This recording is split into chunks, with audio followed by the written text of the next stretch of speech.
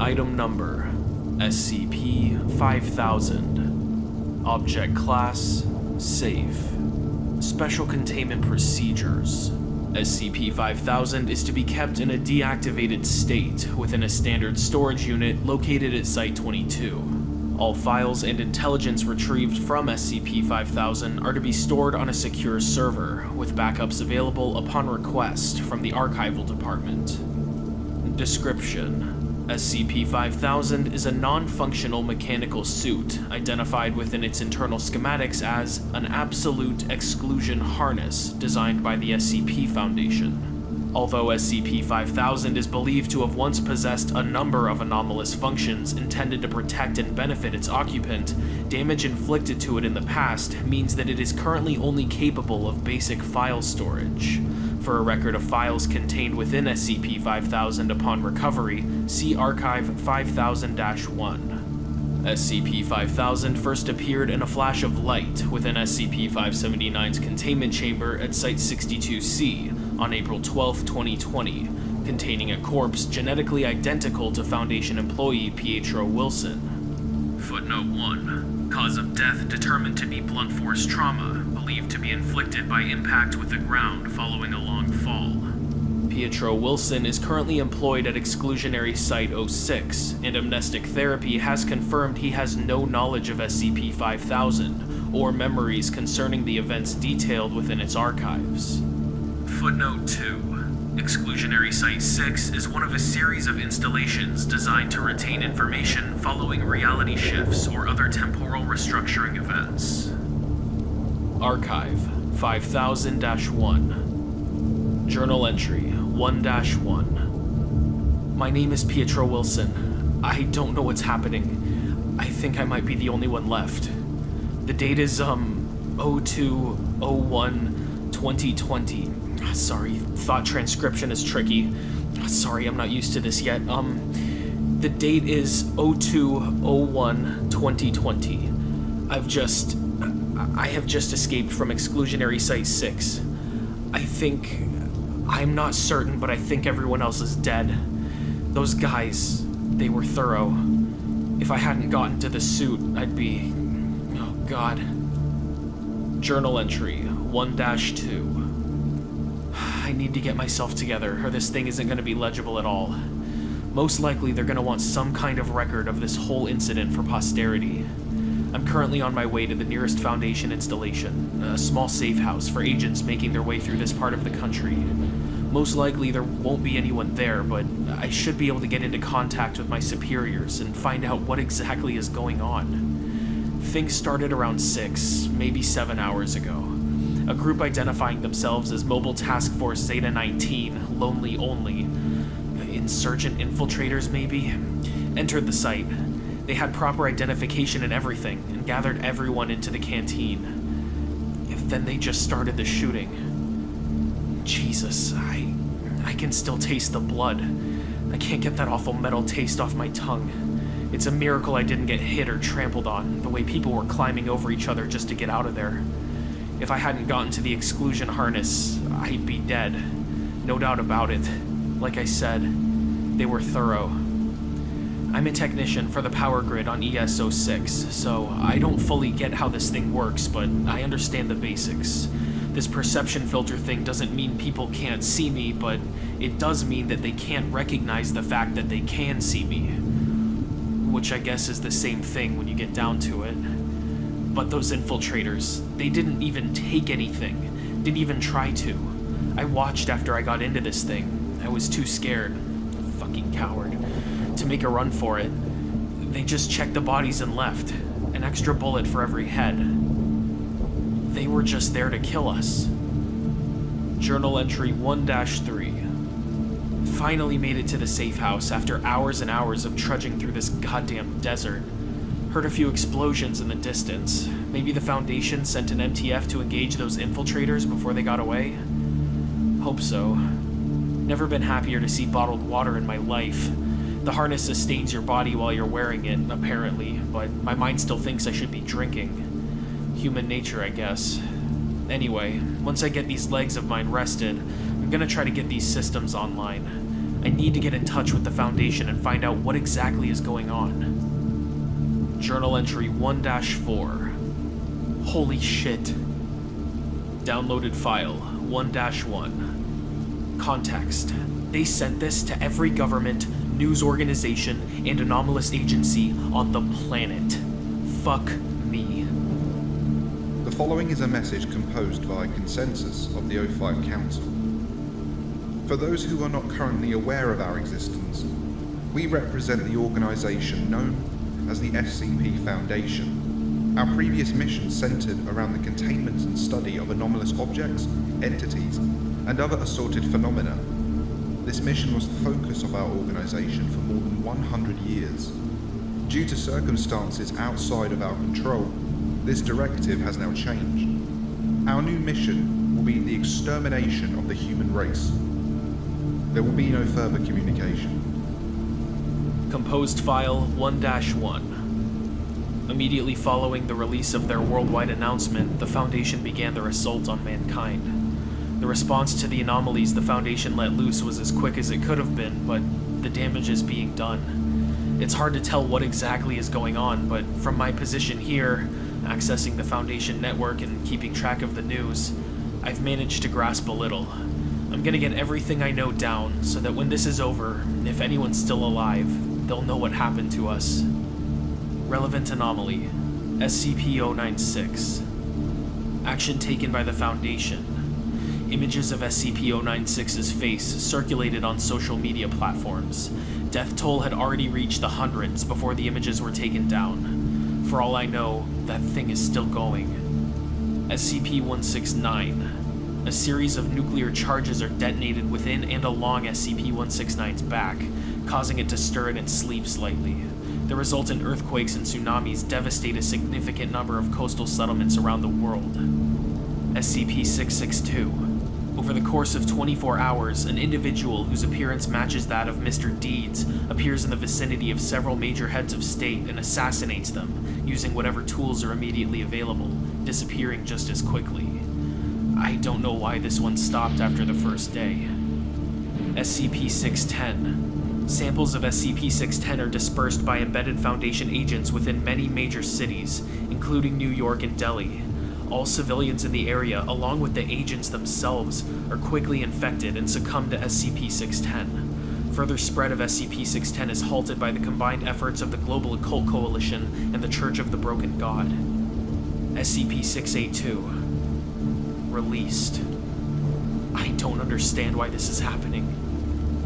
Downloaded file 1-2. Context. News footage I managed to download between drinking sessions. Begin log. Reporter Maria Henderson is speaking from inside a GOC evacuation tent. Scrolling header indicates that she's speaking on the outskirts of Trosa, Sweden. Behind her, patients can be seen being treated by doctors in full protective gear. Maria herself is wearing a surgical mask, pulled up slightly to allow her to speak into the microphone, which kind of defeats the purpose, if you ask me. Repeating what has previously been put out by the Global Occult Coalition, residents that have not already evacuated are advised to seal themselves inside their homes as quickly as possible using whatever materials are available.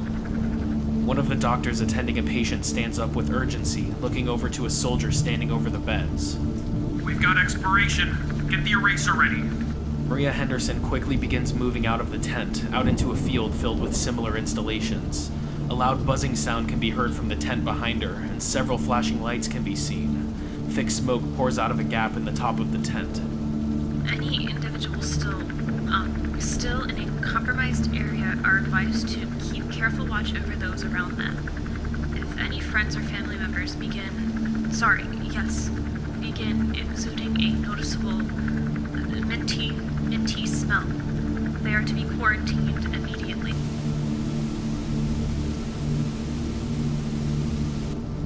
Feed cuts out. I later found out this is when television stopped everywhere. Internet too. World gone blind in a few seconds. End log. Journal entry 1-5. It's funny. With the supplies in this place, not to mention the exclusion harness, I could probably survive for years right here.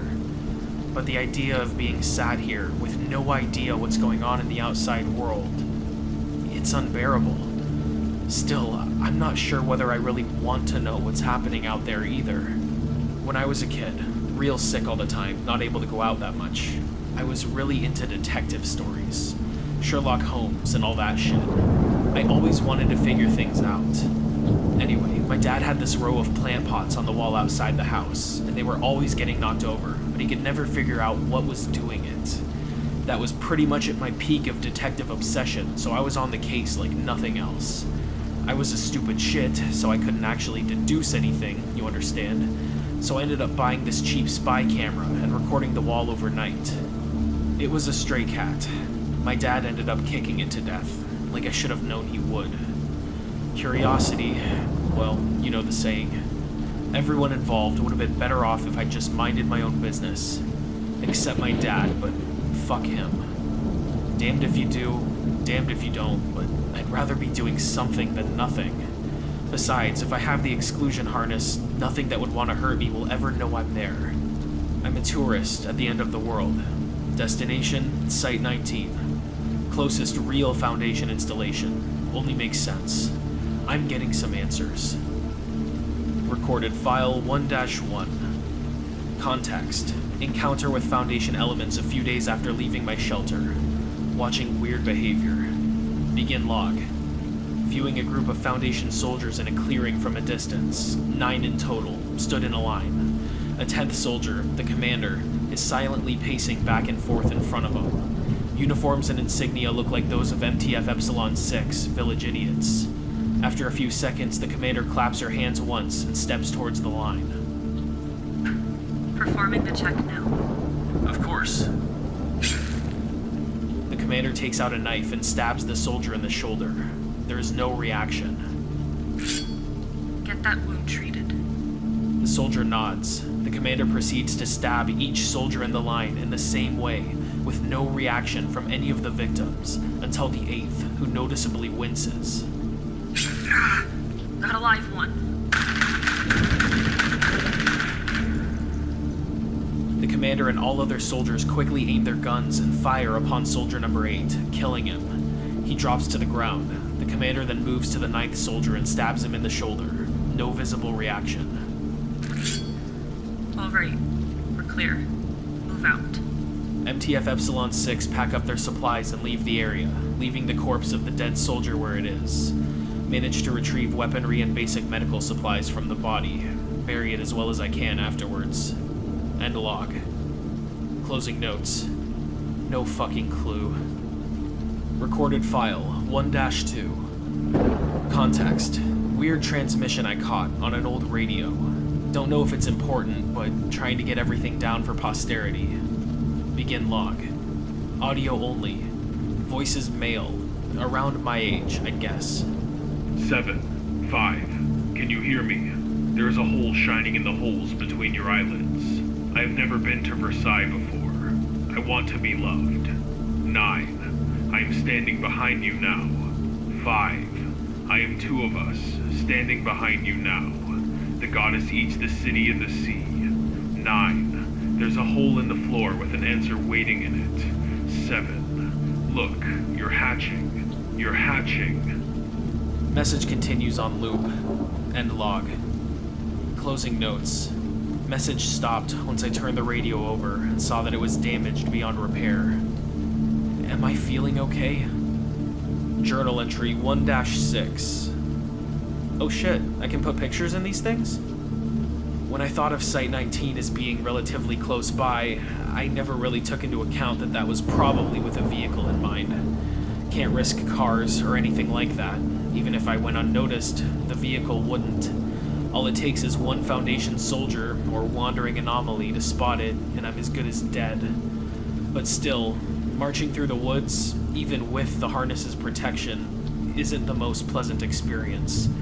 It'd be hard to move out of the way if anything came traipsing through, for one. Just because things can't notice me doesn't mean they can't run me down. Gives me time to think though. Like, why the hell am I even going to Site 19? What do I hope to accomplish? If I wanted to stay out of danger, survive as long as possible, I'd be best suited getting as far away from any Foundation personnel as possible. Not jumping right into the Viper's nest. Answers, I guess. More than anything, I want answers. Even if I get kicked to death afterwards. Composed File 1-2. Reach Site 19. Security's in disrepair. Most of the anomalies let loose a while ago, so it was actually pretty easy to get in. Still stressful, moving out of the way of the researchers as they went about their business. They were still talking like colleagues, discussing how to get maximum human casualties, like it was something they'd always been doing. But their eyes. It was like something was missing from them. Some spark. I couldn't see them as human, looking at their eyes. Maybe not even alive. Hard to describe, but it gave me the creeps. Accessing the Foundation database with some stolen senior staff credentials, I think I've managed to put together a basic timeline of what happened right before their declaration of war. I don't know what it all means, but it's a good start. Date: December 16th, 2019. Events: the O5 mark a project called Numa as being of special interest to senior staff. Apparently it was a mass amnestization project like Kaleidoscope, except mostly focused on the collective human unconscious, the psychospace, whatever you want to call it. Apparently there was some kind of breakthrough in mapping out that psychospace, except I can't see what it was because it's fucking redacted. Typical. December 17th, 2019. A vote is undertaken by the O5 Council, with the result being unanimous. Ethics Committee also concurs. Don't know what the votes were about because it's fucking redacted. December 19th, 2019. A series of instructions, redacted instructions of course, are sent to all senior staff members and site directors.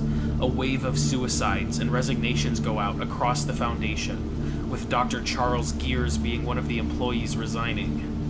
December 22nd, 2019. A number of files are sent out to all remaining senior staff members and site directors, with instructions to also disseminate those materials among the staff serving under them. The files are accompanied by the message, "Harden your hearts." All suicides and resignations immediately cease following dissemination of the materials. December 25th, 2019. Full block on all communications in and out of Foundation sites. Termination of the majority of human and human sympathetic anomalies is performed by the staff at each site over the course of the next week. Information suggests an assassination team was sent after Dr. Charles Gears, but it doesn't say whether they were successful or not. January 2nd, 2020.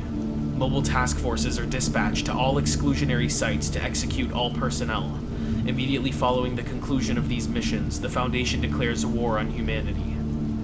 Not quite certain what this all means. Did the O5 Council send out some kind of mimetic agent to get everyone to go along with them? But that wouldn't explain why the O5 Council would want to wipe out humanity in the first place. I don't get it. I just don't get it. More information on the anomalies the Foundation are actively using too. With the news down, it's hard to get much solid info outside of their own records, and even those are still goddamn fucking redacted. I mean, it's the end of the world. What's the point of redacting shit anymore? Who cares? Just tell me what's going on. Fuck it. I'll put it all in a table, for posterity or whatever. Relevant anomaly, SCP-1370. Action taken by the Foundation. Television service temporarily returns. All channels are propaganda speeches from SCP-1370, rambling on and on about how he's gonna take over the world or whatever. This one actually isn't that bad. SCP-1048. I don't know how the Foundation managed to catch the thing in the first place, but helicopter footage shows hordes of bears created by 1048 rushing through the streets of Paris. The footage isn't too clear, so I'm not sure, but it looks like there's a massive red teddy in the distance as well, walking around next to the skyscrapers. SCP-1290. SCP-1290-1 and -2 are moved from their original position and used as a rudimentary projectile system to launch projectiles at a secure GOC installation called Ganzir. Footnote 3. Ganzir is a fortress city standing in the Atlantic Ocean, designed to house humanity's survivors in the event of an end-of-the-world scenario. Not 100% sure from the files, but it looks like it's just one of a frankly obscene number of anomalies they're using to try and bust in there. If you ask me, they'd be better off just firing missiles, but nobody's asking me, because they've all gone nuts. SCP-1440. SCP-1440 is transported from refugee camp to refugee camp by Mobile Task Force Nu 22, Rocketmen, where its anomalous effects cause rapid devastation to those fleeing communities. Strangely enough, the way these events are described in the files make it sound like SCP-1440 actually has no effect on the Foundation personnel assigned to it. SCP-1678. The Foundation intentionally abandons containment of SCP-1678, removing personnel from the immediate area. Once chaos caused by additional anomalies makes evacuation of London impossible, officials from the British Occult Service direct citizens to take refuge in SCP-1678 below. Footnote 4. The British Occult Service is colloquially referred to as MI-666. Once the city has reached capacity, the Foundation detonates the nuclear device stationed there prior to abandonment. I'm gonna try investigating some more before getting out of here, and see what I can find out. Files deleted. Journal entry 1-7. It's been about 3 months since my last entry. God knows what I've been doing since then. The time between then and now is a complete blank in my memory, and it looks like the files from that period have been deleted as well. As far as I know, I should be the only one able to do that, so take that as you will. I seem like I've been through a few rough patches. I have a few scars that I don't quite recognize, and I have a bandage wrapped around my temple. The exclusion harness doesn't seem to be damaged though, so I don't know what hurt me. Did I fall off a cliff or something? The sad part is I can actually see myself doing something like that. Never was the smartest. Site-19 is long gone. Well, it's still there, I assume, but I'm halfway across the country. Couldn't tell you why. It's weird though. I feel like I have a purpose now, even though I'm not 100% sure what it is. Just where I need to go. There's a briefcase in my hand. I'm having trouble recalling what exactly is inside it. All I know is that it isn't round, and that I need to get it to SCP-579. Files deleted. Journal entry 1-8. I underestimated how long it would take to get to SCP-579. Site-19 was a trek all on its own, but 579 is another story entirely. I wouldn't even know where it was without this documentation, which I have no idea how I obtained, but that's besides the point. I've stopped counting the corpses I've walked past. It's probably in the quadruple digits now. Jesus, maybe higher. Came across the dead body of a kid, a little boy, in a house I was grabbing some supplies from a while back. At first I thought he'd just been shot in the head, but when I went to bury him I could see that there were things moving underneath his skin. Little pale worms, hundreds of them, that poured out the second I touched them. They all had his face. They were all laughing. Scurried off into the drain. I don't try to bury people anymore. Keeping going is a lot more difficult than you'd think. Files deleted. Composed file 1-3. This thing in the briefcase is a godsend. I don't know what the hell it is, but if things are getting too much for me, I just need to open it up. And the next thing I know, I'm miles further along from where I was, feeling all warm inside like something gave me a pep talk. It's like my own personal skip button for when things are getting rough. I managed to get temporary access to the Foundation database from the corpse of an agent I found half buried in the woods. Wolves were already helping themselves to him, but they obviously didn't mind me taking his laptop. Didn't notice me anyway. The Foundation is still throwing everything they've got at everyone else. I'll put it in a table. Might as well. Relevant anomaly. SCP-2000. Action taken by the Foundation. The Foundation intentionally triggers the eruption of Yellowstone, obliterating SCP-2000. For now, anomalies deployed by the Mana Charitable Foundation have slowed down the environmental effects at an absurd rate, but it's still just a matter of time before we choke on ash. SCP-2200. Somehow the Foundation seems to have mass-produced SCP-2200-1, and those swords are making their way into the hands of refugees. With all of the victims the SCP-2200-1 are cutting down, SCP-2200-3 is overflowing, with a mountain of living SCP-2200-4 trapped under a mountain of dead SCP-2200-4. SCP-2241, one of the few human anomalies that weren't terminated. It appears SCP-2241 is being used as a living weapon to destroy the biggest refugee camps that crop up, forcing survivors to remain in smaller groups. Unknown how they're getting it to be that loyal, but I doubt it's pleasant. Last information on SCP-2241 says that it's being deployed to assist with the siege at Ganzir. Apparently they're having some trouble. SCP-2466. SCP-2466 was constantly being used in order to compel survivors originating from California to perform actions both socially disruptive and physically hostile. This was apparently effective, but after the 4,020th use of SCP-2466, it crashed and became unusable. Guess there weren't any residents left. SCP-2639. SCP-2639 were being dispatched to survivor communities and installations for groups that oppose the Foundation in order to kill everyone present. Apparently they were told that they were fighting monsters that had escaped from containment and were destroying the world. Clearly they figured out that wasn't the case because they've refused to do anything since about the 6th time they were deployed. Good for them. Journal entry 1-9. It's nice to have company, even if they don't know you're there. I'm sat around a fire with a group of GOC soldiers who are trying to make their way... Well, I don't think they actually have anywhere to go at this point. Just wandering, maybe. I thought about revealing myself, trying to ask them to help me get to 579, but I don't want to risk it. Maybe I've just gotten used to not existing.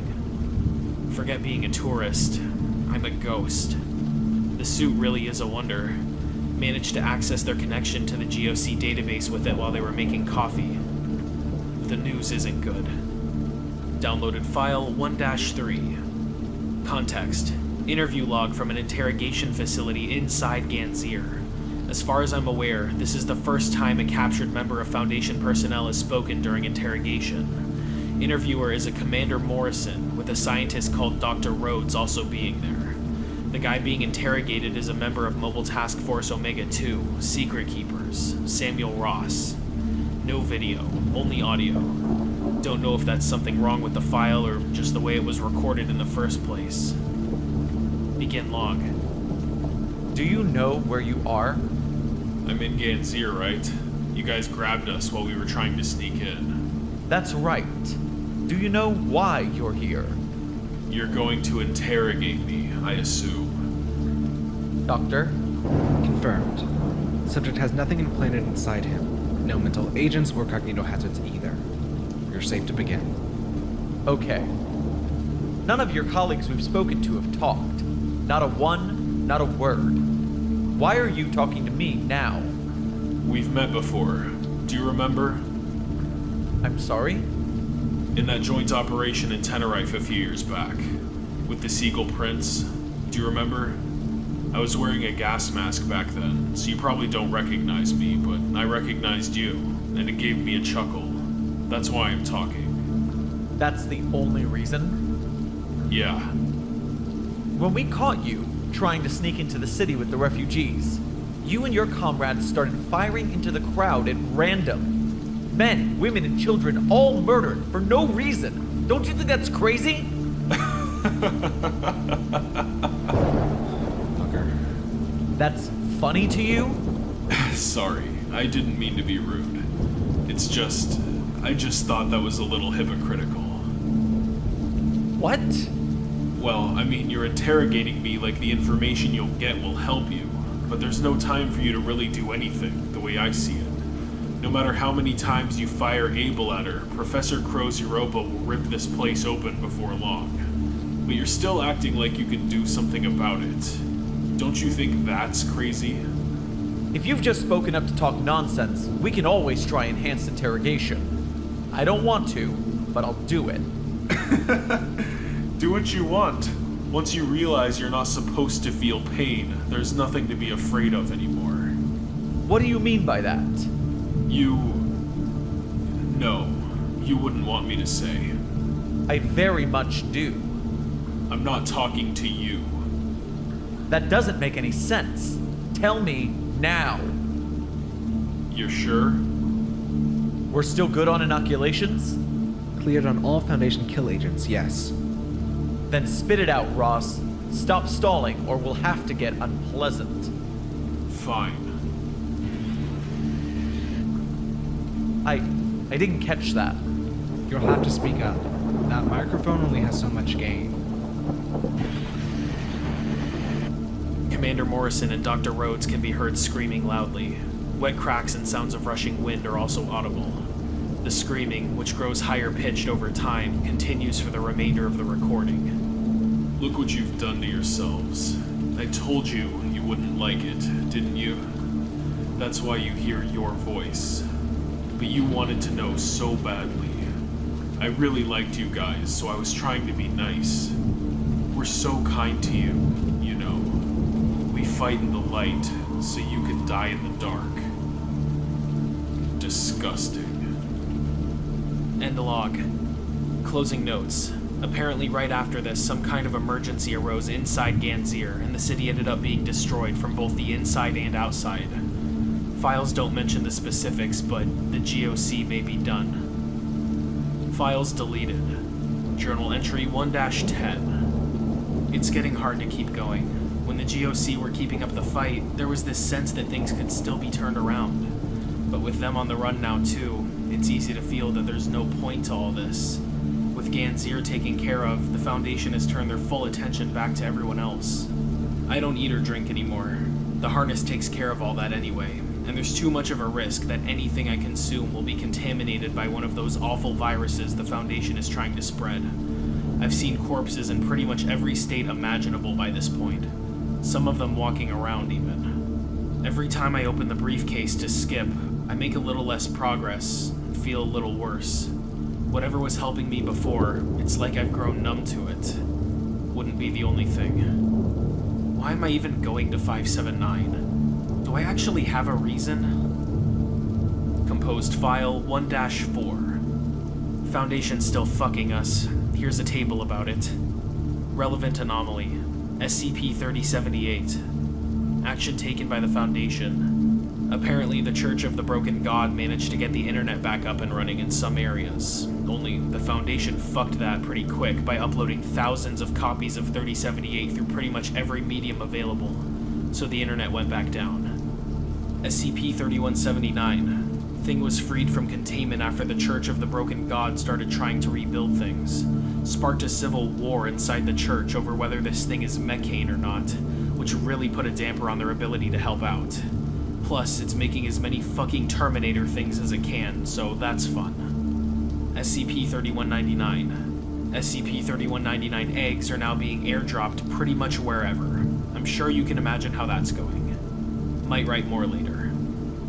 Journal entry 1-11. I've been making my way towards 579, maybe a little slower than before, but who can blame me for lack of motivation? Been seeing some strange things lately. Stranger than usual, I mean. First are the blinkers. There's been quite a few of those around lately. Now I'm pretty sure these were created by the Foundation, even if I don't know how. I don't know most things, so just add this to the list. They're statues. Statues of soldiers, MTF uniforms, with empty sockets for eyes. Their arms are carved into blades, like what you'd see on a praying mantis or something. They're harmless as long as you look at them, but the second you look away, they can move, and they're fast. Saw one cut through an entire crowd of people when a gust of smoke blocked it from view for just a second. I'm wary of them. Me looking at them stops them too, so even if they don't perceive where I am, they're gonna deduce that I'm there. Might just start slicing everything in sight, and then that's the end of me. Need to do my best to avoid them completely. The second thing I saw is... well, it's a lot weirder. It was on the horizon, like a person stretched out. No, that's not the best way to describe it. It was like the space around them was stretched out, and they were being stretched along with it, like some kind of bad Photoshop effect. Their body went from the ground up to the clouds, and their jaw swung at right angles. There were these gaps as well, black gaps in space around its body, like wings. It just floated forwards like that. There were Foundation guys there too, but they were fighting it, shooting it with guns and rockets. How fucked up is it that I'm thinking the Foundation fighting an anomaly is weird? Maybe they were like me, managed to get out when this all kicked off. Thought about talking to them, but decided not to. Can't risk it. Got out of there. I need to get to 579. I need to do something. Anything. Journal entry 1-12. Saw a kid die today.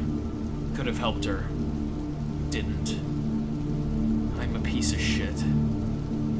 Composed file 1-4. Relevant anomaly, SCP-4290. Action taken by the Foundation. Through use of a sample of SCP-008 enhanced by SCP-914, the Foundation reanimates the corpse of SCP-4290 and lets it loose. Kaiju mancers from the Serpent's Hand engage, but the file isn't clear on what the results are. Heard the library detached from this universe, but it looks like these guys stayed behind. Idiots. SCP-4666. The Foundation used temporal anomalies to make it so it's technically Christmas everywhere. Oh, fuck it. Nobody's ever gonna read this anyway. Recorded file 1-3. Context. No input. Begin log. Views of the interior of an abandoned jewelry store from the front door. The night sky can be seen through a broken window. A teenage girl is sitting at a makeshift fire in the middle of the store. A ruby amulet is hanging around her neck. Perception filter is disabled. The girl jumps back, alert, picking up a rusty pipe as a weapon. Who are you? I recognized you. The necklace, I mean. The girl groans, dropping the pipe. Shit. They sent you to kill me? You're gonna be here a while. No, I got away too. Did you get away too? The girl leans forward, squinting to see Pietro's face. Jesus. You look like shit, pal. When's the last time you slept? The suit, you don't need to sleep with it on. You do need sleep. Your face, it's just... It's seriously a disaster, man. You hate to see it. Can I come in?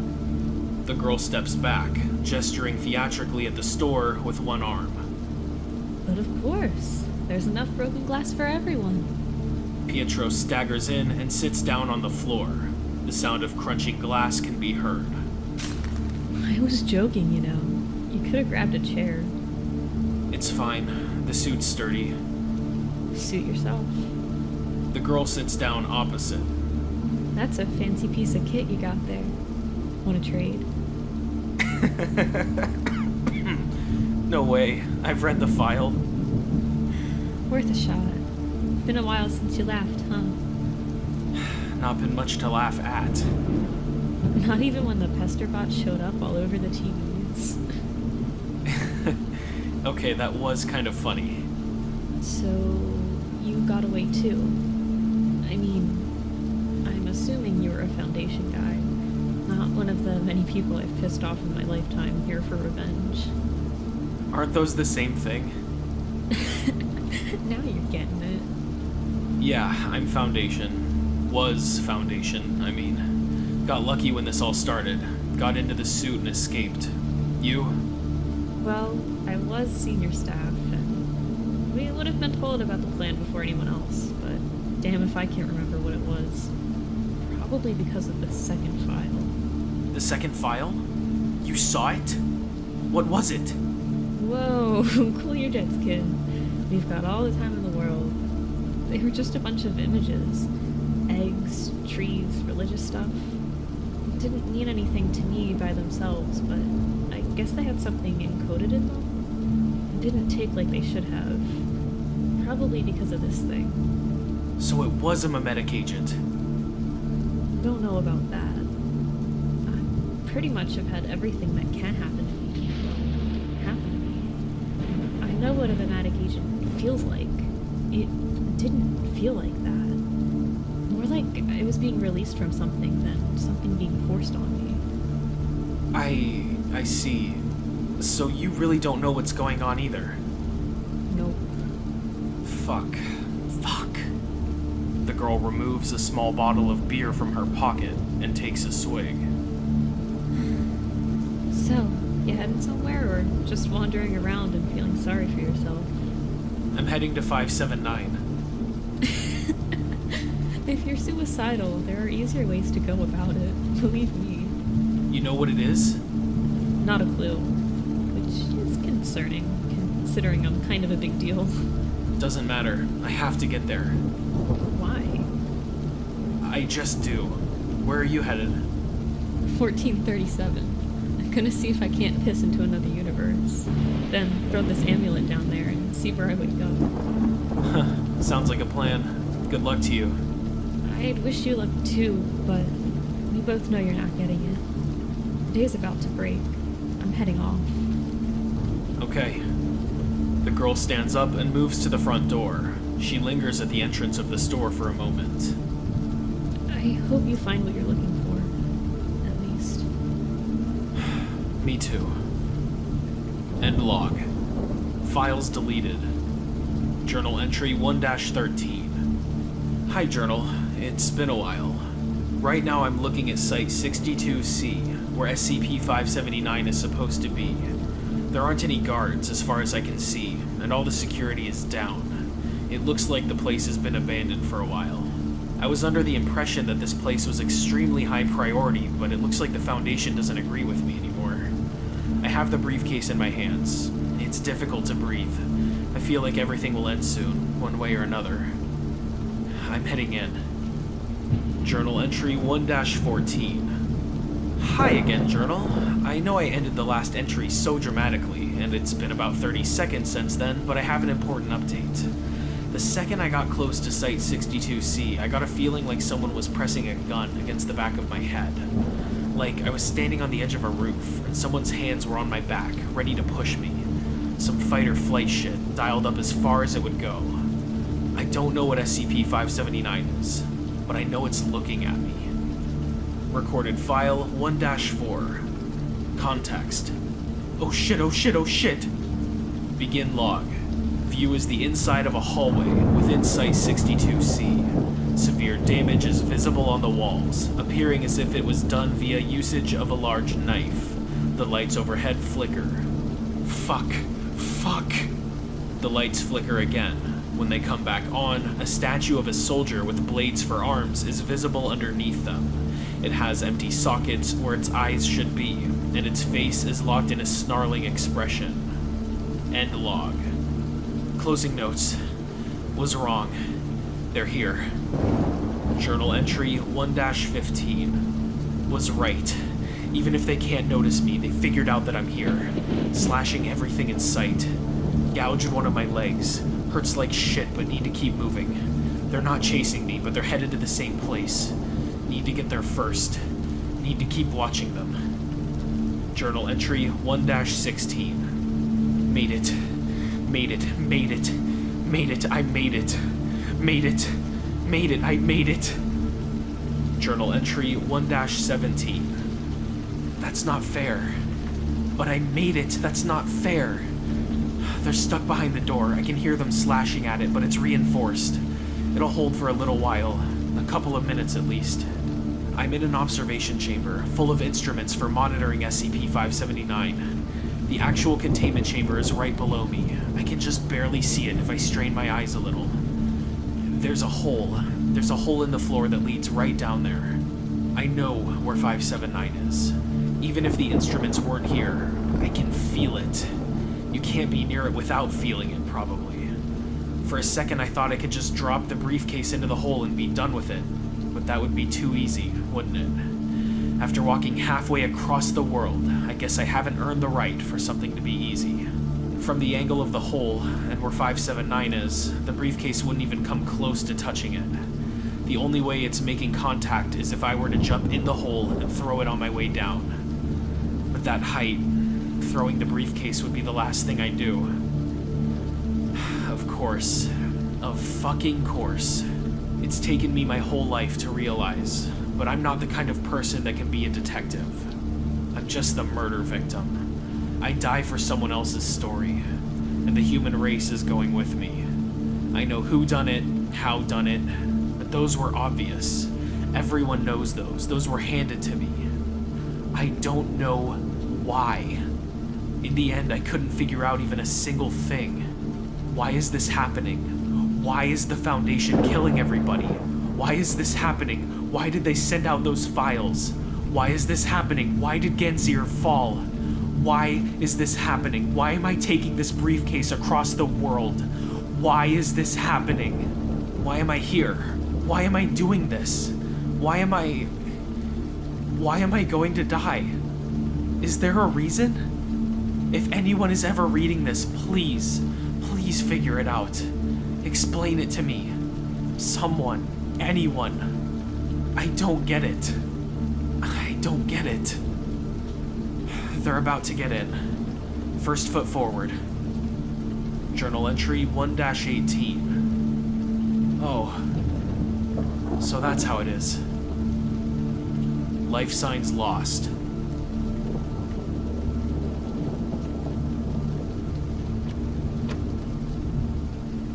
Item number SCP-3122. Object class Euclid. The displayed image is promotional material for Elevix Electronics. Special containment procedures. Instances of SCP-3122 are to be stored in a Faraday cage shielded storage container when not being used for testing. Evidence of the existence of Elevix Electronics and any products produced by it are to be removed from public awareness using standard data censoring protocols. Description: SCP-3122 is a series of consumer satellite navigation systems produced by the now defunct Elevix Electronics. The anomalous effects of SCP-3122 manifest when the following conditions are met. The currently active journey on SCP-3122 is estimated to take over 3 hours to complete. The vehicle in which SCP-3122 is situated has currently undergone at least 2 hours of the programmed journey. At some point following the 2-hour mark, SCP-3122 loses its signal tracking. No specific cause for the loss of signal is required. Once these conditions have been met, following the loss of signal, SCP-3122 will connect to an unknown source from which it will begin receiving information. The vehicle in which SCP-3122 is installed, along with any occupants of the vehicle and SCP-3122 itself, will be translocated to SCP-3122-1. SCP-3122-1 is a topologically inconsistent pocket of space-time, which initially resembles the area from which SCP-3122 and its associated vehicle were removed. Once within SCP-3122-1, SCP-3122 will begin to relay instructions that are increasingly nonsensical, and SCP-3122-1 itself will begin to change both its layout and contents, with the severity of these effects increasing over time. After a period of time following the victim's entrance into SCP-3122-1, typically between 24 and 72 hours, the vehicle will re-enter standard reality at the final destination point of the original journey. SCP-3122 will be present within the vehicle, though any life forms will be missing. An investigation into Elevix Electronics revealed a number of consumer electronics developed by the company, many of which demonstrate anomalous properties. No record of the creation of the company or any employees working for it could be found. The registered business address for the company was determined to be a large warehouse containing numerous crates of SCP-3122 instances. Analysis of recovered security footage from the areas around the warehouse revealed repeated visits by a single individual, determined to be Person of Interest 30808, Shazira Masani. Person of Interest 30808 has previously been linked to various religious cults, typically centered around minor anomalous objects. The last recorded sighting of POI 30808 was in 1996, following the mass suicide of one of the associated cults. A software update for SCP-3122 was developed and released, with the goal of disabling any devices onto which it was installed, and a recall order for all affected products was enacted. It is estimated that over 95% of the sold instances of SCP-3122 have been recovered or rendered inert. Addendum: SCP-3122-1 Exploration. On July 19, 2016, permission was granted to attempt exploration of SCP-3122-1 to determine the nature of the anomaly and ascertain the possibility of recovering lost civilians. A vehicle was equipped with an instance of SCP-3122, numerous recording and tracking devices, and piloted by D-Class personnel D99321. Footnote 1. Identified in the transcript as D99. On a programmed journey that would take them through a tunnel sufficient to cause the loss of GPS signal 2 hours and 5 minutes into the test. The following are transcripts of the recovered recordings, starting immediately prior to the activation of SCP-3122. D99 was instructed to continue describing his surroundings even if contact with control was lost. He was otherwise not informed of the nature of the experiment. Show transcripts. 3:09 p.m. Okay, I can see the tunnel up ahead. Acknowledged. Maintain contact and keep us informed of any occurrences. What exactly are you expecting to happen here? Unknown. That's the point of this experiment. Uh-huh. I know you science types always write us off as idiots, but we aren't stupid. We always know when you aren't telling us everything. Proceed into the tunnel. Yeah. GPS signal lost. I guess we expected that, right? Approximately 30 seconds of silence. Note, contact with control was lost at this point, and not re-established. Hello? Guess I've lost you guys too. Well, nearly out of this tunnel anyway. Connection established. In 300 meters, turn left onto Via della Conciliazione. Weird, I don't remember a turn coming up. And is that Spanish? Turn left onto Via della Conciliazione. D99 takes the turn as instructed. It should be noted that there is no left turn on the road exiting the tunnel in which contact with D99 was lost. Weird. I haven't seen any other cars since I left that tunnel, and, hang on. There's another tunnel coming up. It looks exactly the same as that last tunnel. The hill and rocks and everything. Visual analysis of recovered recordings confirms an exact visual match between the exteriors of the first and second tunnels. Looks the same inside too. And I haven't lost signal this time. And here I was hoping you were just sending me on a nice little road trip with no weird shit involved. 3:23 p.m. Just realized I've been in this tunnel for about 5 minutes now. That seems weird. I'm no expert, but I'm pretty sure there are no 5-minute-long tunnels in Derbyshire. Still no other cars either. In 1 kilometer, accelerate to 180 kilometers per hour, then turn right onto... Then left onto Sanderson Road, then down onto Howling Void. Great, now the sat-nav has gone nuts too. And why the hell is this thing in metric anyway? 3:25 p.m. Accelerate to 180 kilometers per hour. You're the boss, insane computer, though I doubt this bucket can even go that fast. D99 is cut off as the vehicle rapidly accelerates to 180 kilometers per hour, forcing him back in the seat. Holy crap! I think the car is driving itself!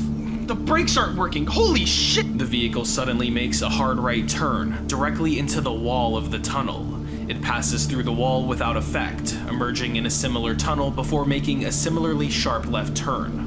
Oh god, I'm gonna throw up.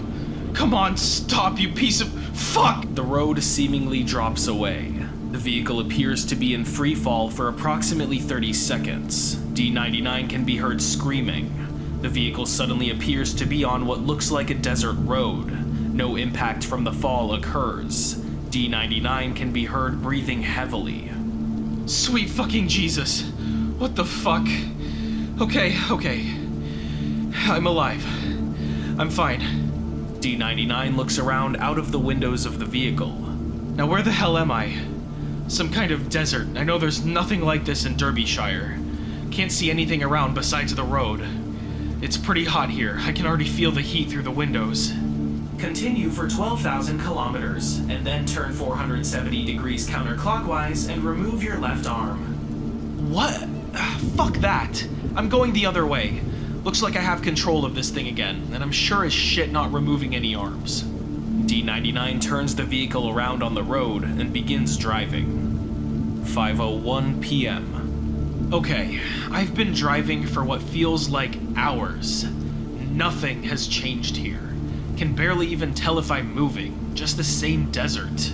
Fuel gauge doesn't seem to be moving, and I haven't heard a peep out of this busted-ass sat-nav. I think... In 500 meters, remove 37% of your skin using the supplied flensing knife, and then surrender your soul. Should've just kept my damn mouth shut. D99 visibly jumps in his seat, and then picks something up from in front of him. What the hell? A weird-looking knife thing just appeared in my lap. Fuck this! D99 opens the window and throws the knife out. A roadside agent will be along to assist you shortly. That sounds... bad. A high-pitched screaming sound can be heard in the distance. Cameras detect a shape ahead, which D99 notices a few minutes later. The hell is that? Looks kind of like a horse? A massive fucking horse with some giant guy riding it. I think it's heading right for me. Christ, it's tearing up the road too. Gonna have to turn around. I don't want to be anywhere near that thing. D99 turns the vehicle around. As he begins driving in the opposite direction, a large equine creature with the torso and upper body of a humanoid growing from its back appears on the road, completely blocking it. It emits a high-pitched screaming sound, and D99 swerves off the road. Shitting Christ! What the fuck? What the fuck? Where the fuck did those assholes send me? Jesus fucking Christ! D99 looks behind him. Cameras show that the entity and the road are both gone. Okay. Still alive. I guess no road is better than whatever the fuck that thing was. I guess I'm just driving through the desert now. 8:31 p.m. Been driving for hours now. Clock still seems to be working, if nothing else. It's getting a little cooler, but the sun doesn't seem to be going down. Also, I just noticed that all of the clouds seem to be in the shape of some symbol. Looks familiar. The sat-nav has been making weird sounds every now and then. Doesn't sound like words, just random vowels or something. Yeah, just like that. Anyway, I spotted something off in the distance. Looks like a building or something maybe, so against my better judgment, I'm gonna head towards it. Yeah. In 100 meters, stop at the crossroads, make a deal, and surrender your flesh. God damn, I wish I could turn this thing off. We're not even on a road, you stupid piece of junk! D99 strikes SCP-3122. No damage is caused. 11:01 p.m. Okay, I don't seem to be getting any closer to whatever that is out there, and it's getting late. According to the clock, anyway. The sun still hasn't moved. Anyway, since you Foundation folks were actually kind enough to pack some supplies in here, I'm gonna eat and try to sleep. Probably a terrible idea, but I can't keep driving forever. At the roundabout, take the 12th exit. The sleeper will awaken. Glorious. Reigns supreme. Hopefully this thing will keep it quiet while I'm trying to sleep. Oh, the symbol in the clouds. It's the same symbol that's on the goddamn sat-nav. The company logo or whatever, I guess. They're still there. Clouds in that shape, all different sizes. I'm sure that'll mean something more to you Foundation eggheads than it does to me. 5:47 a.m. He awaits. He awaits. He awaits. He awaits. Take the next exit. God, stupid machine. 6 a.m.? Guess I wasn't eating during the night then. What the hell? D99 can be seen looking out the windows of the vehicle. External cameras show that a number of structures have appeared in the immediate area. No motion was detected since the vehicle was stopped. Not eaten, but it looks like I was towed. Where the hell am I now? Looks like some kind of town? Still in the desert though, and I don't see any people around. Looks old. All these buildings seem pretty worn down. Follow the road for 300 meters, then embrace oblivion. He will be nourished. Oh, there actually is a road. I'm gonna look around a bit, see if I can find any people or signs that anyone has been here. D99 tries to open the door, but it appears to be locked. What the? Come on, damn it! D99 attempts to unlock the door, and tries opening the other doors and windows. All attempts at leaving the vehicle fail. God damn it! Can't even stretch my legs. When I get out of here, the first Foundation fool I see is getting punched in the face. D99 sighs heavily. Road it is then. Seems old. It's made of cobblestones or something.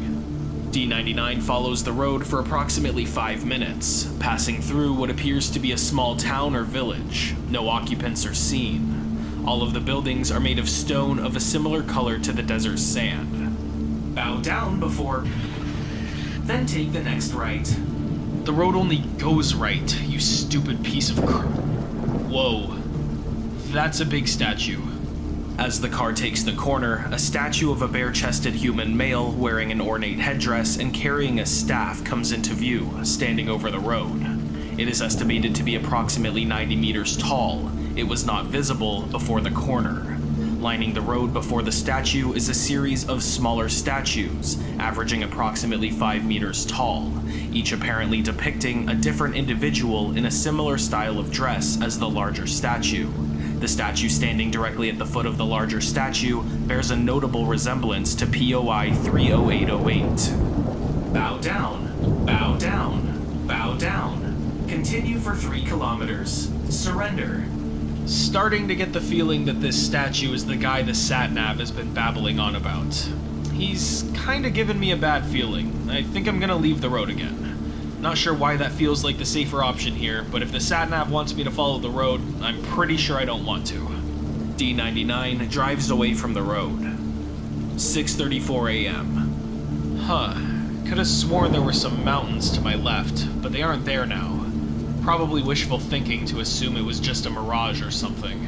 In 500 cubits, continue towards his embrace. Surrender your soul.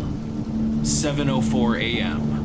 Been driving for over an hour now, and I can still see that statue. It doesn't seem to be getting further away. Everything here is getting weirder, if that's even possible. Those mountains have reappeared and disappeared twice now. The clouds seem to change suddenly, sometimes into that symbol, sometimes just random clouds. Pretty sure I saw some more buildings to my right at one point, but they aren't there now. Continue for 1,000 years, then turn left into his embrace. And this thing is really starting to drive me nuts. Tried to shut it up, but none of the buttons on it seem to do anything. Can't smash the damn thing either, despite a couple of attempts. He comes. Take the next exit. The hell? It's getting darker. A solar eclipse begins, rapidly reducing the light level. After 15 seconds, the sun is approximately 90% eclipsed by the moon. I've lost control of the car again. It's driving itself. The vehicle veers left, bringing a series of structures into view. A number of pillars in varying states of decay surround what appears to be an open-air temple, at the center of which is a large stone sarcophagus. I don't like this. Nothing good ever happens in desert temples during an eclipse. Come on now. D99 can be seen trying to force the vehicle to turn, with no success. It continues on course for the center of the temple. Surrender your soul. Surrender your flesh. Surrender your mind. Surrender. Surrender. Surrender. SCP-3122 continues to repeat the word surrender. No. Come on, damn it! D99 becomes increasingly frantic in his attempts to regain control of the vehicle, to no avail. He attempts to kick the glass from the windows, but is unable to break it. The vehicle comes to a halt directly in front of the sarcophagus, which is covered in a large number of carved symbols, most prominently in the center, the Elevix Electronics logo. You have reached your destination. D99 begins to speak, but is immediately cut off. Analysis of the video footage shows 13 frames of a substance resembling black smoke emanating from the sarcophagus and heading directly for the vehicle. It passes through the roof and windows before completely enveloping D99. The smoke then recedes back into the sarcophagus. D99 is gone. The vehicle reverses and drives away from the temple. Approximately 37 hours after contact was first lost with D99, a GPS ping was received from his vehicle. It was found at the originally programmed destination. No trace of D99 was found.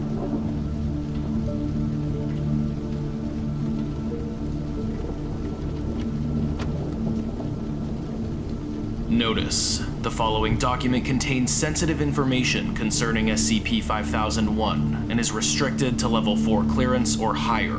Accessing this document without proper credentials is grounds for termination. Item number SCP-5001. Object Class: Thaumiel. Site Responsible: Site-59. Director: Not applicable. Research Head: Dr. Elijah Rakama. Assigned Task Force: Mobile Task Force New 7. Level 4. The displayed image is a portion of SCP-5001, directly outside of the primary containment unit. Special Containment Procedures: SCP-5001 must not cease operation. Due to SCP-5001's autonomous nature, no personnel are to disrupt its mechanical functions. Attempts to study SCP-5001 are to be limited to tactile and visual observation. Personnel who damage or disrupt SCP-5001's functionality are to be removed from their position in the Foundation, and may be subject to further disciplinary action dependent on Ethics Committee ruling. Following Incident Omega-1, no attempts to stop SCP-5001-A from breaching containment are to be made directly, unless SCP-5001 is rendered incapable of performing recontainment itself. Description: SCP-5001 is a biomechanical structure approximately 53 kilometers in diameter, located a total of 60 kilometers under northern Russia. SCP-5001, while non-anomalous in its own right, possesses numerous characteristics which imply its connection to anomalous phenomena, including immense depth and size. Records of SCP-5001-A's status dating back to 11,000 BCE, recorded in modern measurement systems. Documents in numerous languages, including Phoenician, Ancient Hebrew, Greek, Ancient and Modern, Latin, Anglo-Saxon, Modern Russian, Modern English, Modern Mandarin, and various other languages which have yet to be identified. Complete lack of time-affecting devices or residue from temporal anomalies. Mechanical devices currently not reproducible by Foundation engineering. Additionally, SCP-5001's primary purpose is unclear. Concentric to SCP-5001 is a spherical, hollow object primarily composed of graphene and another unidentified compound. The spherical chamber is supported by 12 large cylindrical rods composed of osmium and an outer layer of titanium, approximately 0.5 kilometers in diameter each. These factors, along with other mechanical devices surrounding the central chamber, see addenda, has led researchers to believe that SCP-5001 is a containment unit for an unknown anomalous object. SCP-5001-A is the designation for the object or entity that SCP-5001 is containing. SCP-5001-A's appearance, properties, or anomalous effects are entirely unknown, with only basic information being provided by SCP-5001's computer interface. However, considering the significant effort exerted by SCP-5001's creators to contain SCP-5001-A, it is likely that the object or entity poses a significant threat to reality, and, if sentient, has malevolent intent. Addendum 1. History. In 1953, GRU Division P members were attempting to measure seismological activity in a narrow region of northern Russia, approximately 30 kilometers from SCP-5001's position. Footnote 1. The purpose of these experiments are still unclear. During these experiments, a significant discrepancy was noted between projected and actual S-wave strengths. Further trials suggested that the discrepancy was not due to human or instrument error, and rather that there was a large body of non-solid material in a relatively close area. After triangulating the approximate position of the disruption, GRU-P members began to bore towards it using an Earl-Mash 4E series drill, and SCP-5001 was discovered. However, all of GRU-P's attempts to penetrate SCP-5001's outer wall resulted in failure, ending in the project being abandoned after 2 years. Nonetheless, in 1959, First Secretary Khrushchev showed renewed interest in breaching SCP-5001 and funded the operation until he was deposed in 1964. In 1969, due to improving relations between the United States of America and the Soviet Union, the SCP Foundation and GRU-P had begun to cooperate on numerous anomalous projects. GRU-P signed a contract which allowed the Foundation to have joint control of the anomaly if they could successfully penetrate its outer walls. Thanks to a combination of anomalous technology purchased from the Global Occult Coalition and Dr. Elijah Rakama's experimental designs, SCP-5001's exterior was breached in 1971. Joint operation and study of SCP-5001 was maintained until the dissolution of the Soviet Union in 1991. While under the control of both organizations, numerous studies were conducted on the technology that SCP-5001 possessed, which led to a number of devices being replicated by technicians on site. An abridged list can be found below. The SCP Foundation and GRU-P agreed to keep this technology secret and only accessible among themselves. In 1992, GRU-P liquidated its assets. Because of this, a large number of its high-ranking officials stole technology belonging to the organization. Most stolen devices were sold to Marshall Carter and Dark Limited for large sums of money, though a number of employees had joined the Chaos Insurgency and other similar groups, granting them access to essential documents. Although many important documents were leaked, SCP-5001's existence remained concealed, and the Foundation acquired full control of the structure shortly thereafter. Addendum 2. Technological Characteristics.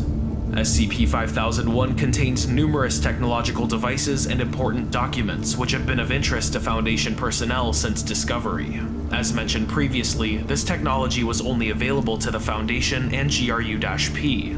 However, since 1991, other groups of interest have had limited access to them as well. Below is an abridged list of important discoveries facilitated by SCP-5001. Official Document Name: Ontological Stabilizers. Foundation Alias: Scranton Reality Anchors, SRAs. Function: Scranton Reality Anchors function to alter the total amount of Humes in a given radius of effect. This allows for the alteration of reality's strength in a given location, as well as the nullification of reality-bending properties present in many anomalies. Although it does not negate the effects, it reduces them to a degree that allows Hume-reliant entities to be properly contained. Reverse Engineering Technique. Reverse engineering of ontological stabilizers was achieved in 1977 by Joint Research Unit 3, headed by Dr. R. Scranton. Due to the large number of ontological stabilizers present within SCP-5001, Footnote 2, believed to be approximately 6,520 in total, and that the removal of one ontological stabilizer would affect the total Hume readings of the structure by less than 0.5 centihumes, the Foundation and GRU-P deemed it appropriate to remove one from operation. The removed device was returned to operation in 1980. Notes: presence of 2 layers of ontological stabilizers surrounding SCP-5001's inner chamber has been noticed.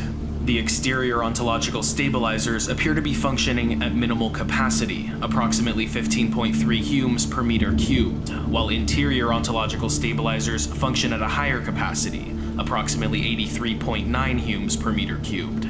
This further supports the hypothesis that SCP-5001 is a containment facility, and if this hypothesis is true, implies that SCP-5001-A has reality-manipulating properties. A proposal to replace the ontological stabilizers with the more effective Scranton Reality Anchors was proposed in 2003, but was narrowly rejected. Official Document Name: Large Hyperluminal Engine. Foundation Alias: Drive Aleph 1 through 9. Function: serves as a self-contained energy source, engine, and propulsion system.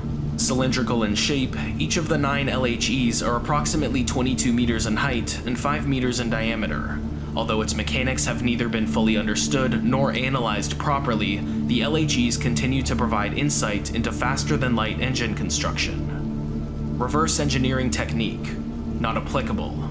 However, 3 of the 9 LHEs have been removed from SCP-5001 and repurposed for experimental orbital eigenweapon technology. This was approved by the O5 Council in 1992. Nonetheless, development of FTL travel and corresponding technology has been progressing independently of SCP-5001. Notes: the locations of the LHEs are approximately circular, located directly above the central containment area of SCP-5001. All LHEs have been inactive since their discovery. Official Document Name: Compound B705. Foundation Alias: not applicable. Function: Compound B705's exact purpose is unknown. Large portions of SCP-5001's external walls and primary containment unit are composed of Compound B705, and it displays remarkable resilience to destruction or attempts to reform it. Portions of compound B705 that have been separated from its primary mass will attempt to reintegrate with each other. The mechanism behind this is unclear. Compound B705's more notable property is its constant electromagnetic pulse. This pulse appears to grow in strength when surrounded by material of its own or similar composition, and fires at a constant rate of 1 per 7 nanoseconds. Subjects in close proximity to compound B705 or its pulses experience clearer thoughts, increased mental fortitude, and an increased pain threshold. It is believed that the primary effects of compound B705 are not electromagnetic in nature, but rather travel through a different medium, which produces electromagnetic pulses as a residue. Reverse engineering technique. Currently, compound B705 cannot be synthesized by Foundation personnel. Additionally, harvesting compound B705 from SCP-5001 has been denied by the O5 Council due to the limited amount available.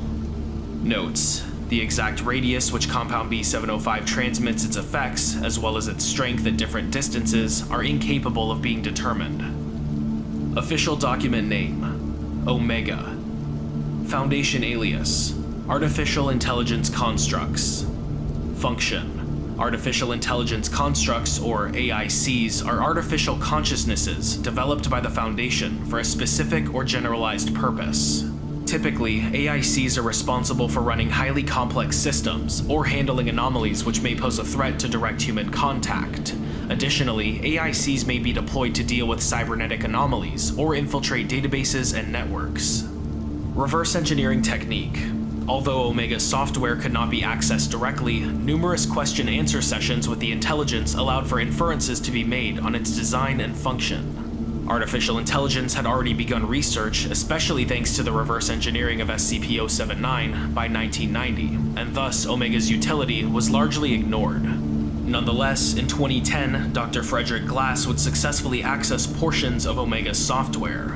Recovered data proved essential to the construction of Generation 4 artificial intelligence constructs in Project Dewey, aka Alexandra, and would later result in more complicated and efficient AIC designs. Notes: Omega was discovered within SCP-5001 on a single terminal in an unmarked room. The terminal appeared to be connected via wire to numerous locations around SCP-5001, though the specific devices it controls is unclear. On the terminal side are numerous ports of unknown design or function. Omega displayed a single input terminal at the bottom of the interface, with a virtual keyboard and language selection option on the lower half of the screen. After submitting an input in the appropriate language, Omega will produce a response, with accuracy of answers varying, though always technically correct. Omega also displays a degree of intelligence and is capable of holding long and complex conversations. Despite this, Omega will refuse to answer any questions which will provide insight into SCP-5001's function or history. On March 19, 2013, Dr. Vanessa Kleiner accessed Omega without proper authorization. Cameras within the room showed Dr. Kleiner producing a metallic device of unknown origin from within their clothes and inserting it into one of Omega's ports.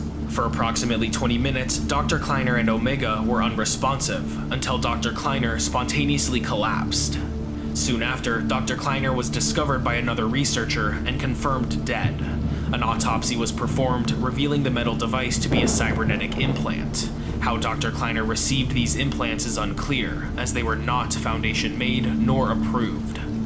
Currently, 7 research teams are operating within SCP-5001 and have continued to provide insight to SCP-5001's mechanical functions. Addendum 3. Incident Omega-1. On December 30th, 2019, SCP-5001-A breached. During routine operations, a large explosion in the northeastern section of SCP-5001 disrupted electric flow to 25% of the structure, as well as numerous essential components. The exact cause of this explosion is unknown. The two most prevalent theories is that it was either sabotage from an unidentified group of interest, potentially the defunct GRU-P, or a malfunction caused by Dr. Kleiner's actions. Regardless, this began a series of events which almost resulted in SCP-5001's destruction. A full transcription of events can be found below. Begin log. 0 minutes, 0 seconds. Detonation occurs in northeastern section of SCP-5001. No footage is available of the incident directly, though its effects can be seen throughout the structure. 0 minutes 23 seconds. Numerous portions of SCP-5001 shut down due to lack of electric flow. On-site security are dispatched to explosion location. 0 minutes 57 seconds. Minor increase in SCP-5001-A's internal Hume levels. This is not generally noticed by on-site personnel who are preoccupied with the explosion. 1 minute 33 seconds. Security arrive to explosion site. 2 researchers are found dead in the initial explosion, and 1 is found alive but in critical condition. 1 minute 39 seconds. Security personnel begin to enact first aid to said employee. 2 other security officers scout the area for potential threats. 1 minute 44 seconds. SCP-5001-A's increasing internal Hume levels are noticed by monitoring staff. 2 minutes 2 seconds. SCP-5001-A's temperature begins to increase from -107.4 degrees Celsius at approximately 1.5 degrees per second. 2 minutes 45 seconds. External staff at Site-59 are alerted to the situation. Site-59's director is informed shortly after. 2 minutes 54 seconds. A number of personnel located within SCP-5001's monitoring room begin to report nausea and headaches. The reason for this is unclear. 3 minutes 14 seconds. Technicians arrive at explosion origin. They begin to navigate towards damaged sections with the primary intention to restore power. 3 minutes 29 seconds. SCP-5001-A's internal Hume reading surpasses 10. The current operational ontological stabilizers, roughly 3,400, begin to work at maximum capacity.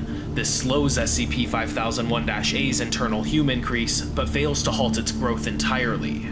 3 minutes 43 seconds. Low-level state of emergency is declared. Site-59 prepares to transport materials to aid in SCP-5001's repair. 4 minutes 4 seconds. SCP-5001-A's temperature reaches 0 degrees Celsius. Minor but notable strain is placed on the cylindrical rods underneath the inner containment chamber.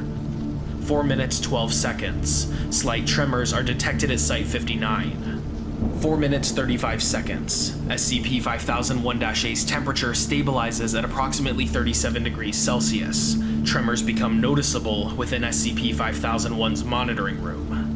4 minutes 42 seconds. Pressure on cylindrical rods reaches roughly 100 megapascals. Interlock mechanism is released. The meaning of this is unclear. 4 minutes 53 seconds. Numerous personnel on site begin to vomit or hyperventilate for unknown reasons. 5 minutes 8 seconds. SCP-5001's monitoring mechanisms report a Level 9 breach. Following this, all lights in the facility dim significantly. This makes it difficult for the technicians to continue repairs. 5 minutes 19 seconds. SCP-5001-A's internal Humes surpass 50. 5 minutes 23 seconds. The primary containment chamber begins to shift upwards. Tremors are reported to be more noticeable outside of SCP-5001. 5 minutes 55 seconds. Intermediate level state of emergency is declared. O5-3 is alerted to the situation. Evacuation of SCP-5001's upper levels begin. All non-essential personnel on site are requested to leave. 6 minutes 3 seconds. Shipments from Site-59 to assist in repairing SCP-5001 are sent. O5-3 authorizes the use of Mobile Task Force Omega-12. The primary containment chamber begins to accelerate upwards. 6 minutes 13 seconds. SCP-5001's monitoring mechanisms report a Level 8 breach. 6 minutes 35 seconds. MTF Omega-12 begins to navigate towards SCP-5001. Tremors increase significantly. A large malformation appears in the landscape directly above SCP-5001. 7 minutes 0 seconds. The primary containment chamber abruptly halts its ascent, but nonetheless exerts pressure on the cylindrical rods. The containment chamber vibrates intensely. 7 minutes 49 seconds. The containment chamber jerks higher and continues ascending at a linear pace. All non-essential personnel are successfully evacuated. SCP-5001's monitoring mechanisms report a Level 7 breach. 8 minutes 3 seconds. A large number of explosions detonate near SCP-5001's top. Camera footage reveals these to be caused by crushed ontological stabilizers, as the primary containment chamber crushes them on its ascent. SCP-5001-A's internal Hume readings accelerate faster. 8 minutes 27 seconds. All 6 currently operational large hyperluminal engines activate simultaneously. The primary containment chamber descends rapidly. 8 minutes 43 seconds. The primary containment chamber's descent slows and halts. 8 minutes 46 seconds. The primary containment chamber resumes ascension. 9 minutes 0 seconds. SCP-5001-A's internal Humes surpass 350. Aid from Site-59 arrives and is quickly ushered to the damaged portion of SCP-5001. 10 minutes 20 seconds. Large partitions appear in the ground directly above SCP-5001. These partitions expand at a linear rate. 10 minutes 43 seconds. The primary containment chamber successfully destroys the topmost exterior of SCP-5001 and begins to rise out of SCP-5001. SCP-5001's monitoring mechanisms report a Level 6 breach. Major tremors are reported at Site-59, equivalent to the epicenter of a 5.0 earthquake. 11 minutes 1 second. The ground's partitions reach a distance of roughly 10 kilometers across. Orbital satellites are capable of viewing the primary containment chamber when directly above. 11 minutes 17 seconds. All personnel under medical care simultaneously enter a comatose state. 11 minutes 34 seconds. MTF Omega-12 arrive. Despite their best efforts, all reality-bending capabilities are ineffective, primarily due to the amount of ontological stabilizers present nearby and SCP-5001-A's internal Hume count, roughly 470. 13 minutes 23 seconds. SCP-5001 is repaired, and power is supplied to 94% of the facility. No immediate effects are noticeable. SCP-5001's monitoring equipment reports a Level 5 breach. 14 minutes 0 seconds. High-level state of emergency is declared. All personnel inside SCP-5001 are ordered to evacuate. 15 minutes 10 seconds. The primary containment chamber has risen 40 kilometers. O5-3 gives overruling order to terminate SCP-5001-A as soon as possible. 15 minutes 16 seconds. Foundation begins preparation for the use of numerous anomalous weaponry, most notable being the High Energy Concentration Orbital Railgun, or HECOR, which begins calibration for firing. 15 minutes 37 seconds. SCP-5001's monitoring equipment reports a Level 4 breach. 15 minutes 42 seconds. All of SCP-5001-A's recording instruments are severed and output no new data.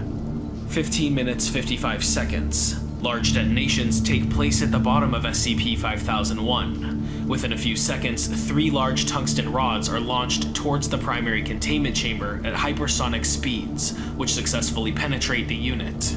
The chamber remains motionless mid-air.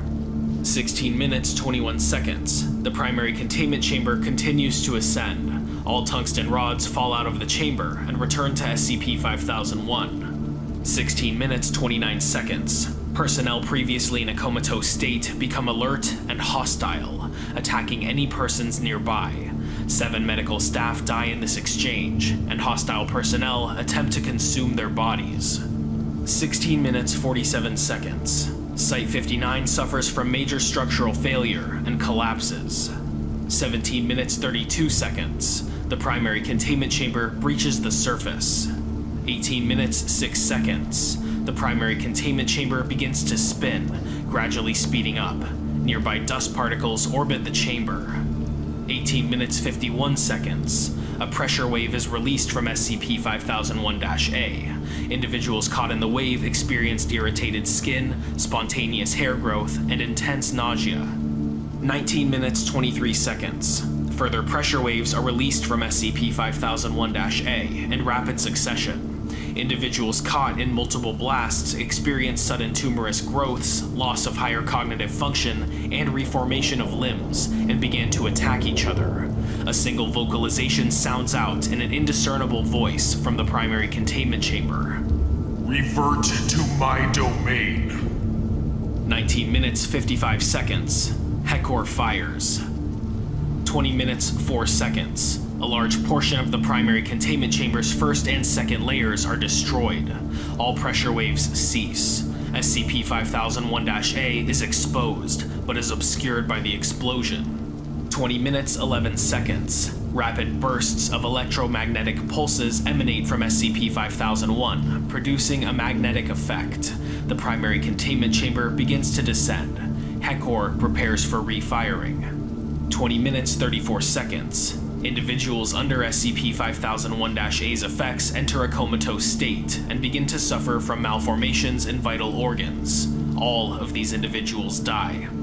28 minutes, 30 seconds. Medical staff and rescue specialists arrive at Site 59. 34 minutes, 0 seconds. The primary containment chamber re-enters SCP-5001. SCP-5001, through an unknown mechanism, begins to regenerate. 36 minutes, 24 seconds. The partition in the ground above SCP-5001 begins to close at a slow rate and completes after roughly 56 hours. End log. In order to ensure that the Veil remained intact following Incident Omega-1, all towns within a 500-kilometer radius were placed under a Class A amnestic regimen. Additionally, mimetic amnestic agents were utilized to suppress knowledge of the event in any individuals who witnessed it. New Year's celebration coverage, current geopolitical events, and numerous other important incidents across the world helped distract mainstream media. On January 3rd, the Veil was deemed acceptably intact. On January 5th, re-entry into SCP-5001 was permitted. Although a large majority of systems were damaged, much of SCP-5001's functionality was not compromised. All devices taken from SCP-5001 were restored, or are being restored, following Incident Omega-1, and research has been limited due to the potential danger SCP-5001-A poses. When located, Omega was found displaying the following text. All inputs to reply to it were disabled. Hello, my children. Although you have grown immensely since your earliest days, you have much room to grow. Your species' intellect is merely a bud with so much potential. Your weapons are powerful, your medicine is supreme, your engineering is beautiful. With proper guidance and care, you are sure to reach an elevated state of being and transcend your bodies for something more whole and perfect. That is why it pains me so dearly to request that you leave this place immediately.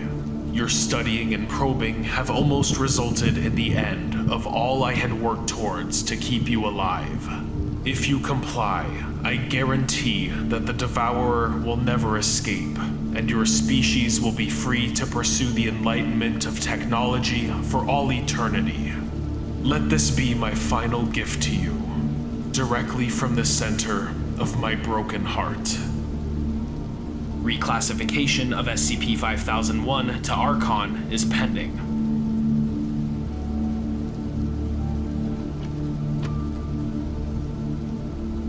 Item number SCP-5522 Level 3-5522 Confidential.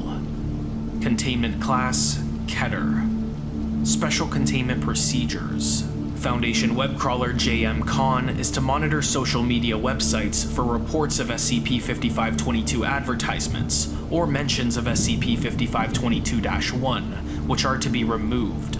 SCP-5522-1's domain is to be artificially repressed by Foundation agents planted within world governments. SCP-5522-1's online traffic is to be monitored, with viewers having their internet speed throttled as to discourage continued viewing.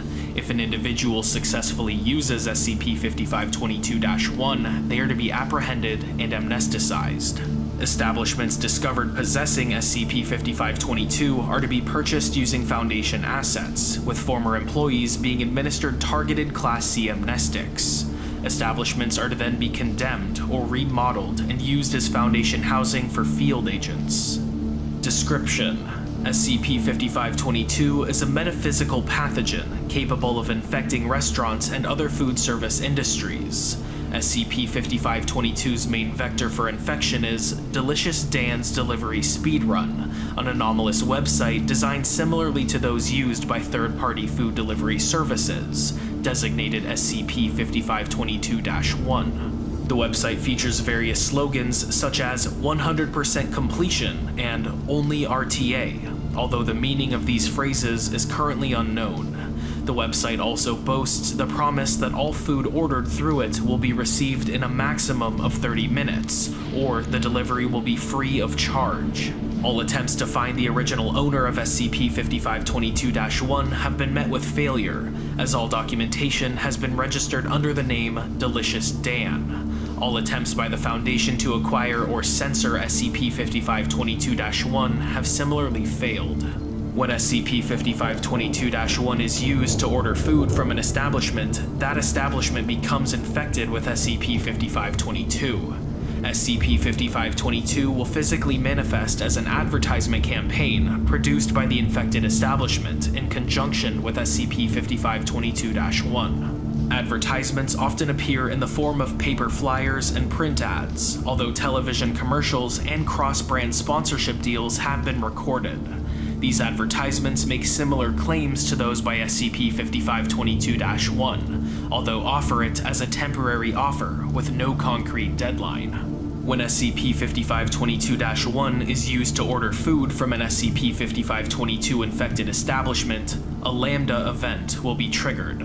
These events are always accompanied by an immediate drop in ambient temporal stability. Lambda events differ from normal deliveries by the method of transport utilized. Rather than using traditional means of transport, such as a motorized vehicle, employees will enact various rituals, resulting in their immediate spatial displacement. Footnote 1. Normally manifesting as the individual passing through physical space to another location. These rituals are often bizarre in nature, consisting of nonsensical movements and significant physical exertion, with employees performing actions that would normally result in severe bodily injury. The contents of these rituals vary between Lambda events, and are believed to correspond with the complexity of the order placed. Attempts to recreate these rituals outside of Lambda events have universally failed to produce anomalous properties. Following displacement, the employee will arrive at their intended destination. No limit to the distance employees are able to be displaced has been found. Following the standard exchange of currency for the meal, the employee will become displaced once again, reappearing within the establishment. All individuals who have performed or observed Lambda events have been unable to recognize their anomalous nature, although this does not apply to photographs or videos taken of Lambda events, or individuals with prior knowledge of SCP-5522. Addendum 5522.1. Included below are notable Lambda events recorded during Foundation testing. All recorded Lambda events occurred within a former Spicy Cheese Pizzeria location following SCP-5522 infection. The restaurant was vacant, save for D-Class staffing the location and security personnel. Orders were placed through SCP-5522-1 on a computer terminal within Site-66, with personnel observing the events through closed-circuit cameras. For a full list of known Lambda events, please see Document 5522-ICV. SCP-5522-1 Order: Small Cheese Pizza. Following Lambda event, subject stood in the southwestern corner of the kitchen and performed a series of crouches and jumps. These actions were done in quick succession and seemingly at random. Occasionally, subject's limbs were observed passing through the surrounding building, with the limbs being slightly rebuffed and ejected from the wall. After several minutes, the subject suddenly passed through the kitchen floor unimpeded, completely vanishing. Subject arrived at Site-66 unharmed, but complained of aching legs. SCP-5522-1 Order: Medium pepperoni pizza, small order of wings. Following Lambda event, subject stood on a cushioned chair placed in front of the main entrance. Subject proceeded to jump upwards while holding the chair, then using the chair as a base to jump again. This was done using rapid minor changes in elevation, with the subject's jumps becoming blurred motion. Subject continued this action until they had reached the ceiling, upon which they released the chair and launched themselves upwards, passing through the obstruction. Subject arrived at Site-66 unharmed, although slightly fatigued. SCP-5522-1 order. Medium Hawaiian pizza, 2 medium orders of mozzarella sticks. Following Lambda event, subject collided with a freestanding table, pushing the object against the southernmost wall. Subject began walking against the obstruction, their feet moving unimpeded by friction. As the subject moved, the tabletop and center stand were observed to laterally bisect the subject's abdominal and pelvic regions. Subject then began to incrementally move themselves downwards through the tabletop and under the table. Once under the table, subject is believed to have passed through the floor, using the still intersected center stand to propel themselves downward. Subject appeared at Site-66 unharmed, but complained of moderate fatigue. SCP-5522-1 order. Large Meat Lovers Pizza, 2 large orders of mozzarella sticks, medium order of breadsticks. Following Lambda event, subject entered a crouched position and began propelling themselves backwards, using their body weight to achieve minor momentum. Over several minutes, subject experienced a dramatic increase in velocity, hopping in a circular motion around the building's interior. This velocity was maintained by the subject jumping immediately upon contact with the ground. After enough momentum had been built, the subject ceased their circular trajectory, instead accelerating towards the southernmost wall, before passing through it harmlessly. Subject appeared at Site-66 complaining of severe motion sickness. Addendum 5522.2. Following Level 4 approval, a test was conducted to determine whether a Lambda event could be manually obstructed, resulting in a free delivery. D30852 was outfitted with a remote shock collar, which would be intermittently activated by Site-66 personnel. Lambda event proceeded as normal until the first electric shock was administered, upon which all active surveillance cameras ceased to function. After attempts to communicate with security personnel failed, Mobile Task Force Kappa-13, with everything on it, were dispatched to investigate. On-scene personnel were discovered dead, showing signs of severe spatial distortion, such as elongated sections of skin, dislocation or relocation of limbs, and loss of cohesion. Corpse of D30852 was unable to be located, although a large amount of ash present within the building was noted. Footnote 2. No other signs of heat damage were found within the building. During post-incident analysis, a pop-up notification was received from SCP-5542-1 that read as follows. User D30852 has been banned from further participation. Attempted TAS on secure server. The precise meaning of this message is currently under analysis.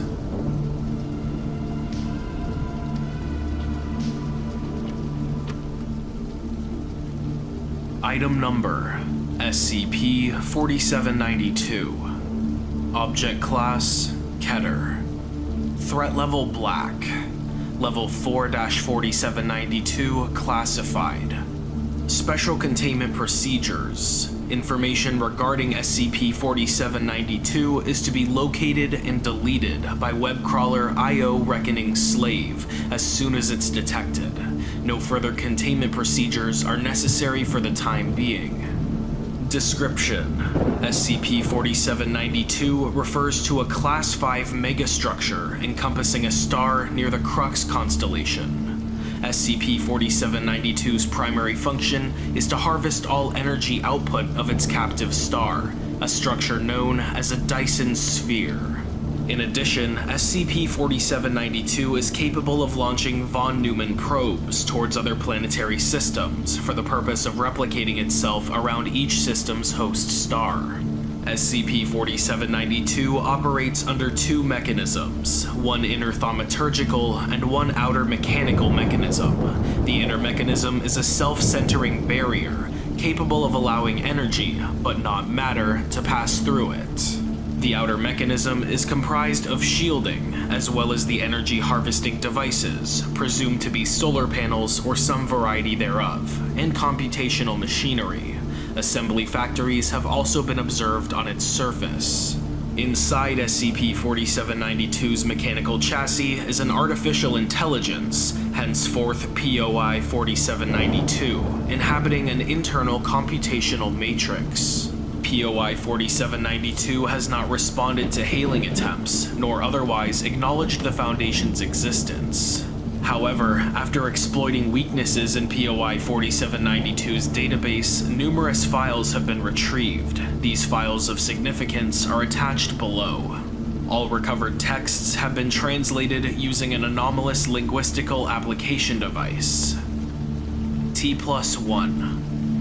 Today marks the year-long anniversary of the start of the Great Containment Project. It is a momentous occasion, for it highlights the day we began to change our destinies. I, Geta Ippolit, am honored to hold this position of leadership in the Containment Project. I promise that when it's over, our children will be free to roam this wonderful universe without worries of extinction. The history of the project dates back longer than any records will show. A prophecy that is still taught to our children is the center of the project, as I'm sure you all know. But do you remember its details? How often have you looked at the prose of its writing? Allow me but a brief moment to recite to you its verses, just as the elder prophets spoke it. Come gather, my fellow brothers, for I shall tell you a tale like no other, of which the eternal slumber will fall. Arise one day, a dark god shall, around the star of Chiasmus, and in his madness blacken the skies, consuming the world with iron teeth, and silence shall dawn upon all life, lest a night arise to defend it.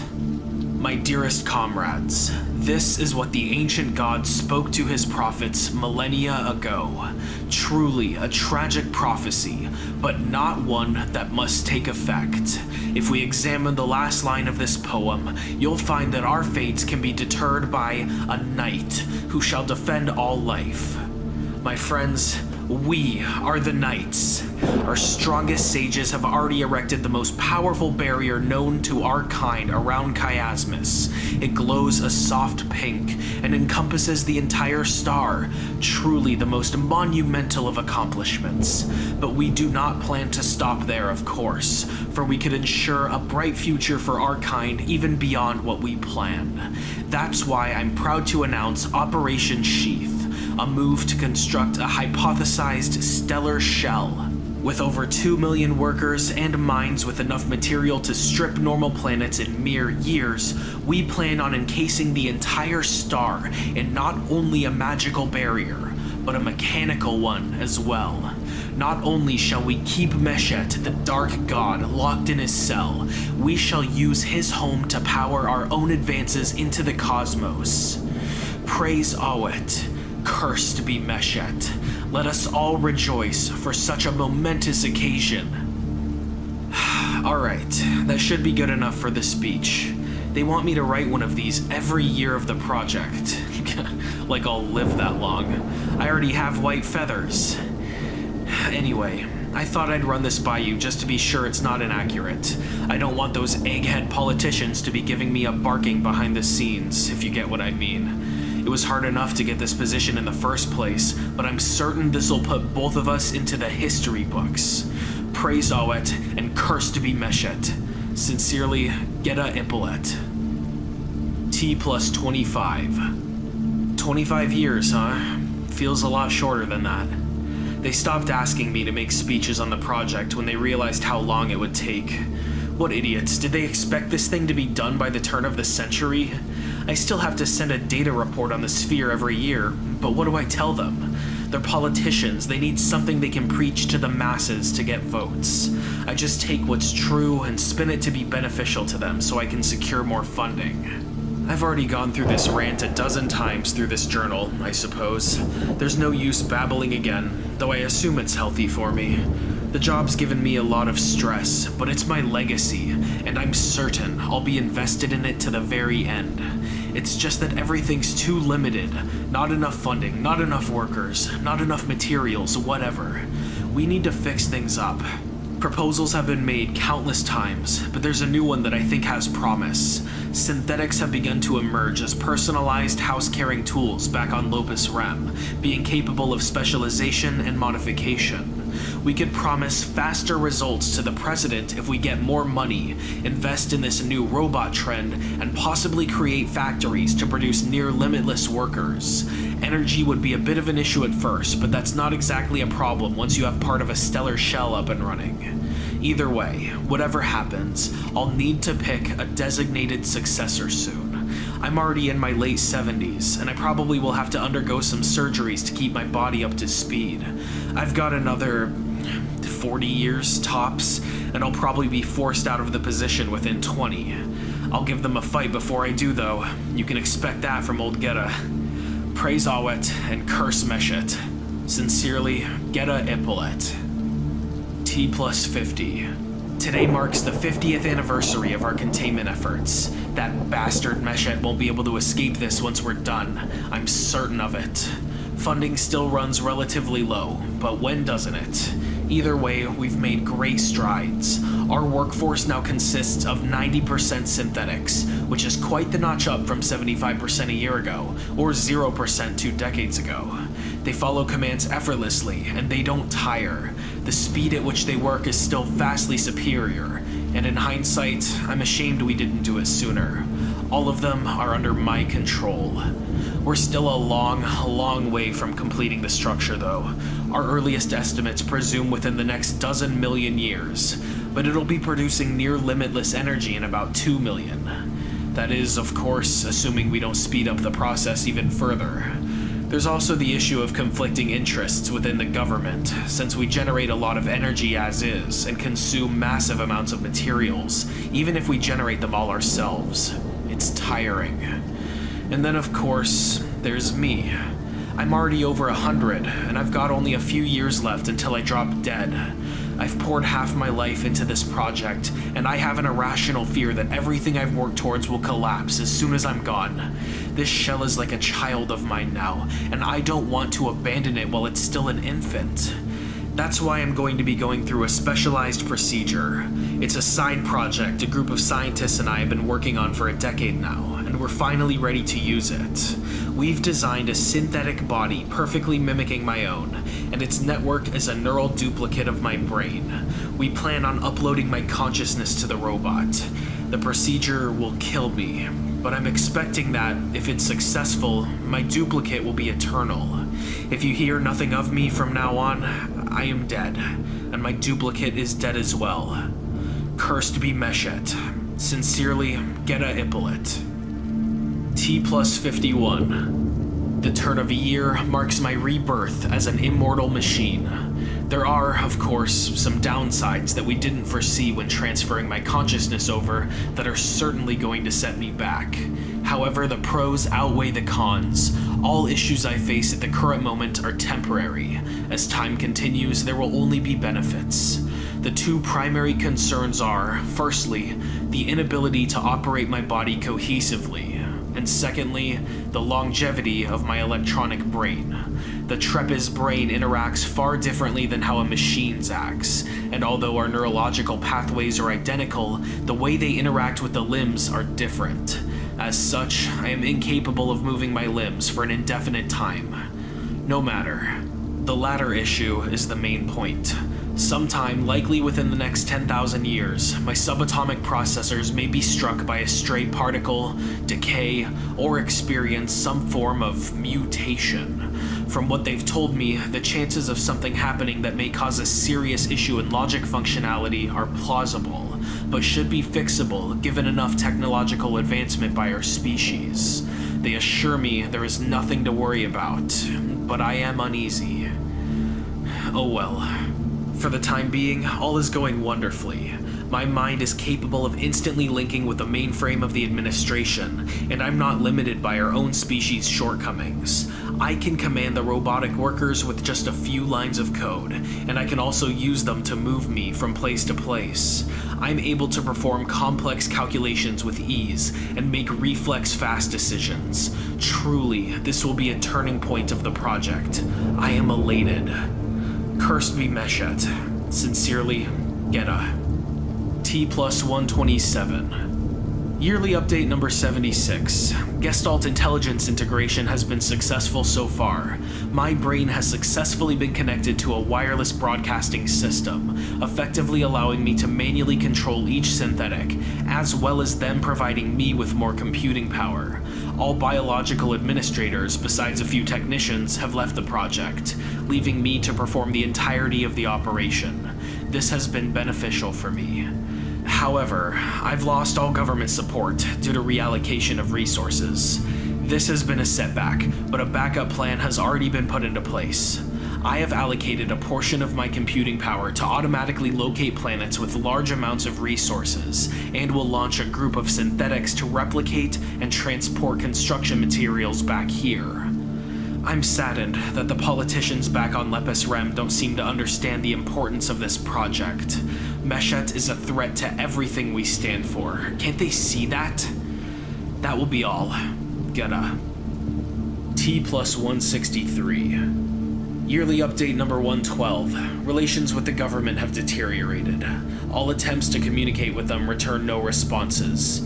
This is no matter, since they have not interfered with the project at all for 16 years. I am at least thankful in this regard. My plans for the structure are becoming more ambitious. I had decided to try and further integrate my consciousness with the mainframe, and this has been going smoothly. I suspect that I will have abandoned my body entirely by the end of the century, and have a dedicated central core unit which my brain will operate from within 2 centuries. Very exciting. Geta. T+341. Decade report number 290. Integration has been completed. The core room is perfectly secure and governs the structure entirely. Estimated readings suspect 0.1% of the sheath to be complete by T+3639, above expectations, since our initial idealism indicated it to be completed much later. Still no contact from the capital. I assume they have forgotten my existence. It's better that way. I'll be disabling all communication technology from now on. I don't wish for any chance of external interference. T+3651. Century report. As expected, 0.1% has been achieved slightly before expected times. Good results. However, a larger astronomical collision has been detected elsewhere on the barrier. If such an astronomical collision occurred on the structure, it would have destroyed a quarter of what is currently constructed. Thankfully, it did not, and the barrier's integrity has upheld. Despite this, I am concerned in the future such events may destroy parts of the stellar shell. We must construct shielding to prevent such occurrences. No further updates. T+10,051. Millennium report. They were wrong. I feel fine. T+18,698.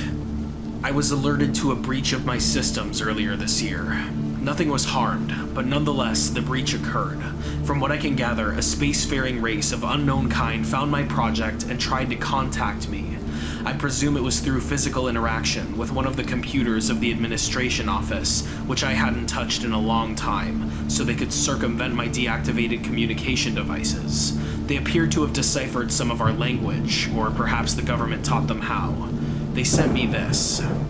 Hello, Keshemet, constructor of wonders. For a very long time, we have observed your progress in building this massive structure. The magic you have used to set up the barrier is beyond our wildest machinations. We would like to request your guidance for our species, since you bear much knowledge. We attach the coordinates of our colonies should you feel a need to send an envoy. I placed the list of coordinates into a category listed as potential planets. I forgot what it does, but I'm certain it should go there. Then I replied with the following. Hello. I am very busy. Perhaps you could speak with the government instead. I have attached their coordinates below. Thank you. The creatures returned to me and stated that there were no planets at such coordinates, but they did find a few asteroids. Their navigation must be wrong, but I was not to judge. I will continue to keep in contact with this species. Perhaps they will be more cooperative than the last. T+19,051. Millennium report. There have been no responses from the new creatures in hundreds of years. In addition, a few years following the contact, occasional bombardments of the structure have taken place, and stopped about 146 years ago. Biologicals are untrustworthy. I have patched the loophole they use to bypass my disabled hailing systems. I will not cooperate with them anymore. In other news, 0.5% of the sheath is completed. This is good. T plus 33,572. 1% is complete. We are beginning to experiment with technology that may make energy matter conversion viable. This will help significantly in the project, as we will no longer have to extract resources from other planets. I do occasionally wonder how many planets we have mined already. Otherwise, all is quiet. T plus 89,952. 2% is complete. All is still quiet. T plus 136,929. 5% is complete. T plus 303,777. 20%. T plus 1,374,007. 50. T plus 2,235. And it is done. The Dark God is locked under key. I shall wait for his wailing response of horrific realization, and I will mock him, finally. T plus 2,238. It has been 3 years. Nothing has happened. Meshet remains silent despite his defeat. I've been waiting eagerly for him to speak. I say, please, speak, Meshet. What are your words of loss? But he doesn't answer. I was confused. Meshet, speak, Meshet. Then I realized what happened. All those years ago, Meshet escaped before we closed the star in. He knew I would arise, I, the Knight, to defeat him and trap him forever, to destroy the prophecy. He ran fast and fast so that he would not die. He thought I would spend so long here that my progress would be deterred when I found he escaped. That must be what happened. He knows I do not know which star he has run to. I suspect he has run to the nearest stars, one of them, because he is unthinking and lazy. He is slumbering, waiting for my despair. I will not despair. Meshet can hide, Meshet can run, but there are only so many stars in the universe, Meshet, and when the last star remains under my careful eye, you will die. It will take a long time before our final battle will take place, Meshet, but know that it is coming, and you will be killed when the universe is locked away and darkened under metal. I will change reality's destiny, and there is nothing that can stop me.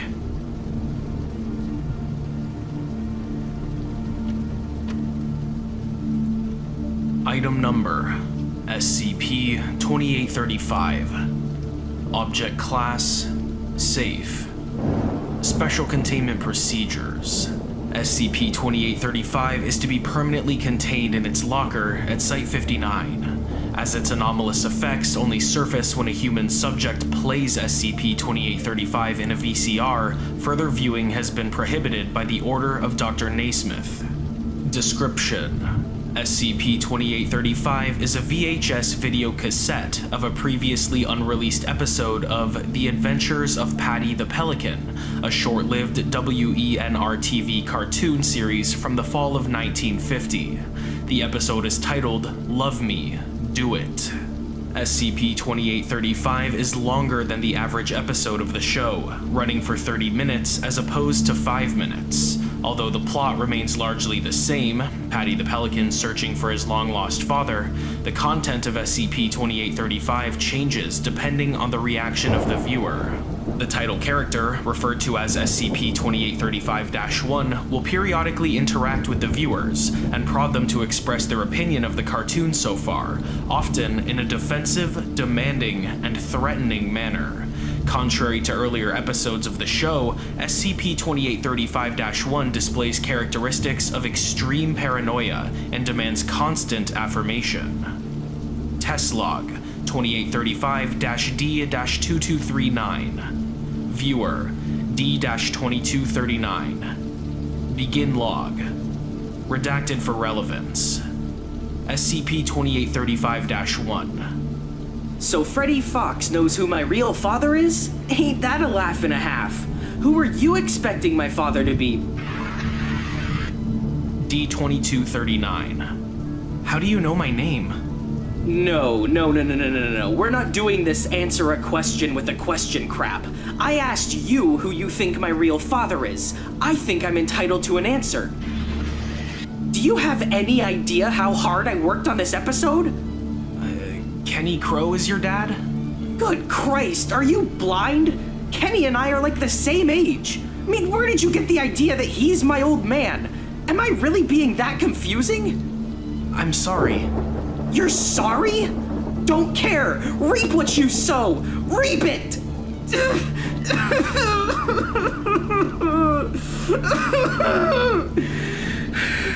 I'm sorry. I'm a failure. I don't know why I even bother with this show anymore. Look, Reap what you sow, cocksucker! Screen cuts to black. Tape ejects. End log. Test log 2835-D-2419. Viewer D-2419. Begin log. Redacted for relevance. Gee whiz, I sure do love ice cream cones. How about you?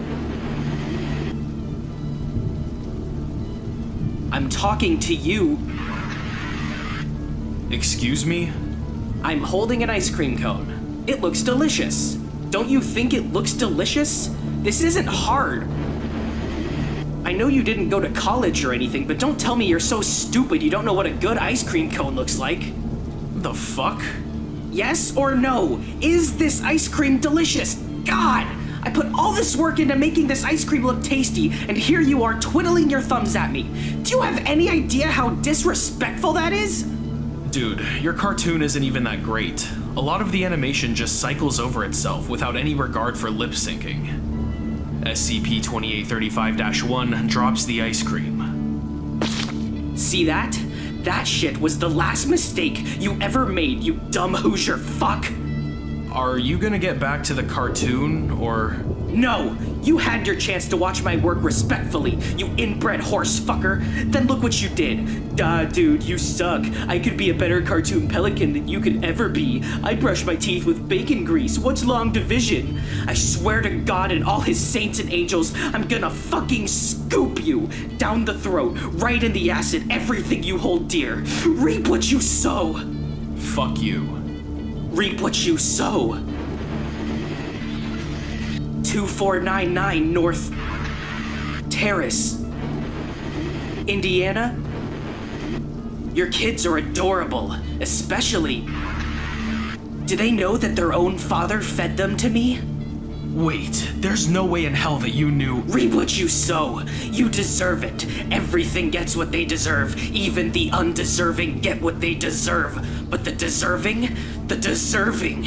Oh yeah. You and everyone you love. Reap what you sow. I am gonna enjoy every second of this, and you've got no one to blame but yourself. Reap what you sow. Reap what you sow. Reap what you sow. Reap what you... Screen cuts to black. Tape ejects. End log. Addendum. Effective November 19th, 2016, further viewing of SCP-2835 has been suspended indefinitely by Dr. Naismith. Proposals to resume viewing with SCP-1722 present are currently pending review.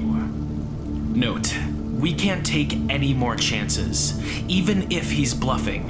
It's specific bluffing, and the implications are, at best, troubling. Dr. Naismith.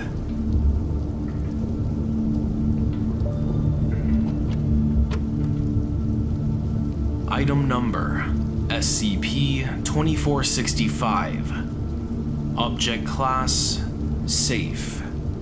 Special containment procedures. SCP-2465 is to be stored in a secure containment locker in Site-12. Unless being used for testing, SCP-2465 must be covered at all times by an opaque sheet. Under no circumstances should SCP-2465 be photographed or filmed. Description: SCP-2465 is a watercolor painting on white canvas, measuring 77 by 53 centimeters, entitled La Tristezza e Temporanea.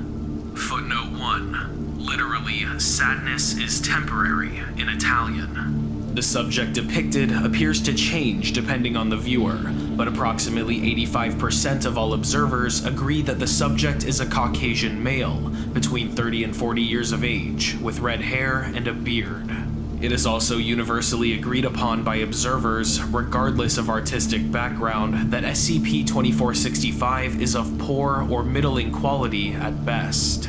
Prolonged uninterrupted visual contact with SCP-2465 will cause its anomalous properties to manifest, resulting in the manifestation of an SCP-2465-1 instance. The time between observation and manifestation ranges from a minimum of 43 seconds and a maximum of 37 minutes.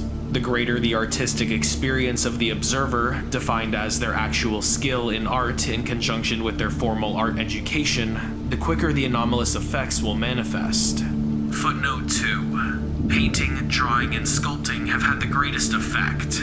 Other media such as writing, filmmaking, and photography work less effectively, but still cause anomalous effects faster than a subject with no artistic aptitude. Once such time has elapsed, the observer, now designated as SCP-2465-1, will exhibit an intense emotional reaction to SCP-2465, ranging from frustration to disgust. 85% of all SCP-2465-1 instances then act upon a newfound desire to create something of greater quality than SCP-2465. The medium selected changes depending on SCP-2465-1's area of expertise, but if SCP-2465-1 has no artistic background, it will default to watercolor painting. While SCP-2465-1's projects may begin entirely unrelated to SCP-2465, the finished product will always result in an attempted replica of SCP-2465, regardless of the medium. Examples of this effect include: painting results in attempting a direct replica of SCP-2465. Pottery results in attempting to sculpt the figure depicted in SCP-2465. Film, live action, results in seeking out leading actors who are physically similar in appearance to the figure depicted in SCP-2465. The script will also be altered, regardless of the original intent, to tell the story of an unappreciated artist who meets a tragic end. Film, animation, results in the lead character taking on the appearance of the figure depicted in SCP-2465. The script will also be altered, regardless of the original intent, to tell the story of an unappreciated artist who meets a tragic end. Culinary art results in cakes complete with frosting and decorations to give as close an appearance as possible to SCP-2465. Photography 3D computer graphics results in an attempt to create an unknown figure drawing SCP-2465 in the original retrieval site. Literature, see Interview 2465-1. These replicas do not have anomalous effects, but filming or photographing SCP-2465 will result in a duplicate with anomalous effects. SCP-2465-1 very rarely realizes these anomalous effects until the moment of completion, suggesting that SCP-2465 influences the subconscious. Upon completion, SCP-2465-1 will demonstrate dissatisfaction with their work and will attempt another project with similar results. Continued attempts result in SCP-2465-1 exhibiting distress that eventually manifests as severe depression. Class A amnestics have proven effective in reverting SCP-2465-1 to mental states prior to being exposed to SCP-2465. At the time of this writing, no instance of SCP-2465-1 has successfully reverted to prior mental states without the use of amnestics. SCP-2465 was acquired in from an abandoned household in Arles, Italy. SCP-2465 first came to the Foundation's attention when 6 real estate agents entered the premises, thereafter becoming the first recorded instances of SCP-2465-1. Records showed that the last owner of the household was died in 18 of a self-inflicted gunshot wound. Present at the site of retrieval were what appeared to be several drafts of SCP-2465, all destroyed. It is currently hypothesized, given the art style and the age of the canvas, that SCP-2465 was originally painted in 18. Attached to SCP-2465 at the time of retrieval was a letter, translated from Italian below. My dearest friend, I have heard that you have not been feeling well these past few days. I offer my most sincere sympathies. I can only hope that one day you overcome your demons and continue your work. In the meantime, though, I offer you this painting as a gift. It's you. I know I'm no artist, unlike you, of course, but I thought maybe it'd be fun to poke fun at. You know, poor old... can't draw a damn thing with those fat fingers of his. I really do worry after you, though. Please, promise me that before you choose to do anything rash, you'll come to me first. I'll make you some tea, we'll sit by the fire, and perhaps afterwards we'll chart the night sky together again. Remember, what you're going through, many have overcome. You will survive this, I promise. Don't listen to the people, how they bray.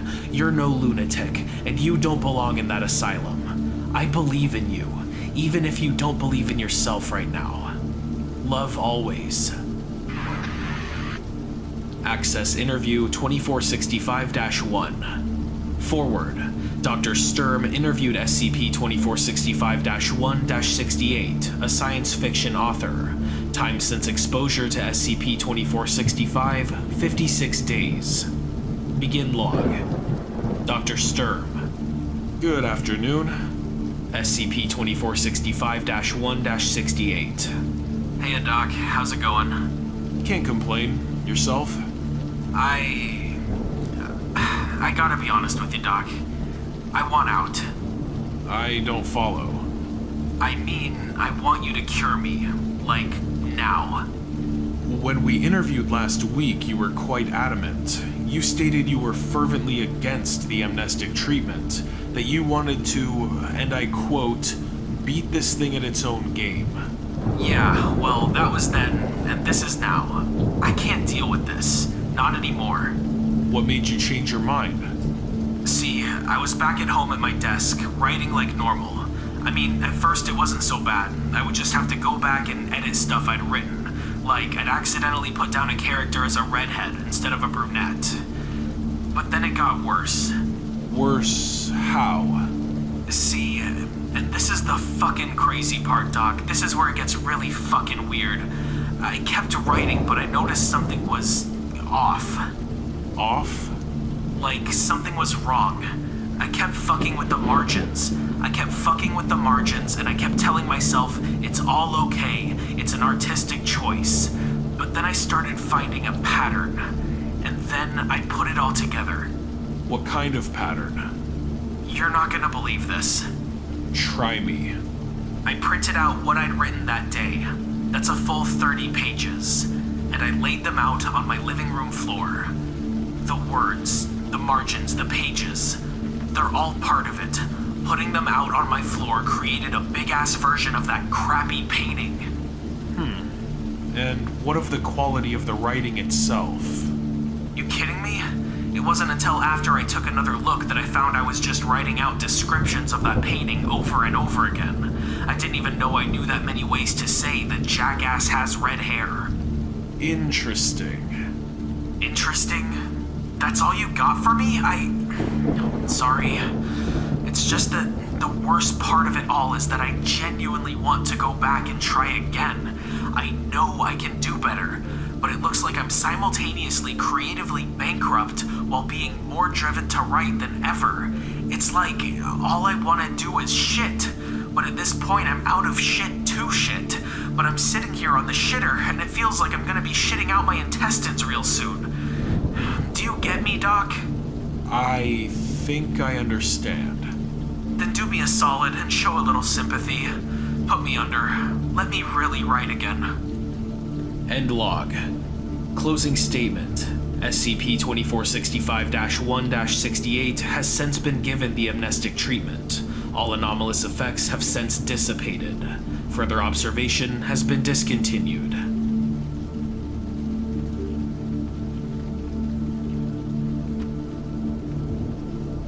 Item number: SCP-2432. Object class: Safe. Euclid.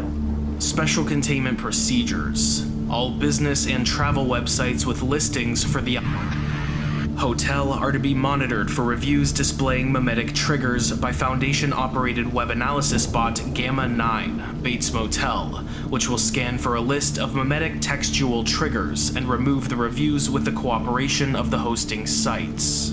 Only staff members with Level 3 memetic hazard training are to have access to these texts.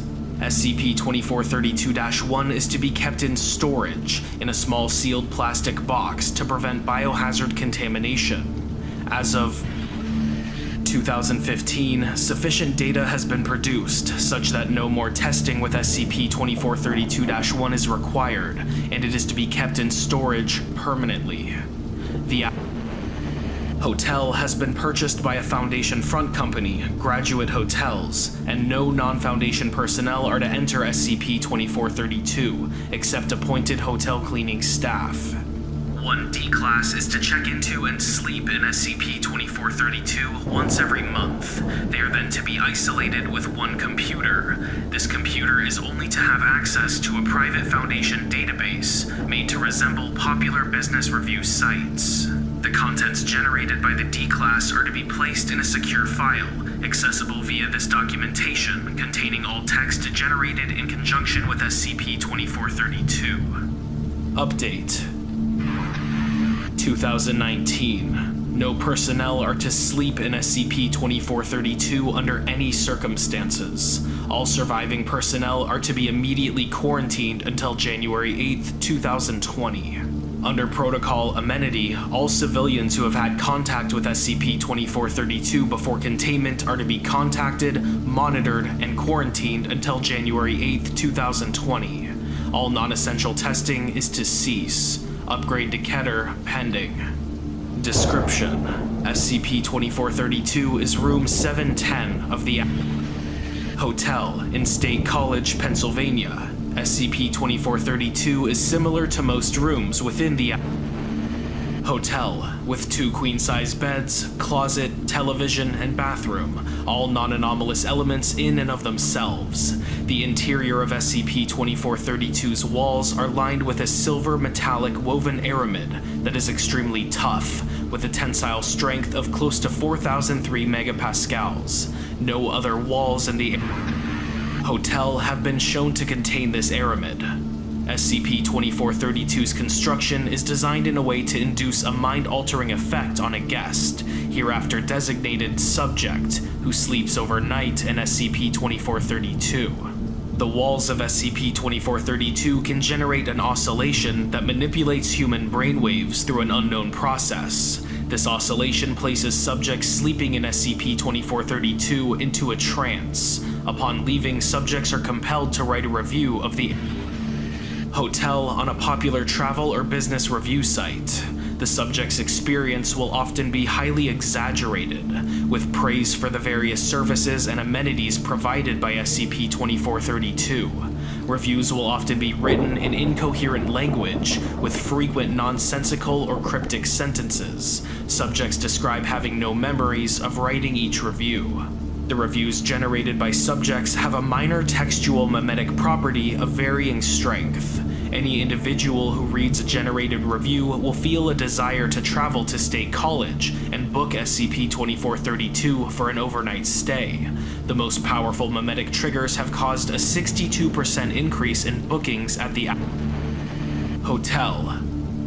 Level 3 memetic hazard training required. Example reviews. The following are examples of reviews generated by subjects on various travel and business review sites. Examples chosen have been shown to have little to no memetic hazard associated with them. All triggers have been censored. Subject's username: M. Posted to tripadvisor.com. Text: another great stay in this fabulous hotel. The room was perfect, the staff friendly as always, and of course no better location than on the plain of many hives. I have enjoyed a drink at the friendly bar. This time I added a wonderful escape, and the breakfast was cold and the breakfast was warm. Another great stay in this fabulous hotel. The restaurant has lovely ambience, and the food was over the top alive and kicking. Woo! Would stifle again. My husband eats out often and felt this was the best one ever. Another great stay in this fabulous hotel. One more great item to add to the...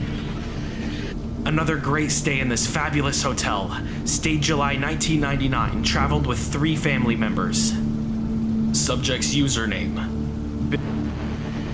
B. Posted to Yelp.com.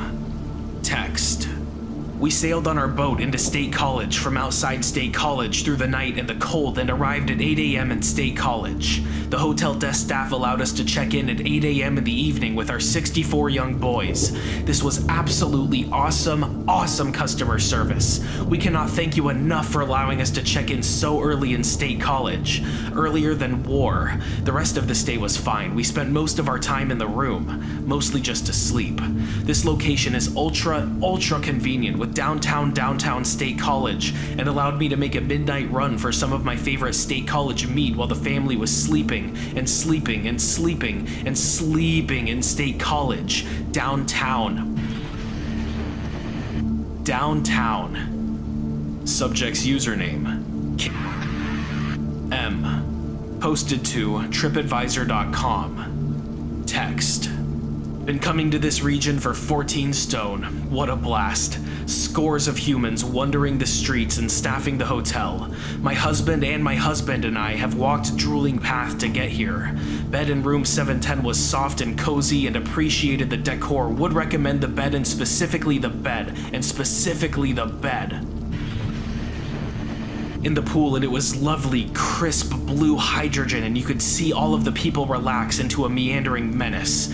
Towels slightly dirty. Gym was full of usable equipment, so you could train not in fear, and the local wildlife was remarkable.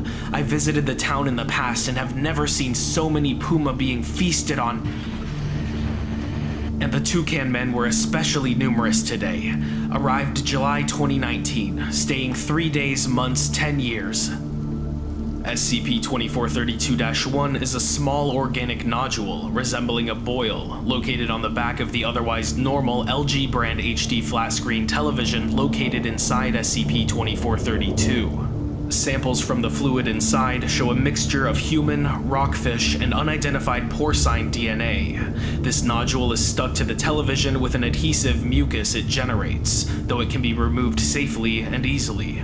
When SCP-2432-1 is placed on the back of SCP-2432's television, in addition to the standard extended satellite channel package found in other televisions throughout the hotel, an additional television channel labeled as Room News is accessible. No other television throughout the hotel or any television brought into SCP-2432 has access to Room News, aside from the room's original. Room News can only be accessed by placing SCP-2432-1 on SCP-2432's television. Attaching SCP-2432-1 to any other television set yields no effect. The nature of the relationship between the set, SCP-2432-1, and SCP-2432 is unknown. Apparent programming on Room News consists of one 24-hour untitled show.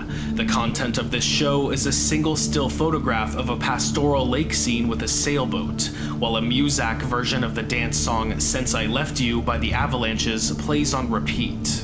Once every 3 days, the audio is interrupted while an unidentified male voice with a British accent reads a dramatic monologue addressed to the viewer.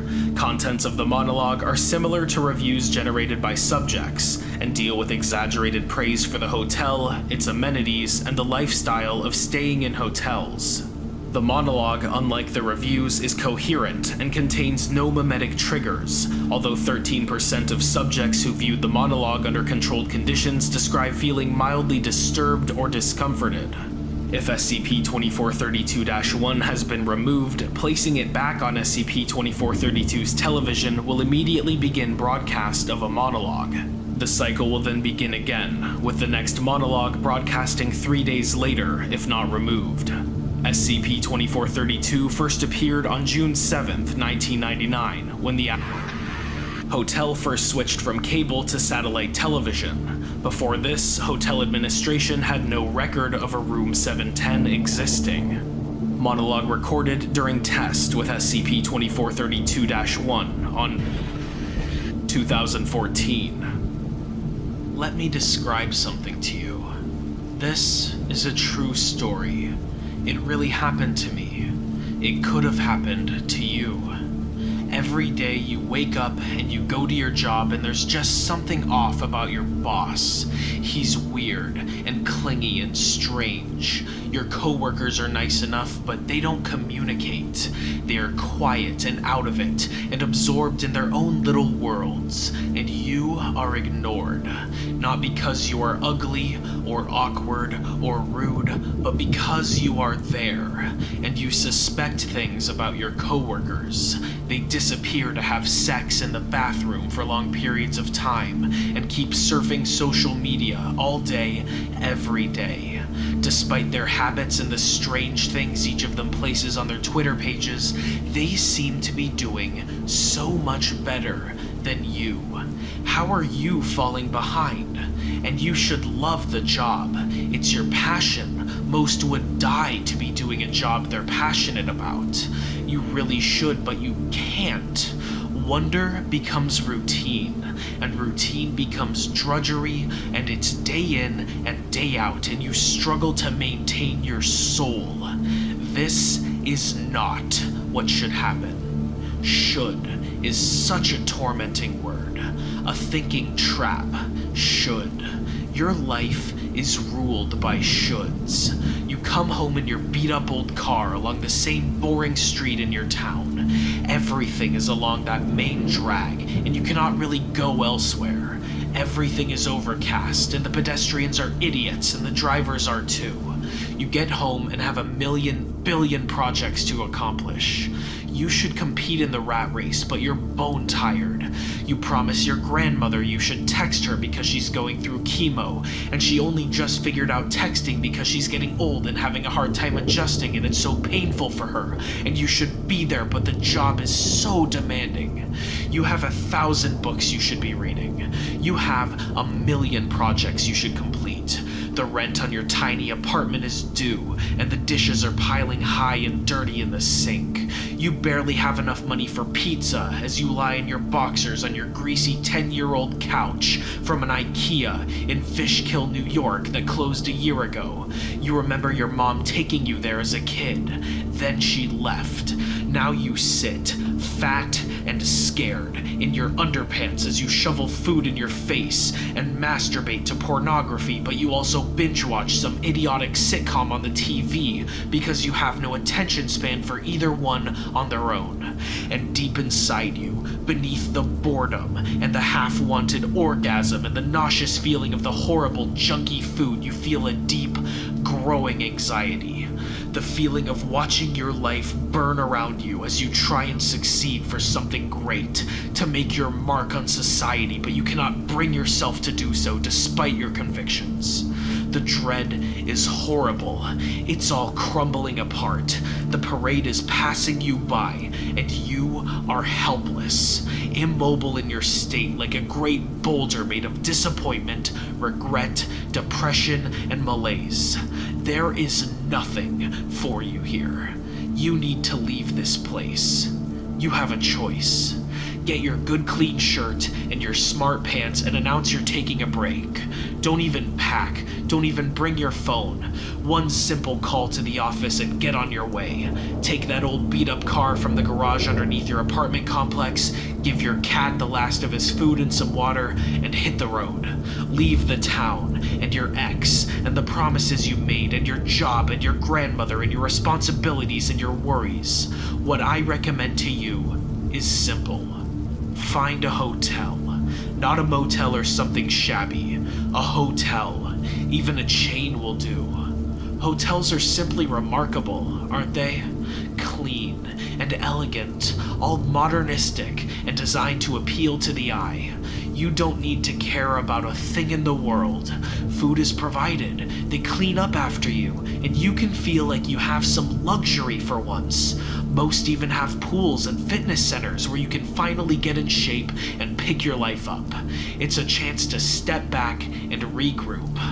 Take a look at the customers around you. Travelers most, strange people, interesting people, people you won't ever see again. Travel is so romantic, so mysterious.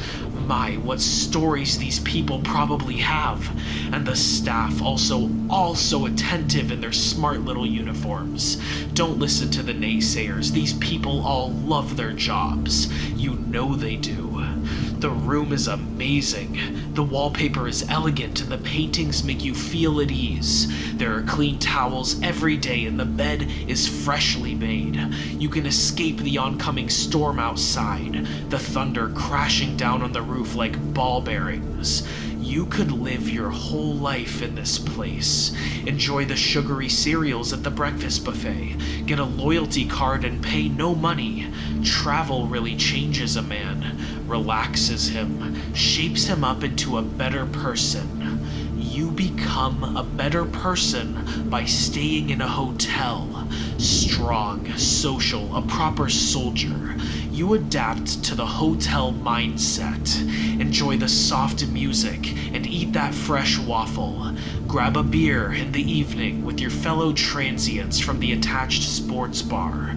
Relax and watch that old showing of that superhero movie on your TV. Live here forever. Enjoy the hotel. Become the hotel. Never leave. Why would you want to leave? Even when you do walk out those pristine glass sliding doors, you are empty. The hotel is in your soul now, and you feel a worse person away from it. You feel yourself slipping back to that gray life. A black hole is in your heart. Your soul is the hotel. Your consciousness is the hotel. You are now one with your accommodations. You are your accommodations, are your life. Ascend. Isn't that lovely? Addendum on 2018, D3456, who had participated in sleep studies involving SCP-2432, contracted an unknown illness while working with SCP. Initially ruled to be related to SCP, he was placed in quarantine.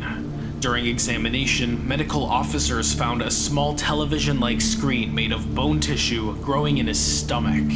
An unknown skin disease was also observed, with purple floral pattern rashes covering his body. Other symptoms gradually emerged, including extreme weight gain, glossolalia, the slow conversion of the lower intestine to porcelain pipes, the conversion of liver to a pillow, and the replacement of all subcutaneous muscle with the aramid found in SCP-2432. Subject was extremely delirious during this period, and would frequently repeat the words ascending and relaxing. Subject expired 30 days after initial observation, as symptoms continued and increased in speed.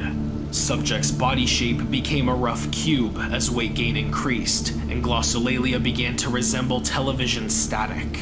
Corpse was incinerated. Within the next 30 days, 5 more D-Class and 1 researcher who were involved with testing on SCP-2432 developed similar symptoms and were immediately quarantined. The disease was ruled to be connected to SCP-2432. All testing ceased.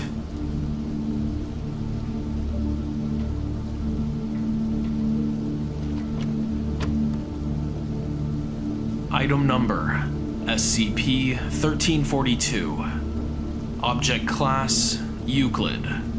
Special Containment Procedures: SCP-1342 is to be stored at Site-15. SCP-1342-1 is to be kept within a Faraday cage measuring 15 by 15 by 20 meters to prevent transmission of telemetry and other data regarding SCP-1342. SCP-1342-2 is to be stored in a standard electronic components locker. One decoded copy of SCP-1342-2 is to be contained in a separate locker.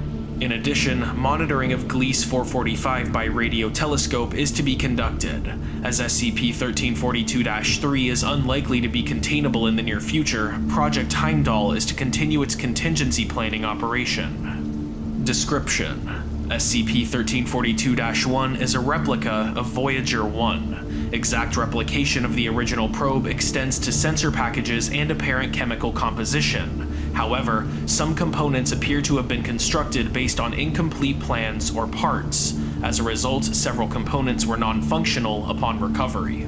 SCP-1342-1 was initially detected on September 25, 1982, approximately 35,000 kilometers above the Earth's surface, traveling at a suborbital velocity.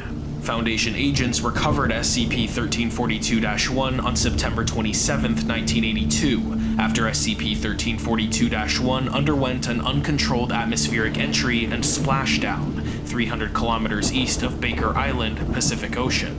SCP-1342-1's detection was possible due to a large burst of Cherenkov radiation that occurred upon its appearance. It is currently unknown how SCP-1342-1 remained intact during its descent, despite appearing to have similar chemical composition to the original Voyager. SCP-1342-2 is a gold-plated phonograph record with specifications matching the golden records carried on the Voyager probes. Instructions for playing and decoding remain original. However, the pulsar map has been altered to show the star Gliese 445 as the origin of SCP-1342. When decoded, SCP-1342-2 contains a variety of cultural and scientific data in the form of images and audio. Approximately 2 hours of audio recordings are present, consisting of various forms of music and atonal buzzing. Part of the music appears to be an excerpt of Cavatina from the String Quartet No. 13 in B-flat, Opus 130 by Beethoven. The encoded images vary greatly in context, but all contain physical or chemical information on the subject. For example, size, mass, and orbital period of a planet, and a string of pictorial characters. A radially symmetric organism, referred to as SCP-1342-3, is shown in various stages of development. Fully grown, the organism is approximately 2 meters tall, and has 3 legs and 3 elongated arms, with each hand having 3 fingers, positioned around a central axis on a roughly cylindrical torso. 3 snout-like protrusions exist in place of a head, each ending in a beak. 82% of the encoded images show SCP-1342-3 in a wide variety of presumed cultural settings. Scenes identified include agriculture, manufacturing, urban crowds, and the playing of music on a string and bow instrument. Images of a number of celestial bodies are also included, such as a Venusian-type world with high atmospheric pressure and a star matching Gliese 445 stellar spectra. One planet shown has a partially Earth-like surface consisting of approximately 60% liquid water, 4% urbanization and plant life, and 36% apparent desert and wasteland. The planet has larger than expected storms and ice caps that would be suggested by physical quantities supplied by SCP-1342-2, and appears to be undergoing massive ecological collapse. An outline of a specimen of SCP-1342-3 is shown next to this planet. This planet is shown to have extensive orbital infrastructure, not limited to spacecraft manufacturing facilities, captured asteroid mining operations, and space elevators grounded near urbanized and wasteland areas. All of these images show the structures to be in a wrecked or neglected state. The final encoded image shows a vessel heading towards an extremely damaged Taurus-style space station with a 2-kilometer diameter aperture at its center. Documents 1 through 56. The following message was encoded on SCP-1342-2 in 55 different languages, matching the 55 in which audio greetings were sent on the original Voyager, and is consistent in all. The 56th document is entirely composed of pictorial strings. The following is the English version of SCP-1342-2's message. This Voyager spacecraft was built in the year 42,412 AD by the species you come to refer to as the Glycian. We are a community of 300,000 beings inhabiting Gliese 445c. This is our message to your world. Ever since we discovered radio, we have lived in your shadow. Decades were spent unraveling your signals, searching for answers among the tenuous strands of reason. Through the static and the chaos, we found you. From your small, distant world, we found your images, your music, your thoughts, your feelings, and your indomitable science. We communicated with your world governments, who kept our existence secret from you, to prevent a culture shock with their own populace, or to reduce your impact on our own species. It did not matter to us. We could touch the mind of another, and know we are not alone. We learned from you. The scientific revolution following our meeting was miraculous. We lived beyond our natural years, and we lived well. Humans uplifted us into an Elysian state, but we could never thank you. From our faraway place, we quietly deciphered your secrets, and over time, our technology became your equal. Together we went, advancing our mastery of the universe. We shared our technology with your leaders in secret, to try and repay you for all you will do. In time came the gates. At a great expense of energy, we could obtain limitless velocity. With time dilation preserved, we could fly to the universe's birth and its death. The entirety of creation was within our mutual grasp. However, that would not be. Before we emerged, the people who live on your planet crippled us. From the sky above, in bright blue flashes, our lives were ended. We do not know their reasons, nor do we know why their hand was stayed enough to forestall our extinction. But now, we live on a dying world. Our children are sick. Our water is polluted. We cannot maintain our technology. We will not go on. To save ourselves, we could have tried to destroy you. It cannot be denied that this is how some of us felt we should act. We could still hear your world, unknowing, uncaring. With what little power we had left, relativistic destruction could reduce your planet to ashes as it was forming. It is shaming, but we came so close. We hope you understand why we thought what we did. But maybe, if we could change what happens, if we could destroy you, then you could save us. From the stars came Voyager, your gift. In sending your message filled with your music and your joy, you showed such touching desperation to find another. We fell in love all over again. We had but one chance to put things right. I do not know if you can save us. I do not know if you can change who you one day may be. You say you are trying to survive through your time, so you may live into mine. I really hope that you do. But above all else, there is one thing you need to know. From one maker of music to another, across all worlds, all times, no matter what you do or what you become, you are nothing less than beautiful.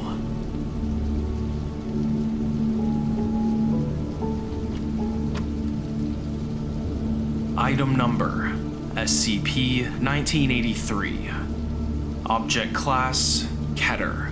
Presumed neutralized. Special containment procedures.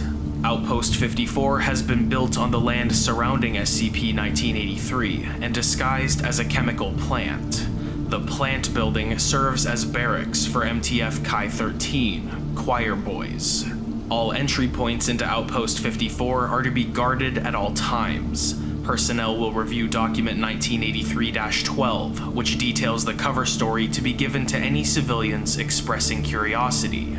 All MTF personnel must profess strong religious beliefs per Chi-13 protocols. All ammunition stocked must have a silver or silver-tipped projectile.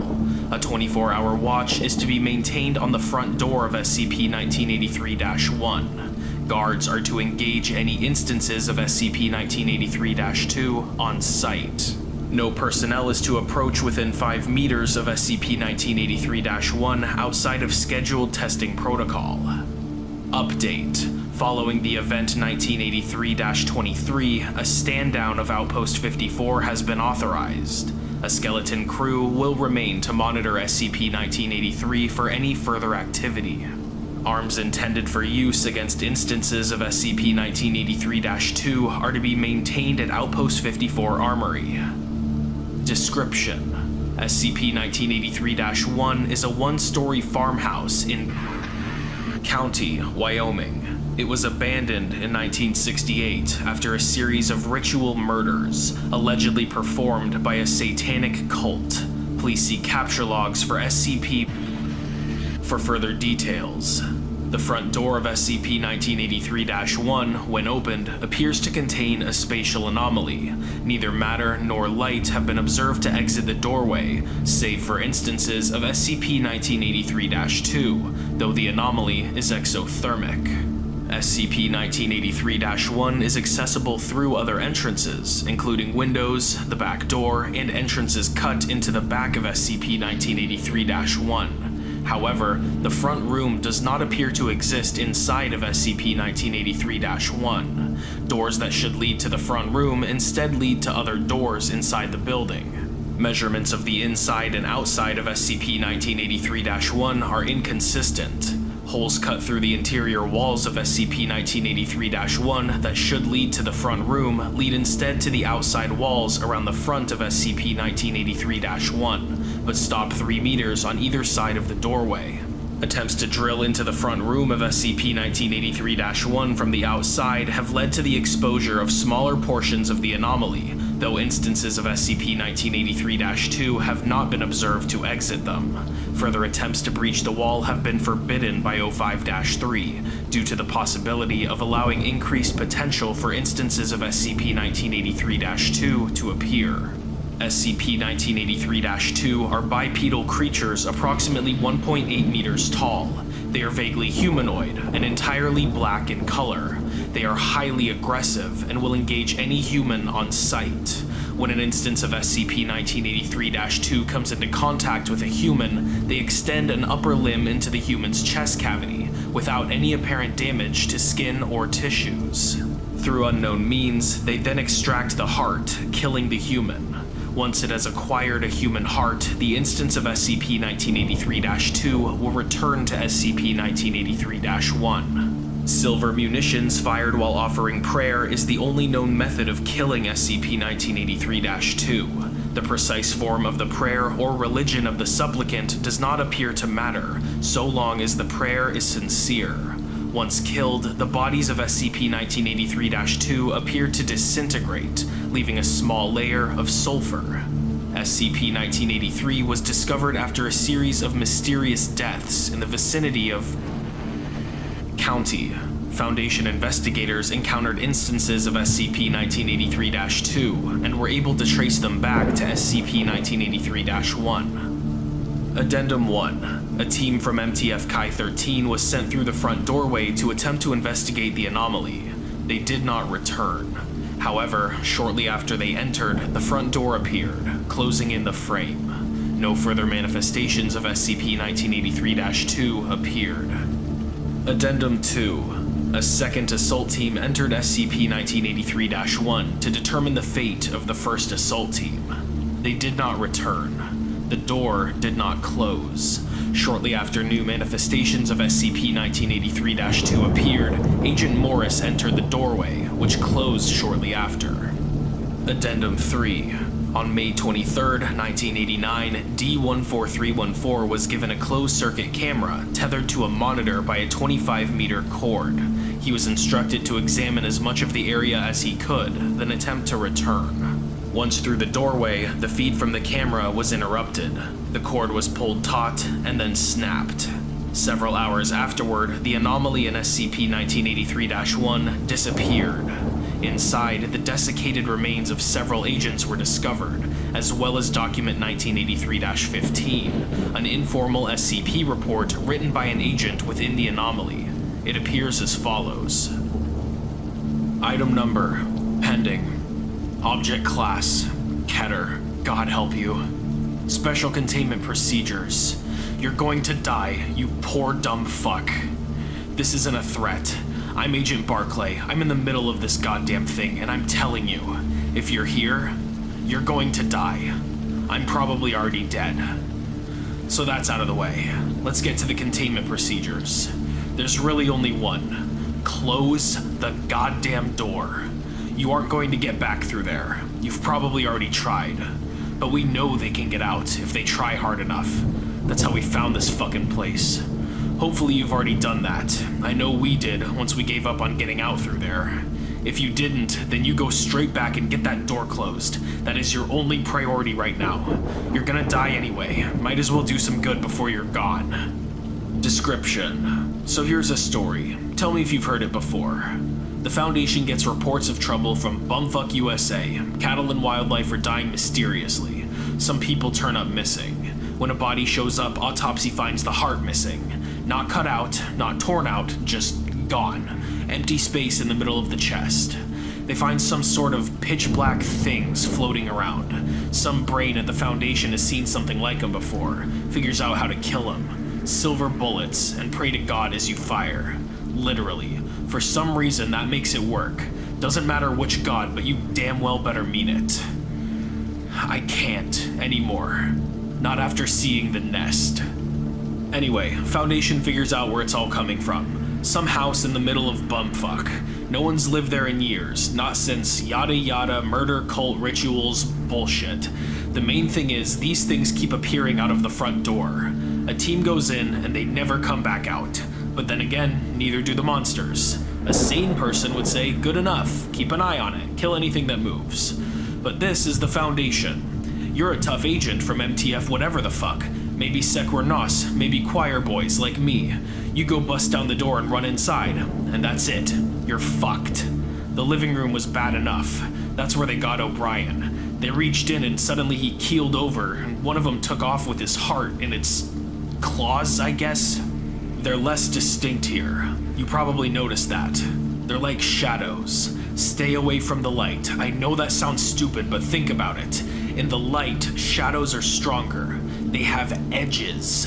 When it's dark, they're indistinct. They can hardly touch you, and they don't see very well. I think they see you by your shadow. I don't know, I'm just pulling at straws here, I'll be honest. You've probably tried going back out the door, but if you haven't, don't. It leads to someplace even worse. There aren't any monsters, but Jones went too far from the house, and I swear to God he started to melt.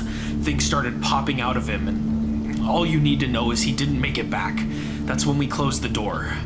So we started moving through the house. We kept to the light at first, before we wised up. 3 of us gone that way, but we got a pretty good picture of our surroundings. This place, it's big. It's not just the farmhouse. It's like they stole bits and pieces from a lot of places and stuck them all together. There's some bits that look like an apartment, some that look like a shopping mall, and even what I swear is a closet from my old high school. Same patterns on the tiles and everything. There's also bits that are made out of stuff. It's black, like the shadow things. It's mostly in the well-lit places. If the lights go out, you can stick your hand through. I don't recommend it. That's how we lost Taurus. Something grabbed him, pulled him through. The hole wasn't big enough for his head, but he still went through, eventually. So, stay away from the light places, but watch your step when it's dark. Of course, there's no way out. We figured that out too. Any door you find, it either just leads to another room in this nut house, or it leads out there. And it's pretty obvious we can't live there. So, it's wait until you starve to death, or one of those things gets you. Great bunch of choices, huh? There's one thing you can do.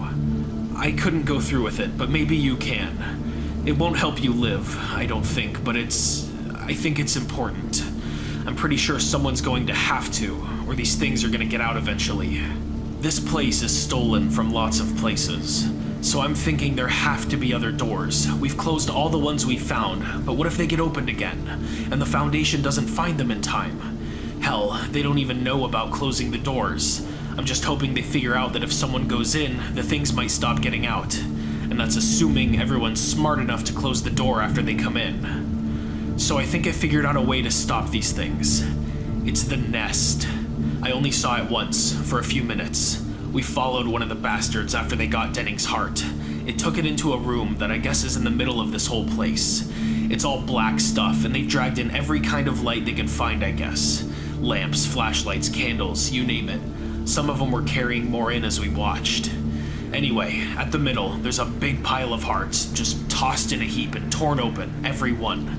They threw Denning's heart on the pile, and it started to beat, and then pulse, and then thrash around. Then it tore open, and one of those things pulled itself out.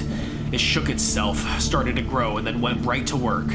The gross thing is that, torn apart as they were, the hearts kept beating. I swear I felt a twinge in my own chest. There were shadows in the place. And I don't mean the monsters, I mean real shadows of people. Only there was no one there to cast them. They were coming from the hearts.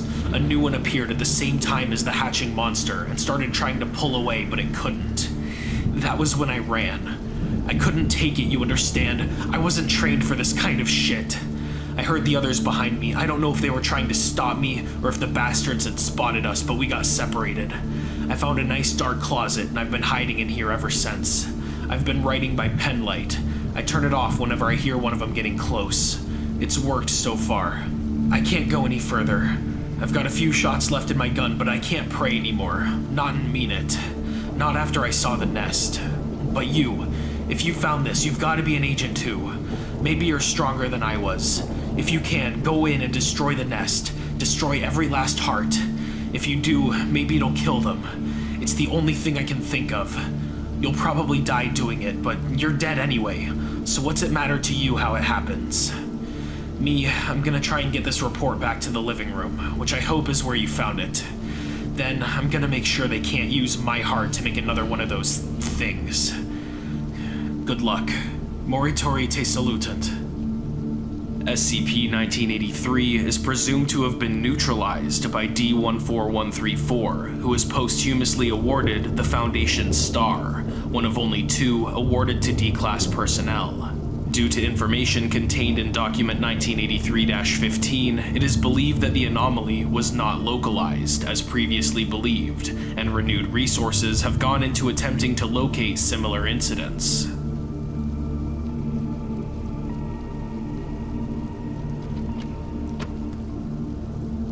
This document has no clearance requirements and is exempt from all security precautions by order of 05-7. Item number: SCP-2508. Object class: None. Special containment procedures. Due to its unusual nature, containment efforts for SCP-2508 are to be focused on its upkeep, research regarding its origin and significance, and maintaining its routines. The current resident is to add their name to the logbook, along with their Foundation ID and occupation. SCP-2508-1 is to be filled every day at noon, and should be inspected for cracks or leaks on a monthly basis, with repairs being made accordingly. The hatch in front of SCP-2508-2 is to be closed during bad weather, and all of winter. SCP-2508 is to be kept in good condition. The archives are to be kept organized at all times. Please note that all necessities such as food and medication are restocked daily. Additionally, the current resident is to record any and all findings they come across regarding SCP-2508. They are also encouraged to catalog any other thoughts, experiences, and/or dreams they deem relevant. It is imperative that these records be concise. Incomplete data and fragments of useful information are also acceptable, including any knowledge pertaining to fields of study that may be useful to future residents. The current resident is to attempt to maintain a mental state of well-being. For more information on the subject, see the study. Finally, at all times, an up-to-date version of this document is to be kept within a laminated slot located on the table by the door. Description: SCP-2508 is a cottage-style house of indeterminate location, as well as its 0.53 square kilometers of surrounding property. The house has 2 main floors, not including its 1 basement and attic. The manner in which SCP-2508 is discovered by an individual is always unintentional, and past residents have noted coming across the house at varying addresses in separate towns, different countries, and under wildly dissimilar circumstances. Both SCP-2508's builders and original inhabitants, if it can be presumed there were any, are unknown at this time. Only one person is capable of being inside SCP-2508 at a time. As an individual enters, however, they will become incapable of leaving. The reason for this comes from the fact that as one exits the property of SCP-2508 on one end, they will find themselves arriving on the other end. This looping or recursive geographical space is what prevents escape from SCP-2508. At this point, the reader may be growing aware of the implications of what has just been described. It should be clarified that, as escape from SCP-2508 is impossible, and SCP-2508 is not believed to have any real-world location, sending information to the outside world is not a possibility. Barring an unforeseen scenario, all material regarding SCP-2508, including this document, is confined within SCP-2508 itself. Therefore, if you are reading this document, you are now the current resident of SCP-2508. All of your duties to the Foundation of the outside world are, unofficially, null and void. The current working theory is that the Foundation at large has no knowledge of this place whatsoever. The information presented in this document has not been subject to review by the Foundation as a whole, but instead is the culmination of each individual Foundation member who has lived and died in the isolation of SCP-2508. Herein lies more unexplained characteristics of SCP-2508. All recorded past residents have been Foundation personnel of clearance level 1 or higher. The reason for this remains unclear, but research suggests that, judging from the water levels of SCP-2508-1 when new residents arrive, if a resident of SCP-2508 dies, they are replaced by a new resident within the same day. Depending on your predecessor's cause of death, you may have some cleaning up to do. Footnote 1. Cleaning supplies are in the upstairs bathroom. SCP-2508-1 is a wood and metal pump-like device in the attic. The machine has a height of 1 meter and is affixed to the floor. Water put into the machine is pumped throughout the day to an unknown location via a series of 6 small PVC pipes that run from the bottom end of the machine to a small hole in the wall. If fully filled, SCP-2508-1 will drain in approximately 30 hours. A plaque built into the device contains the following written passage. Please fill this machine once per day at noontime. We cannot arrive with as much haste if the machine runs dry. We hope you understand and trust that you will keep your side of the arrangement now that we have kept ours. Thank you. Failing to fill the machine as instructed appears to have degenerative effects on both SCP-2508 and the individual who lives there. Allowing the device to remain empty for a prolonged period of time is believed to be fatal. Footnote 2. The previous editor, Dr. O'Ryan, failed to provide an explanation for how this is fatal. I have left it here regardless, as it is important information. Dr. Oswald.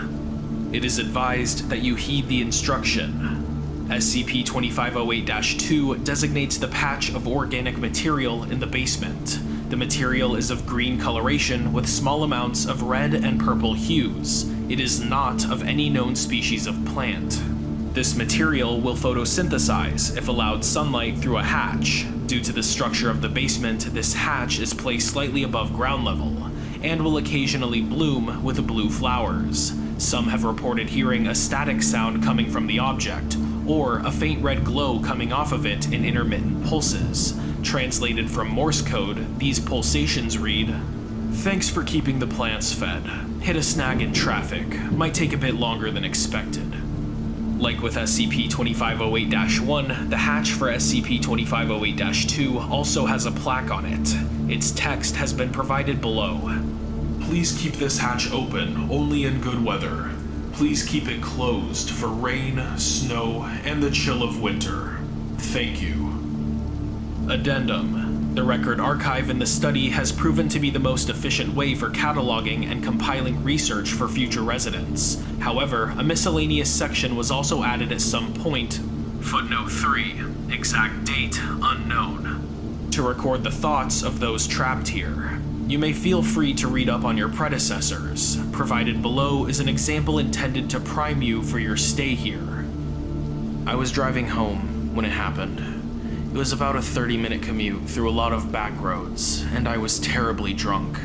It was one of those XK class scenario averted, let's celebrate occasions, so I didn't really hesitate to down more than my fair share of wine.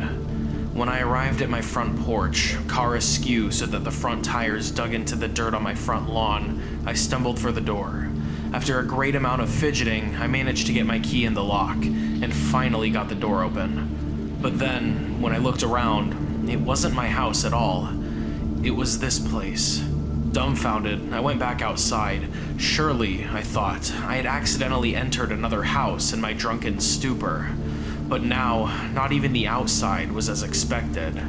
The suburban-urban environment had shifted to a countryside. My car was still there, sitting on the asphalt road, which was now a dirt road. Everything was different, and it was never quite the same. That was all 23 years ago. No doubt my position as 05 was replaced long ago. And here I am, having found startlingly few answers. Every once in a while I'll find an old shoe or a photograph of someone who came before me, and I am reminded of how we are all chained together in an oblivious and obligatory service to this place. Lately, the clouds keep rolling in, and the plants in the basement are buzzing more than usual. I hear the gurgling of water draining through the pipes in the walls from that old dusty machine, and sometimes I try to find where that water goes. I think it goes out beyond the house, into the grassy field in front of the swing set. When I lay on the grass, sometimes if I listen very closely and everything else is quiet, I swear I can hear noises coming from far below the ground. They sound like some kind of clockwork mechanism, its gears quietly humming. I don't know what it means, and I don't think I ever will. Undoubtedly, the most puzzling thing about this place is really quite a small feature. There's a computer terminal in the study, and it looks like it's one of the oldest things in the house. It's clearly Foundation, but it's unsettling, to say the least. We would have known about this if the Foundation knew, I'm sure. But if that's truly the case, then it still doesn't explain how the anomaly got its number designation. Is it arbitrary, or is it actually cataloged in the outside world? I don't think it's possible to know from here. Sometimes I feel like I'm waiting for something, or for someone. It's not for someone to save me, but it's as if I'm waiting to meet someone here. I dream of what that meeting might be, or why it might be in the first place. But somewhere, deep down, I know that I will almost certainly die here, and this long wait will be passed down to another, to continue waiting with bated breath for something, though what exactly that something is, we can't be sure of. Maybe someday I'll learn how the food gets restocked. Written by 05-7.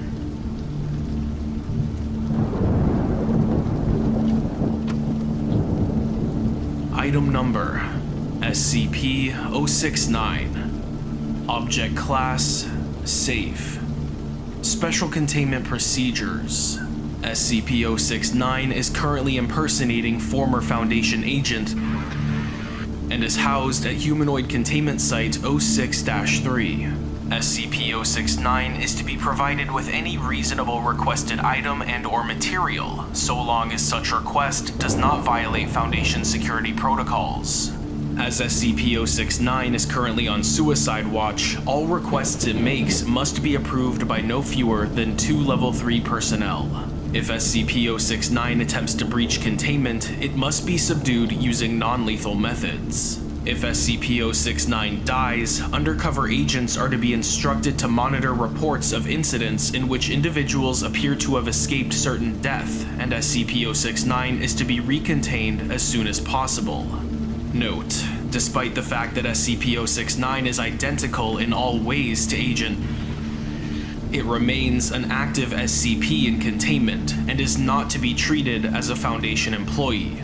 Any requests for classified information are to be denied, and visits from former coworkers without proper authorization are not allowed. Description: SCP-069 is a presumed humanoid entity of variable appearance and gender. Through an unknown ability, whenever SCP-069 is left alone with a recently deceased human body, the body will disappear, and SCP-069 will take on the appearance, mannerisms, and knowledge of the recently dead individual. Through extensive experimentation, it has been shown that SCP-069 is completely indistinguishable from the individual it impersonates, matching the original individual's fingerprints, DNA, and with nearly perfect precision. SCP-069 retains no knowledge of its abilities or former impersonations. SCP-069 responds normally to injury and pain, but if killed, will rapidly decay into dust regardless of any preservation attempts. SCP-069 will then re-emerge at the site of the most recent human death. There is no known maximum range to this effect, and so far has been observed in jumps of up to 675 kilometers. SCP-069 can impersonate a single individual indefinitely. However, it will gain an overriding urge to get their life in order, including but not limited to resolving any outstanding financial or personal obligations, visiting extended family, updating their will and testament, and other acts of closure. When questioned, SCP-069 professes no driving motivation other than a desire to straighten out their lives in the event of unforeseen injury or death. SCP-069 first came to the Foundation's attention on 1990, following reports of one city firefighter who miraculously emerged alive from a 3-alarm building fire in which 2 other firefighters and 11 civilians perished. Undercover agents attached to the local authorities were notified of a possible SCP when reports emerged that the firefighters' equipment had been damaged beyond recognition, and that it had been deemed nearly impossible for the firefighter to emerge unscathed. Approximately 3 weeks later, then presumed John responded to another large-scale building fire, during which he entered a smoke-filled room alone and was never found. A single civilian was rescued from the building, again nearly unharmed despite the heavy smoke reported within the building. SCP-069 was designated the following day and rendered into Foundation custody by members of Mobile Task Force Xi-3, Body Snatchers. Addendum 069-01 On 2000, a guard on duty assigned to SCP-069 was killed during the containment breach of SCP and subsequently impersonated by SCP-069. Although initially in denial after being informed of its identity, it has been mostly cooperative since its impersonation of a mid-level Foundation employee. Contingencies for the use of deceased Foundation employees for future SCP-069 use is under consideration. Addendum 069-02 On 2000, SCP-069 attempted to commit suicide after a junior researcher accidentally informed it that the family of Agent had been told that Agent was dead, and of their subsequent reactions. Due to the massive cost of possibly having to recontain SCP-069, strict suicide watch measures are to be implemented. Plans to use other deceased Foundation employees as possible impersonation targets for SCP-069 have been suspended.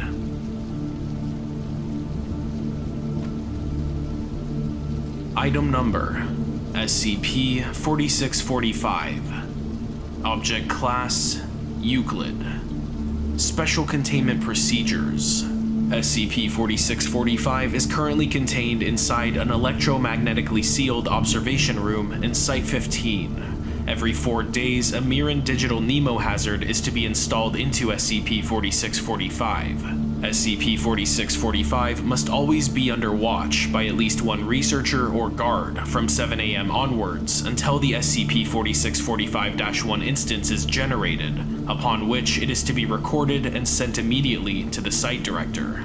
If the site director deems the recorded threat to be of significant danger, it is to be sent to the O5 Council, which will vote on whether or not to meet its demand. Under no other circumstances are SCP-4645's demands to be met. Due to its targeted attacks on Foundation operations, SCP-4645 is designated and treated as a Gevura-class disruption, meaning that it endangers the inner structure of the Foundation and limits the ability of the Foundation to carry out its secondary objectives. Description: SCP-4645 is an Apple MacBook Air, Site-15 standard computer terminal. With the exception of being able to run indefinitely without a consistent power supply or proper maintenance, as well as its primary anomalous abilities, SCP-4645 functions as a standard computer of its type, and has shown no signs of any anomalous origins or tampering. Every day between 7 a.m. and noon, SCP-4645 generates an instance of SCP-4645-1. SCP-4645-1 is a Pages Foundation text editor document. SCP-4645-1 consists of two parts, the demand and the threat, and is formatted as follows. To the SCP Foundation, I am demanding that demand. If my demand is not met, then threat. Good day. Due to the first-person phrasing of the SCP-4645-1 instance, as well as the reactions it has shown to some external stimuli, it is theorized that SCP-4645 is sentient, although there is no definitive proof that any form of sentience in regards to it exists. SCP-4645 has so far made no attempts at communication with personnel, nor has it shown any response to active attempts at communicating with it.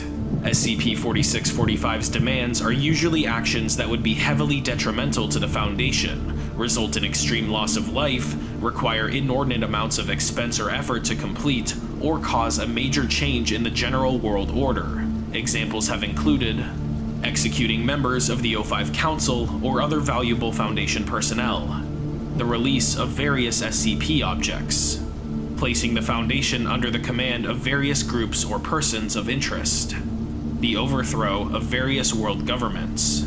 Additionally, the demand consists of a deadline, always between 5 p.m. and 10 p.m. In contrast, all of SCP-4645's threats have been comically benign in comparison, and are never any more than minor annoyances. Examples of these threats have included the closing of Site-15's salad bar for an entire day, all personnel stubbing their toe at least once throughout the day, extremely poor internet connection, various utilities failing. SCP-4645 is also capable of targeting individuals with threats. However, its influence has not been seen to extend beyond Site-15. Of note is that both threats and demands have been repeated in some cases, suggesting that there may be some methodology or goal to SCP-4645's actions. Whether this is the result of SCP-4645's possible sentience or the design of a third party is unknown. If SCP-4645's demands are not met by the established deadline, the text of the SCP-4645-1 instance changes to simply read, "Time's up." At midnight, the SCP-4645-1 instance is deleted.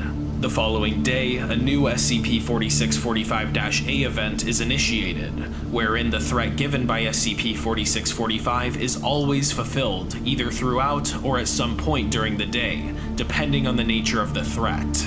No attempts at controlling or halting these threats have succeeded, and the event cycle has been taking place for as long as the Foundation has been researching SCP-4645. Addendum 4645.1. Following an SCP-4645-A event that reset all Foundation terminals to factory settings, researcher Ferris Yeager entered SCP-4645's containment and proceeded to smash SCP-4645 with a sledgehammer, yelling obscenities and curses as he did so. Investigation revealed that researcher Yeager had been directly affected by a high proportion of SCP-4645's fulfilled threats, and had been working at Site-15 consistently since before SCP-4645 had been contained there. Guards were able to quickly detain him, but not before he had damaged SCP-4645 to the point of irreparability. Following the incident, it was discovered that SCP-4645 was able to transplant itself into the nearest Foundation computer terminal at the time. The computer terminal retained the ability to run without a power supply, and was subsequently moved into SCP-4645's initial containment unit. Notably, aside from the changes in the anomalous properties and behavior, no physical changes were found in the affected computer terminal. For 34 days after the incident, SCP-4645 demanded various forms of punishment for researcher Jaeger, including his execution, several methods of torture, being contained with a variety of Keter-class anomalies, or imposing similar punishments on members of his family. Addendum 4645.2. As of June 18, 2018, the danger of SCP-4645's threats has increased slightly yet noticeably. Currently, this is regarded as a low-priority issue. Addendum 4645.3. On August 11, 2018, it was discovered that SCP-4645's range of effect had been growing at a rate of approximately 1 meter per day. Additionally, its threat level had increased dramatically. Of note is that its demands have remained fairly consistent, in spite of its ever-growing threats.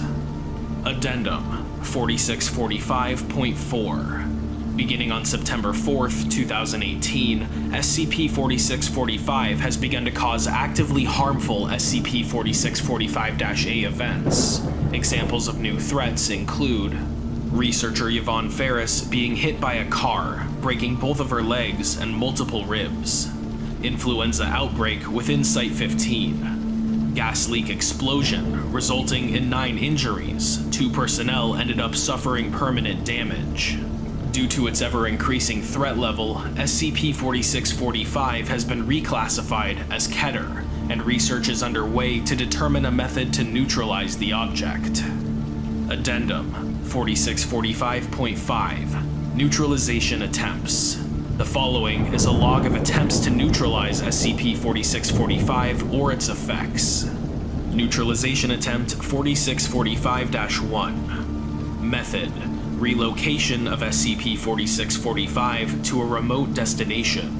SCP-4645 was placed in a waterproof container to prevent it from being damaged, and was lowered to the bottom of the ocean. SCP-4645 was left open with a camera facing the monitor to record its behavior. Result: failure. SCP-4645-1 instance was generated, followed by the corresponding SCP-4645-A event. Notably, the SCP-4645-A event still took place in Site-15, suggesting that its effects are centered at Site-15, regardless of its own location. Neutralization Attempt 4645-2. Method: temporary evacuation of Site-15. All anomalous objects were transported out of Site-15. Result: failure.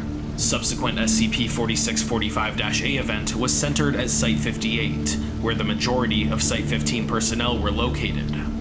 Neutralization Attempt 4645-3. Method: controlled electromagnetic pulse, isolated within SCP-4645's containment unit. Result: failure. SCP-4645 remained powered during and after the pulse. Neutralization Attempt 4645-4. Method: infection of SCP-4645 and its anomalous traits using SCP-560. Result: failure. SCP-560 remained within its storage medium and did not attempt to access SCP-4645. The reason for this is unknown. Addendum 4645.6. The following proposal was submitted to the Site Director on November 20th, 2018, from senior researcher Andrea Mirren. With the continuously growing danger of SCP-4645, we have been slowly realizing that it could be impossible for SCP-4645 to be completely neutralized. At its current rate, SCP-4645 may be capable of causing a K-class scenario within the next year. Certainly, it has warranted our complete attention. What once was little more than a mild annoyance and something that could easily go unobserved to the point where it would hardly seem to even exist, it is now demanded that we focus on it. Whether it wants us to keep observing it, or if it has greater goals in mind, remains unsolved. But regardless, we cannot afford to ignore it. Soon enough, it may be more threatening than we can handle. However, we may have had a breakthrough. Up until now, it's been assumed that SCP-4645 was capable of doing more powerful things because its power was somehow growing. But there may be another answer. One standing theory is that SCP-4645 is sentient, and that there's some kind of intelligence inside it, rather than a randomly generated sequence of threats and demands.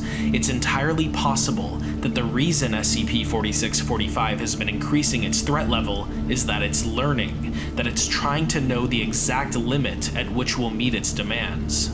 If it is learning, like we believe, then destroying its memories would place it back where it began. Even though we can't delete its memories like with a conventional computer, its sapience may mean that it's susceptible to memetics. Our team is currently working to develop a digital Nemo hazard, one that would cause SCP-4645 to forget everything that it's learned. It would still have an effect, but it would be reduced to its former state of mild annoyance. As long as the Nemo hazard was frequently installed, SCP-4645 could never return to being a significant threat. The proposal was accepted, and on November 29, 2018, the Mirren Digital Nemo hazard was developed and installed into SCP-4645. The subsequent SCP-4645 instance read as follows. To the SCP Foundation, I am demanding that Sites 01, 07, 17, and 19 be demolished with all of their residents and workers inside by 9:02 p.m. today. If my demand is not met, then the Minecraft accounts of everyone in Site 15 will be deleted. Good day. Special containment procedures were updated, and SCP-4645 reclassified as Euclid. Item Number: SCP-1111. Object Class: Euclid. Special Containment Procedures. A restricted zone has been established in a 2-kilometer radius around SCP-1111-2. A public statement was released, declaring it to be a weather monitoring station. Cameras are suspended from weather balloons, constantly monitoring the enclosure. Individuals may not come within 1 kilometer of SCP-1111-2 without explicit written permission from a Level 4 researcher or higher.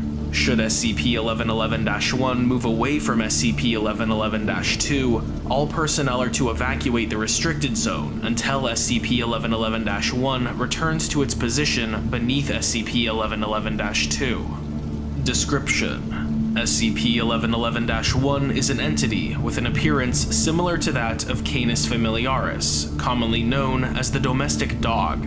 The size of SCP-1111-1 varies with its distance from SCP-1111-2. Directly beneath it, SCP-1111-1 is approximately 150 centimeters from ground to shoulders. The exact breed of SCP-1111-1 is unclear. It appears to be a mix, with traits of both a Labrador Retriever and a German Shepherd clearly visible. SCP-1111-1 possesses a white coat and red eyes, both of which glow at luminosities directly proportional to its proximity to SCP-1111-2. At distances greater than 500 meters from SCP-1111-2, SCP-1111-1 gradually becomes translucent. Additionally, SCP-1111-1's speed, strength, and agility all seem to be inversely proportional to its distance from SCP-1111-2. A dog tag is affixed to a faded red collar around SCP-1111-1's neck. The tag reads, "Loyal." Left alone, SCP-1111-1 lies down beneath SCP-1111-2. It does not appear to sleep, or if it does, is able to do so with its eyes completely open. It does not eat, drink, or breathe. Should SCP-1111-1 become aware of any person or object coming near SCP-1111-2, it will quickly become hostile and attempt to destroy the intruder. SCP-1111-1 has significantly increased physical abilities above a standard canine. Video records show it running at speeds in excess of 60 kilometers per hour, jumping 6 meters into the air, and biting through 15mm titanium plating. SCP-1111-1 appears to be incorporeal, and as such, attempts to both neutralize it and examine SCP-1111-2 more closely have been met with failure. See Incident Log 1111-B for details. SCP-1111-2 has the appearance of a man hanged by a noose from a tree. The subject wears a faded business suit and dress shoes. Both are too worn to properly identify a manufacturer.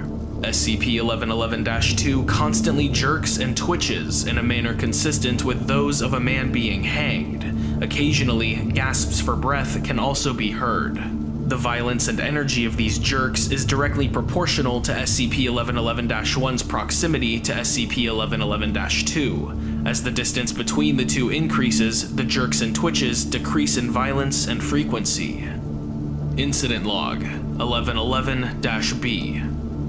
Date: May 2nd, 19. A team of agents were sent to attempt to neutralize SCP-1111-1 for transportation to a containment facility. The team approached SCP-1111-2 from the north, opposite the direction SCP-1111-1 was facing. The agents were able to come within 300 meters of SCP-1111-2, at which point SCP-1111-1 rose and attacked the agents without warning. Agent, realizing that the mission had failed, began to flee the area. SCP-1111-1 pursued, but decreased in size, definition, and speed as it grew further and further away from SCP-1111-2. When SCP-1111-1 reached a distance of 900 meters from SCP-1111-2, SCP-1111-2 was observed to stop moving entirely.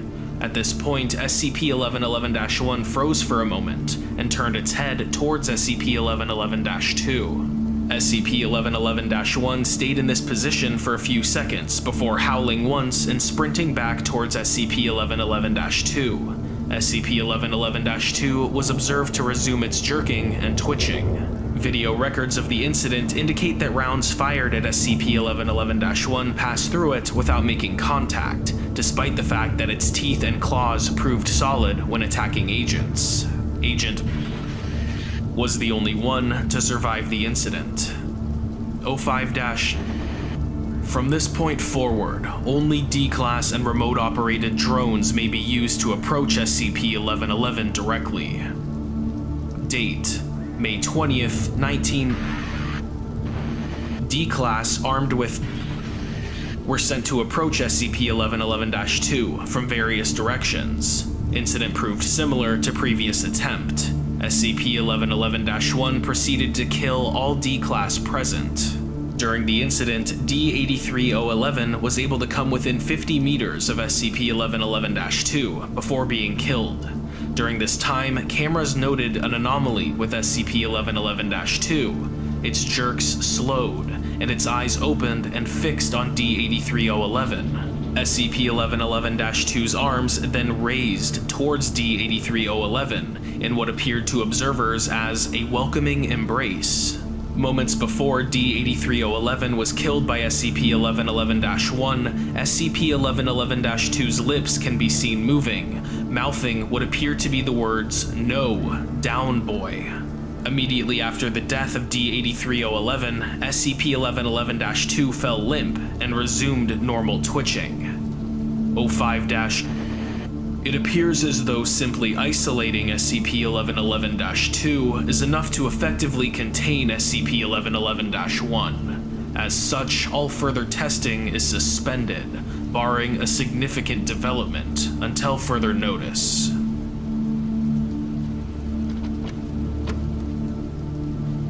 Item Number: SCP-5198. Object Class: Euclid. Special Containment Procedures. The last remaining copy of SCP-5198-A is kept in a long-term containment locker at Site-59. All others have been destroyed.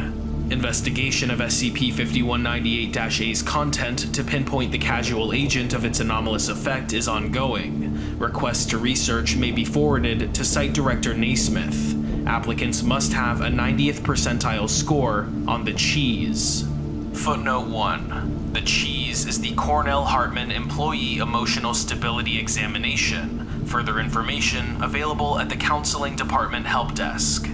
All 7 contained instances of SCP-5198-B remain in a drug-induced coma at Site-59. To negate the possibility of anomalous nightmares, they have been supplied with a daily intravenous drip of 10% diluted Baku serum. Safe excision and isolation of their respective SCP-5198-C is not feasible at this time, pending further research.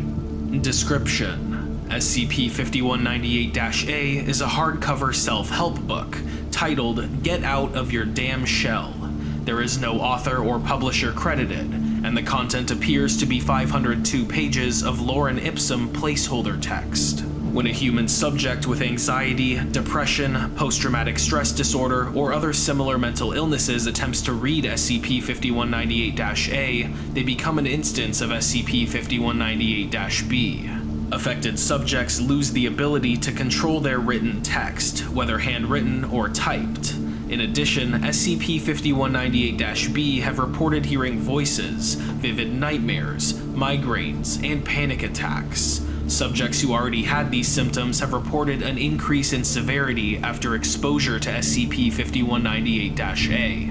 SCP-5198-C is a black mark on the right hand of each instance of SCP-5198-B. It resembles a silhouette of a turtle, similar to the one on the cover of SCP-5198-A. The marking has been deduced to be the source of the effects of SCP-5198-A exposure.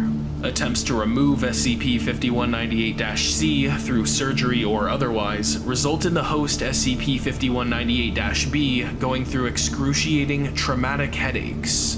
If the subject is under anesthesia during the removal process, they will awaken.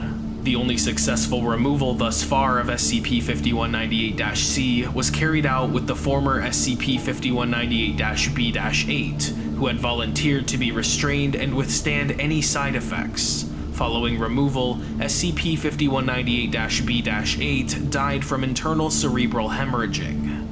Addendum: the following documents were discovered on the laptop computer of SCP-5198-B-2, known pre-containment as James Sutherland of Kenosha, Wisconsin. Document 1. Jimmy! Good to meet ya. I'd introduce myself, but I don't even have a name. I'm not even real. That's because we're here to focus on you. As you might have noticed, I've put your fingers on autopilot for a while. There's no cause for alarm. You're not going crazy. In fact, in just a few weeks, you're gonna go the opposite of crazy. Now that we've got introductions out of the way, let's go over the basics. Name: James Nathan Sutherland. Age: 29. Sex: male. Weight: oh boy.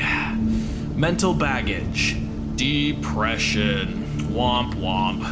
Relationship status: single and a virgin, apparently. Okay. Highest level of education: high school? Employment: self-employed. Is that what you call it when you jerk off? Neat. Relationship with parents: hopefully pretty good, considering you live with them. Are you sure you're 29? Oh, come on. Don't get all mad just because I'm telling it like it is. You're at the bottom of the barrel, but that doesn't mean you can't start making positive changes. And you already have. You picked up my book at the library. You opened up a new Word document as soon as I told you to. Like it or not, you're on the right track to become something fucking amazing. So here's your homework. By tomorrow at 9 p.m., you will have done the following: 20 jumping jacks, gone outside for 1 hour, sent out 2 job applications. Don't worry, I'll let you type those on your own. And listen to half an hour of positive music. Remember, I'm here to help you help yourself. Only you can make the decision to be happy. Got it? Good. Now get off the damn computer and get started. You're still typing. Go. Go! Get off the fuck! Document 2. Okay, I'll admit I might have laid it on too thick with our first talk together. That's on me. It's still no excuse for binge-watching anime when you should have been sending out your job applications. Jimmy, you can't make these positive steps without motivation. You need to want to change. And if you don't want to change, you need to change your mind immediately. Come on, I wouldn't stick my non-existent neck out for you like this if I thought you weren't salvageable. I've got free reign of the place inside you. And that novel idea you were working on? Frickin' gold. Storytelling magic right there, and I'm an author myself. And once you've earned it with more positive steps, I'll even let you work on it a little. 5 job apps, tomorrow. Try the gas station. Bring a resume there on foot. It still works. Document 3. First off, whenever a gas station says we're not hiring, that's business lingo for we are hiring, but you didn't make a good first impression. Learn from it and move on. But that's not why I wanted to talk today. See, you tried to tell your parents about me. This is a private doctor-patient affair. But what's worse, the more people you tell about the weird typing ghost thing that yells at you, boo fucking who, the more likely they are to fucking lock you up in an institution for life. Have you heard me scream? I think you have. It's more of a feeling than a sound. It feels like... that. Get your shit together. Document 4. Jimmy, I get it. You've been feeling terrible. It's understandable.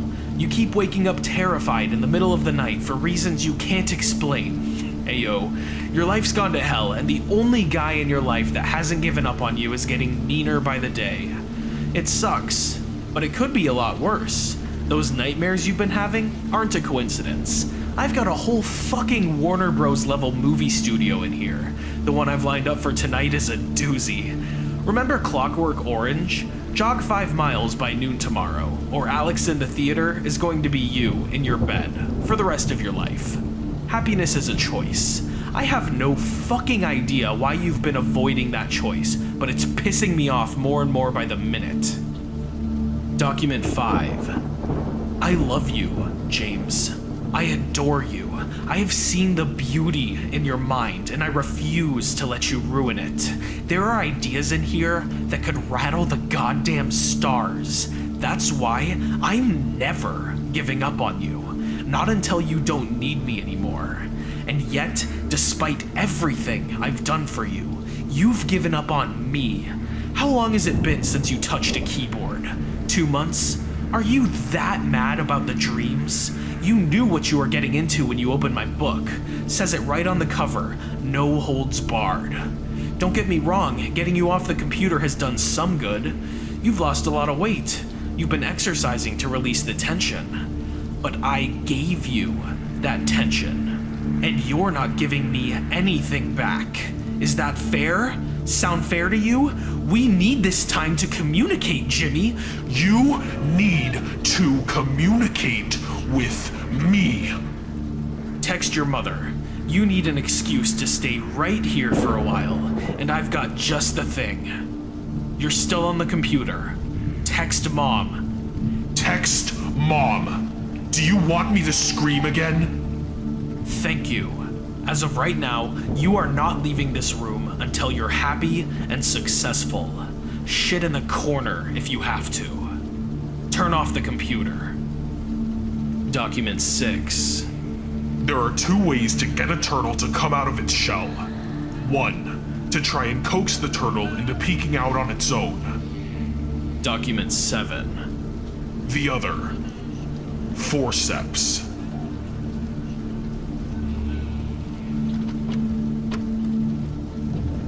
Item number, SCP-3275. Object class, Euclid. Special containment procedures. Any manifestations of SCP-3275 are to be closely monitored. Currently, the Foundation is to allow SCP-3275 to occur, so long as the phenomenon manifests exclusively under specific, controlled conditions. The displayed image is an instance of SCP-3275-1, obtained by the Foundation for chemical analysis. Olives noted to emit a foul sulfurous odor. Original order was for a vegetarian pizza. All instances of SCP-3275-1 that come to Foundation attention are to be confiscated for analysis and subsequently disposed of using designated anomaly byproduct receptacles. Any instances of SCP-3275-1 ordered by assigned personnel are to be delivered to a facility owned by the Foundation. See General Procedure below. Level 2 or higher security clearance is required for experimental handling of SCP-3275-1 instances. Personnel interacting with SCP-3275-1 are required to wear a Level A hazmat suit or similar PPE while the pizza box in question is open. Personnel assigned to SCP-3275 are to make note of any SCP-3275-1 instances that deviate significantly from reasonable expectations and report such incidents to the SCP-3275 Project Head. Footnote 1. Currently, Dr. Alex Gans. Additionally, SCP-3275-2 has been provided with Dr. Gans's contact information and is also allowed to report incidents related to SCP-3275. SCP-3275-2 is currently allowed to maintain employment at Pizza. Footnote 2. The employers of SCP-3275-2 have been made aware that the Foundation regularly requests delivery specifically by SCP-3275-2 and have agreed to comply with Foundation activity in exchange for monetary compensation. SCP-3275-2 is not to be given any delivery orders involving unauthorized customers. Should a particularly hazardous instance of SCP-3275-1 manifest, SCP-3275-2 may be detained for questioning or additional cautionary action. The general procedure for ordering and receiving a delivery of SCP-3275-1 occurs as follows. A secure phone call from a Foundation-owned non-site building is made to the pizza dining establishment SCP-3275-2 is employed at, requesting a pizza delivery. Footnote 3. Authorized researchers may request the phone number for pizza from the SCP-3275 Project Head. SCP-3275-2 is specified to be the deliverer. Any toppings noted in the order may be determined by the Foundation researcher who will perform analysis of the generated SCP-3275-1 instance. An instance of SCP-3275-1 will be delivered to a Foundation-owned facility equipped with biological containment capabilities. Security guards are to allow SCP-3275-2 entrance to the facility upon confirming identity via CCTV cameras. SCP-3275-2 will deliver the instance to a security station. Security personnel have been instructed not to make direct physical contact with the cardboard box containing the instance of SCP-3275-1. A designated Foundation staff member will intercept SCP-3275-2 and exchange the instance of SCP-3275-1 for the standard payment for the corresponding non-anomalous pizza variant, as per the pizza menu. SCP-3275-2 is to vacate the premises as quickly as possible without raising suspicion. The intercepted instance of SCP-3275-1 remaining in its cardboard carrying box is to be transferred to a chemical experimentation room. From this point, only researchers assigned to SCP-3275 may handle the instance. Said researchers will analyze and prepare documentation of the instance of SCP-3275-1, which is to be subsequently disposed of in accordance with its composition. Description: SCP-3275 is a recurring anomalous phenomenon that affects commercially produced pizzas delivered by an individual named designated SCP-3275-2. Pizzas affected by SCP-3275 are referred to as instances of SCP-3275-1 and have been noted to differ in the extreme from orders placed by customers. Specifically, requested toppings will be absent and explicitly unwanted ones will be present. Furthermore, instances of SCP-3275-1 might possess some sort of unpalatable addition to the pizza, including excess of toppings not ordered by the recipient, variants of standard pizza ingredients giving off unpleasant odors, and inedible objects embedded into the pizza. Addendum 3275-A contains various experiment logs with examples of different SCP-3275-1 manifestations. SCP-3275-2 is a non-anomalous human male who is 22 years of age as of SCP-3275-2 stands 1.81 meters tall and weighs 68.5 kilos. A mugshot is available upon request for Foundation employees assigned to SCP-3275. Contact the project head for such details. It is noted that SCP-3275-2 frequently appears sloppily dressed or seems to be suffering from lack of sleep. SCP-3275-2 is currently employed as a pizza delivery person for pizza, and at present has held this position for 3 months. It is noted that every pizza SCP-3275-2 has delivered following Foundation intervention has invariably become an instance of SCP-3275-1.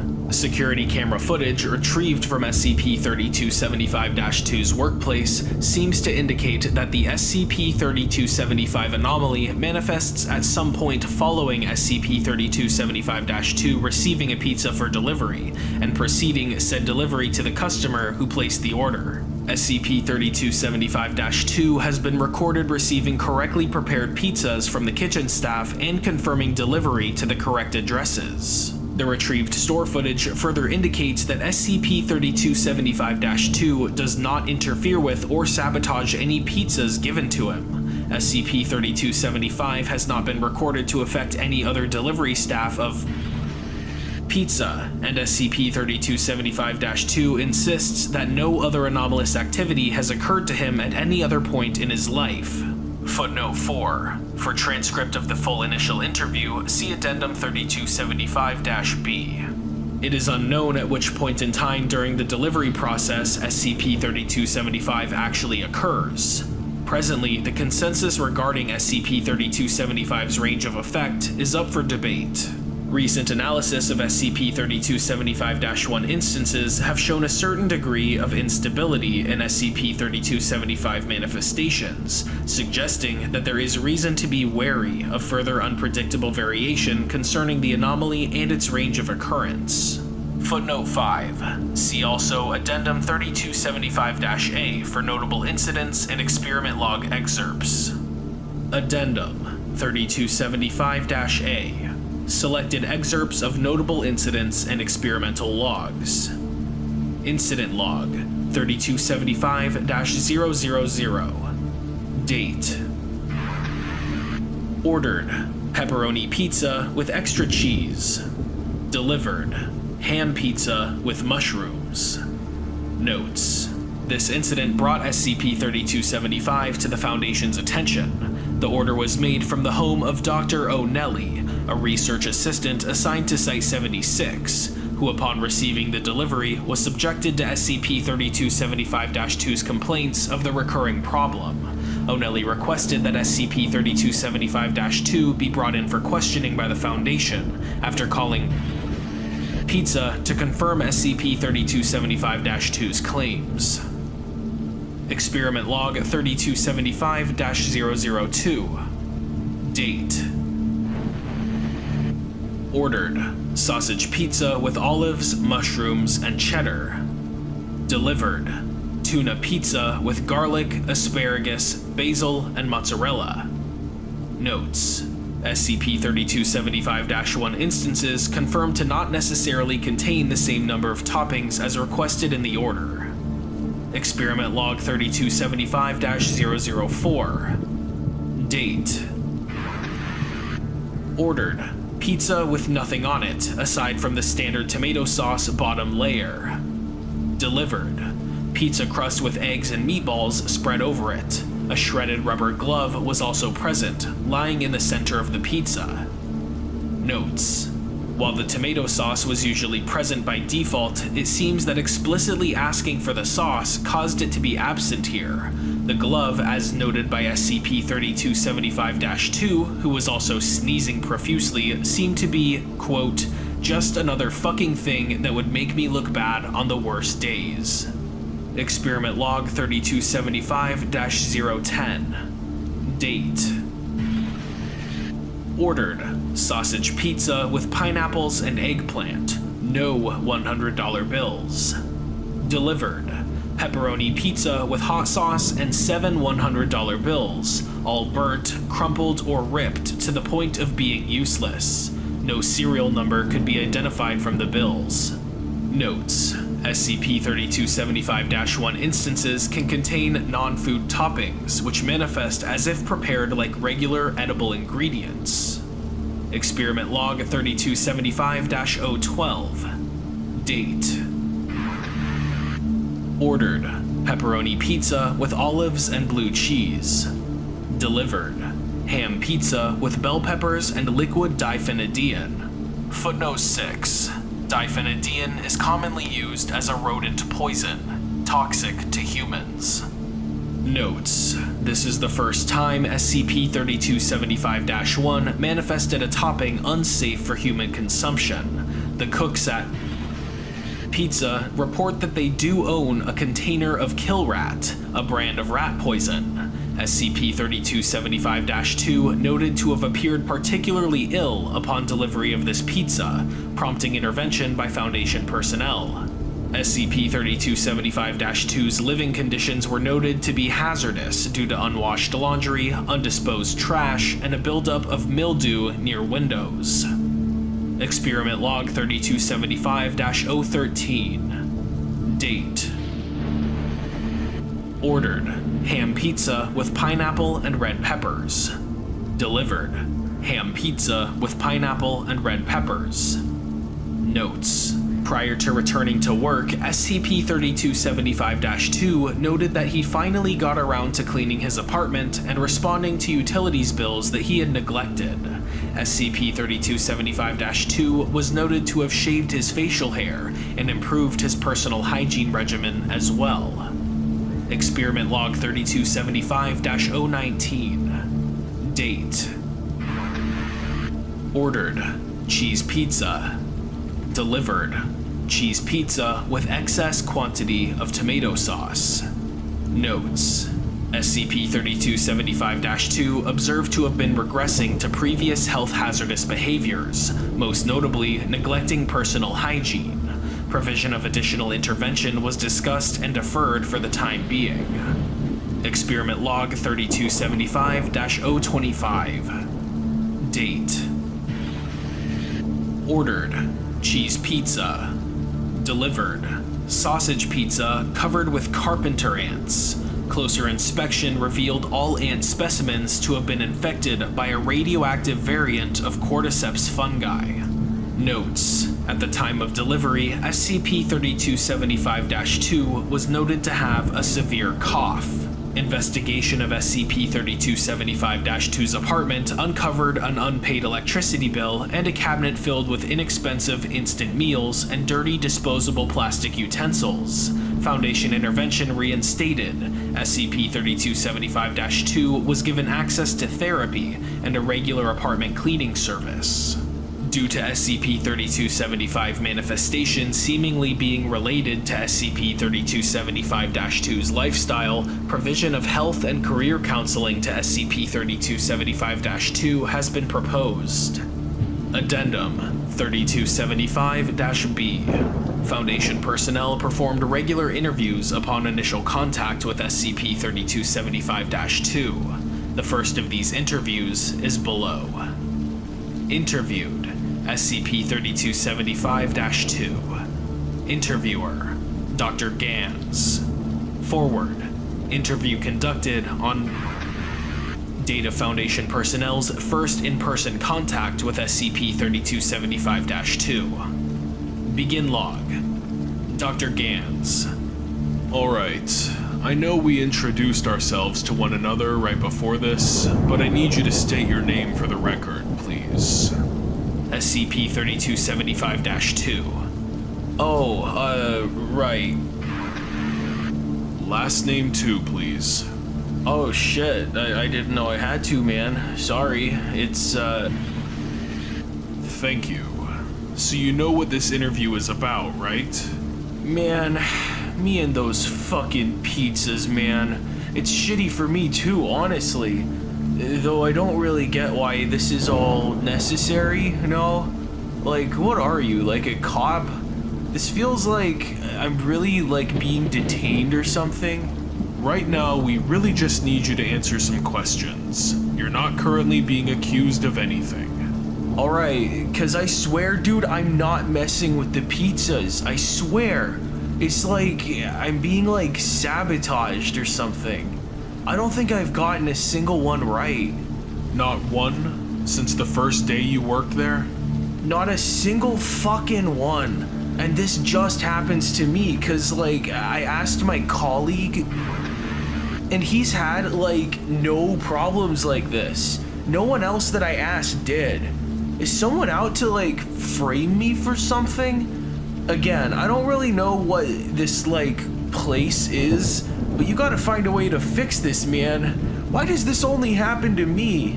Right. So you have no idea what causes this, correct? I swear, my man, I don't. The thing, like, only happens when I deliver on the job.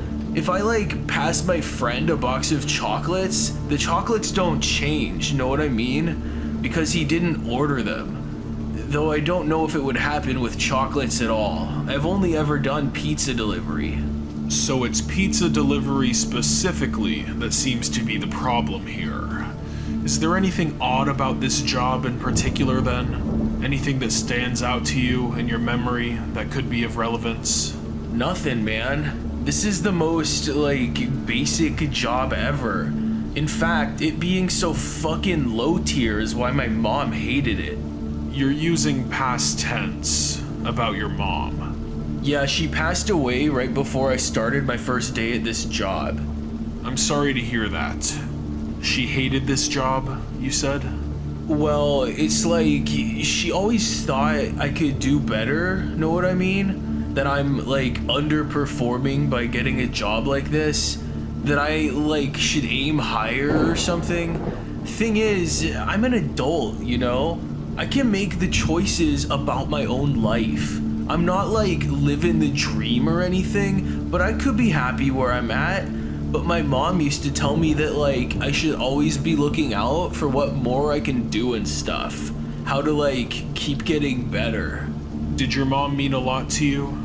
She did, and, like, I'm really sad that she's gone. It's just, she was so on my back all the time, you know? Clean this. Fix that. Go run some more errands. Like, there was always something else I had to do. Always more to worry about. Couldn't catch a break, ever.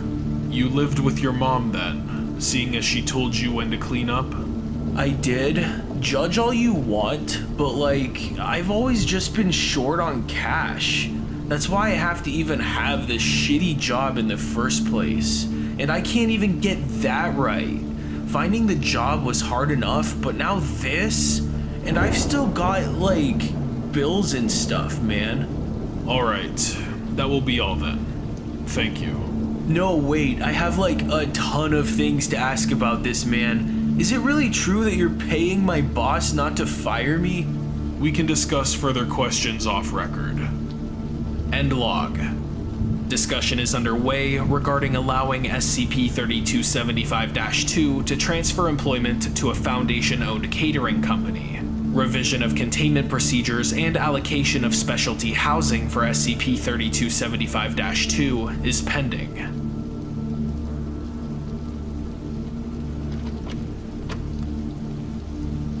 Item number: SCP-3092. Object Class: Euclid.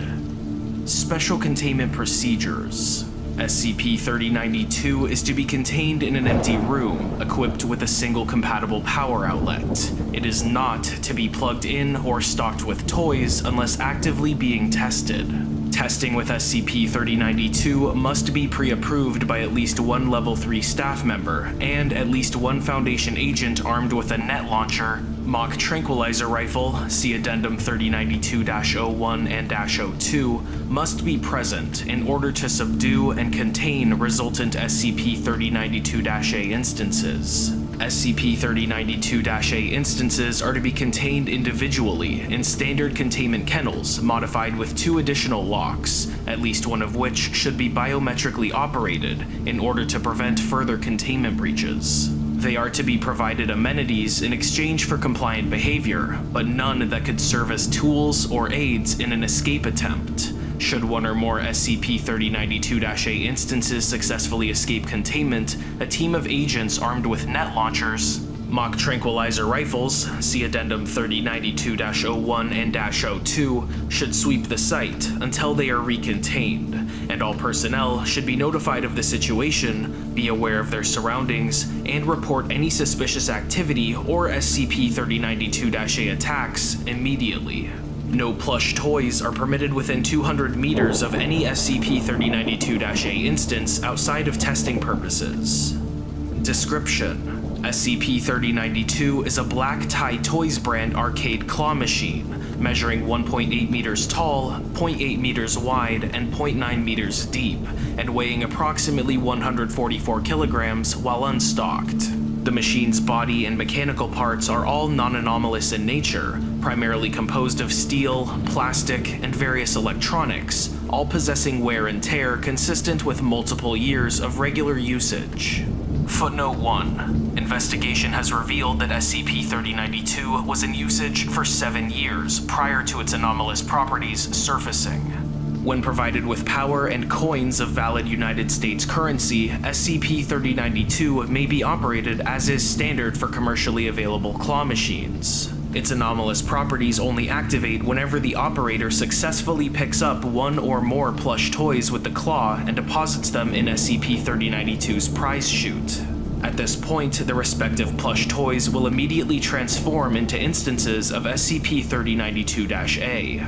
SCP-3092-A instances are cotton-stuffed felt plush gorillas, possessing no identifying tags or logos, sitting at roughly 0.3 meters tall and weighing 0.4 kilograms. They are sapient, communicative. Footnote 2. All SCP-3092-A instances identified have been fluent in English, and capable of sight, hearing, touch, and ambulation of all 4 limbs. Additionally, they possess notable manual dexterity, despite seeming to lack distinct digits and relevant muscular structures. Outside of this, all instances are conventional plush toys, lacking any biological components. SCP-3092-A instances are remarkably proficient in various activities related to guerrilla warfare, such as stealth, weapon improvisation, trap setting, and the maintenance and usage of a variety of small arms. They also appear to possess ideologies, crudely resembling various real and fictitious guerrilla rebel groups. They are capable of developing and staging complex plans individually or as a group, and regularly attempt to breach containment, with limited success. However, thus far, all SCP-3092-A activity appears to have been intended to annoy or inconvenience, rather than cause legitimate damage to its targets. All weapons employed by SCP-3092-A instances have been non-lethal in nature, causing only minor injuries. Opportunities to cause severe damage to Foundation assets, such as through arson or the containment breach of other SCP objects, have been ignored in favor of more superficial attacks. Attempts to question SCP-3092-A instances on the subject have failed, with all instances insisting that their attacks are massively damaging with many casualties. Implements and tactics frequently used include slingshots, small catapults, trip hazards, see Addendum 3092-03, graffiti, glitter bombs, and buckets or canisters of various liquids placed atop partially opened doors. All SCP-3092-A instances created by SCP-3092 have thus far possessed distinct personalities, beliefs, objectives, and identities. However, when an instance of SCP-3092-A comes into physical contact with a non-anomalous plush toy, that plush toy will immediately be transformed into an identical instance of SCP-3092-A, with a similar baseline personality, ideology, and behavioral patterns to the SCP-3092-A instance which created it.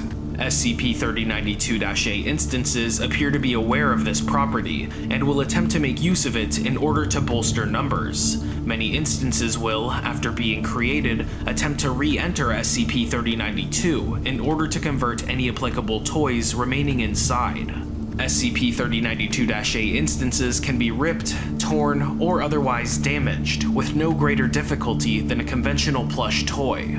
Reactions to damage have been universally and melodramatically negative, with instances typically expressing hyperbolic pain over even superficial damage. Severe injuries, such as deep punctures or tears in the torso, detachment of limbs, or decapitation, will result in quote-unquote death, with instances falling to the ground and ceasing to move, typically after a long period of exaggerated expressions of pain. However, in cases less severe than complete incineration, instances appear to only be playing dead, as repeated disturbance of these corpses will result in them briefly returning to activity and requesting that this disturbance stop, as they are out of the game. Due to this information, as well as SCP-3092-A's lack of a nervous system, it is not currently believed that they actually feel pain. Repair of damaged SCP-3092-A instances through conventional stitching, patching, and restuffing is typically sufficient to alleviate their expressed pain and death states,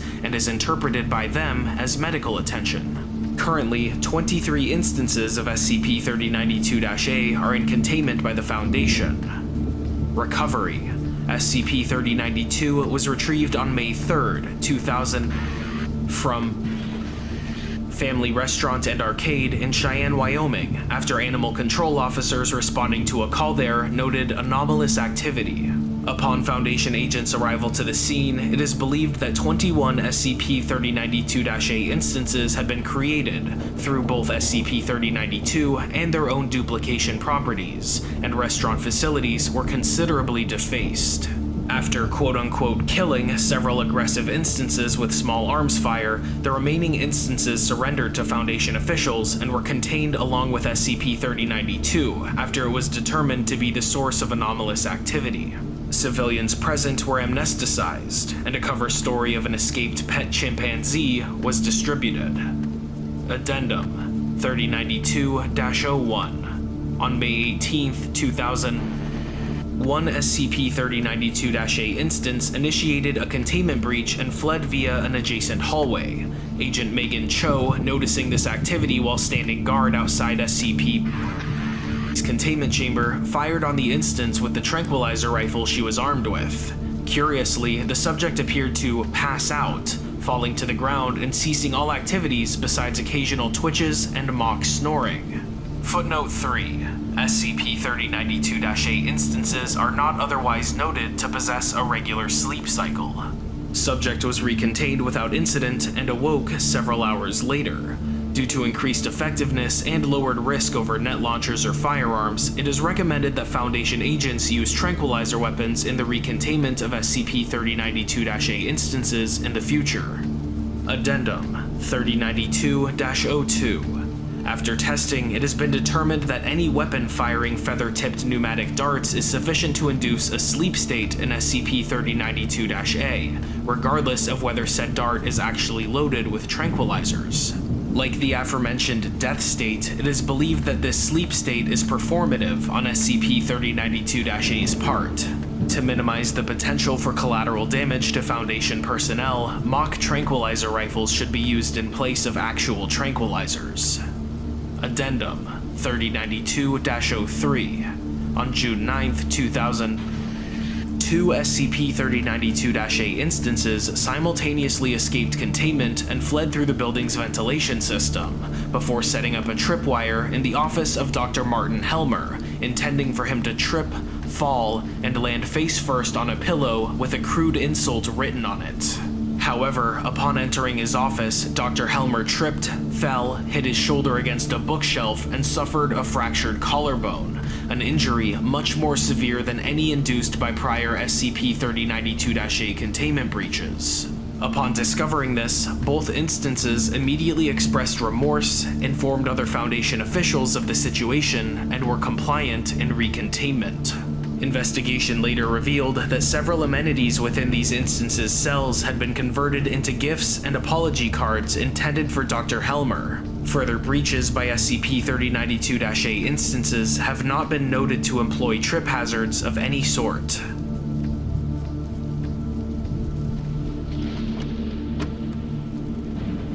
Item Number: SCP-3104. Object Class: Safe.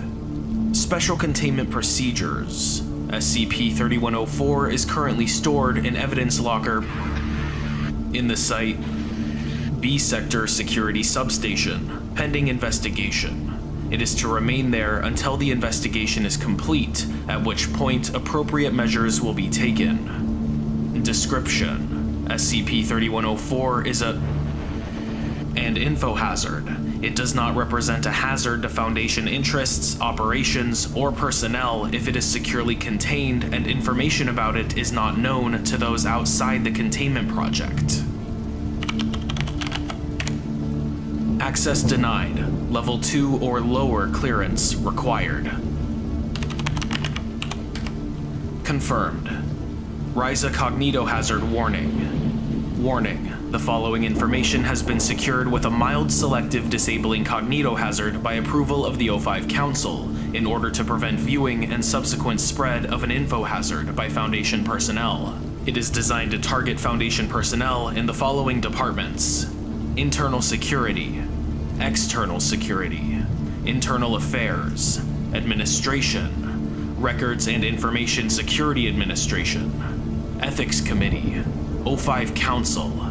If you have gained access to this information through unapproved means, please close this document immediately and report to your supervisor.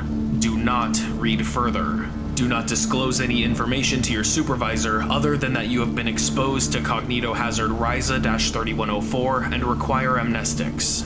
If you do not have a supervisor, please consult Operational Manual Ryza Cognitohazards, Procedures and Treatment for more information.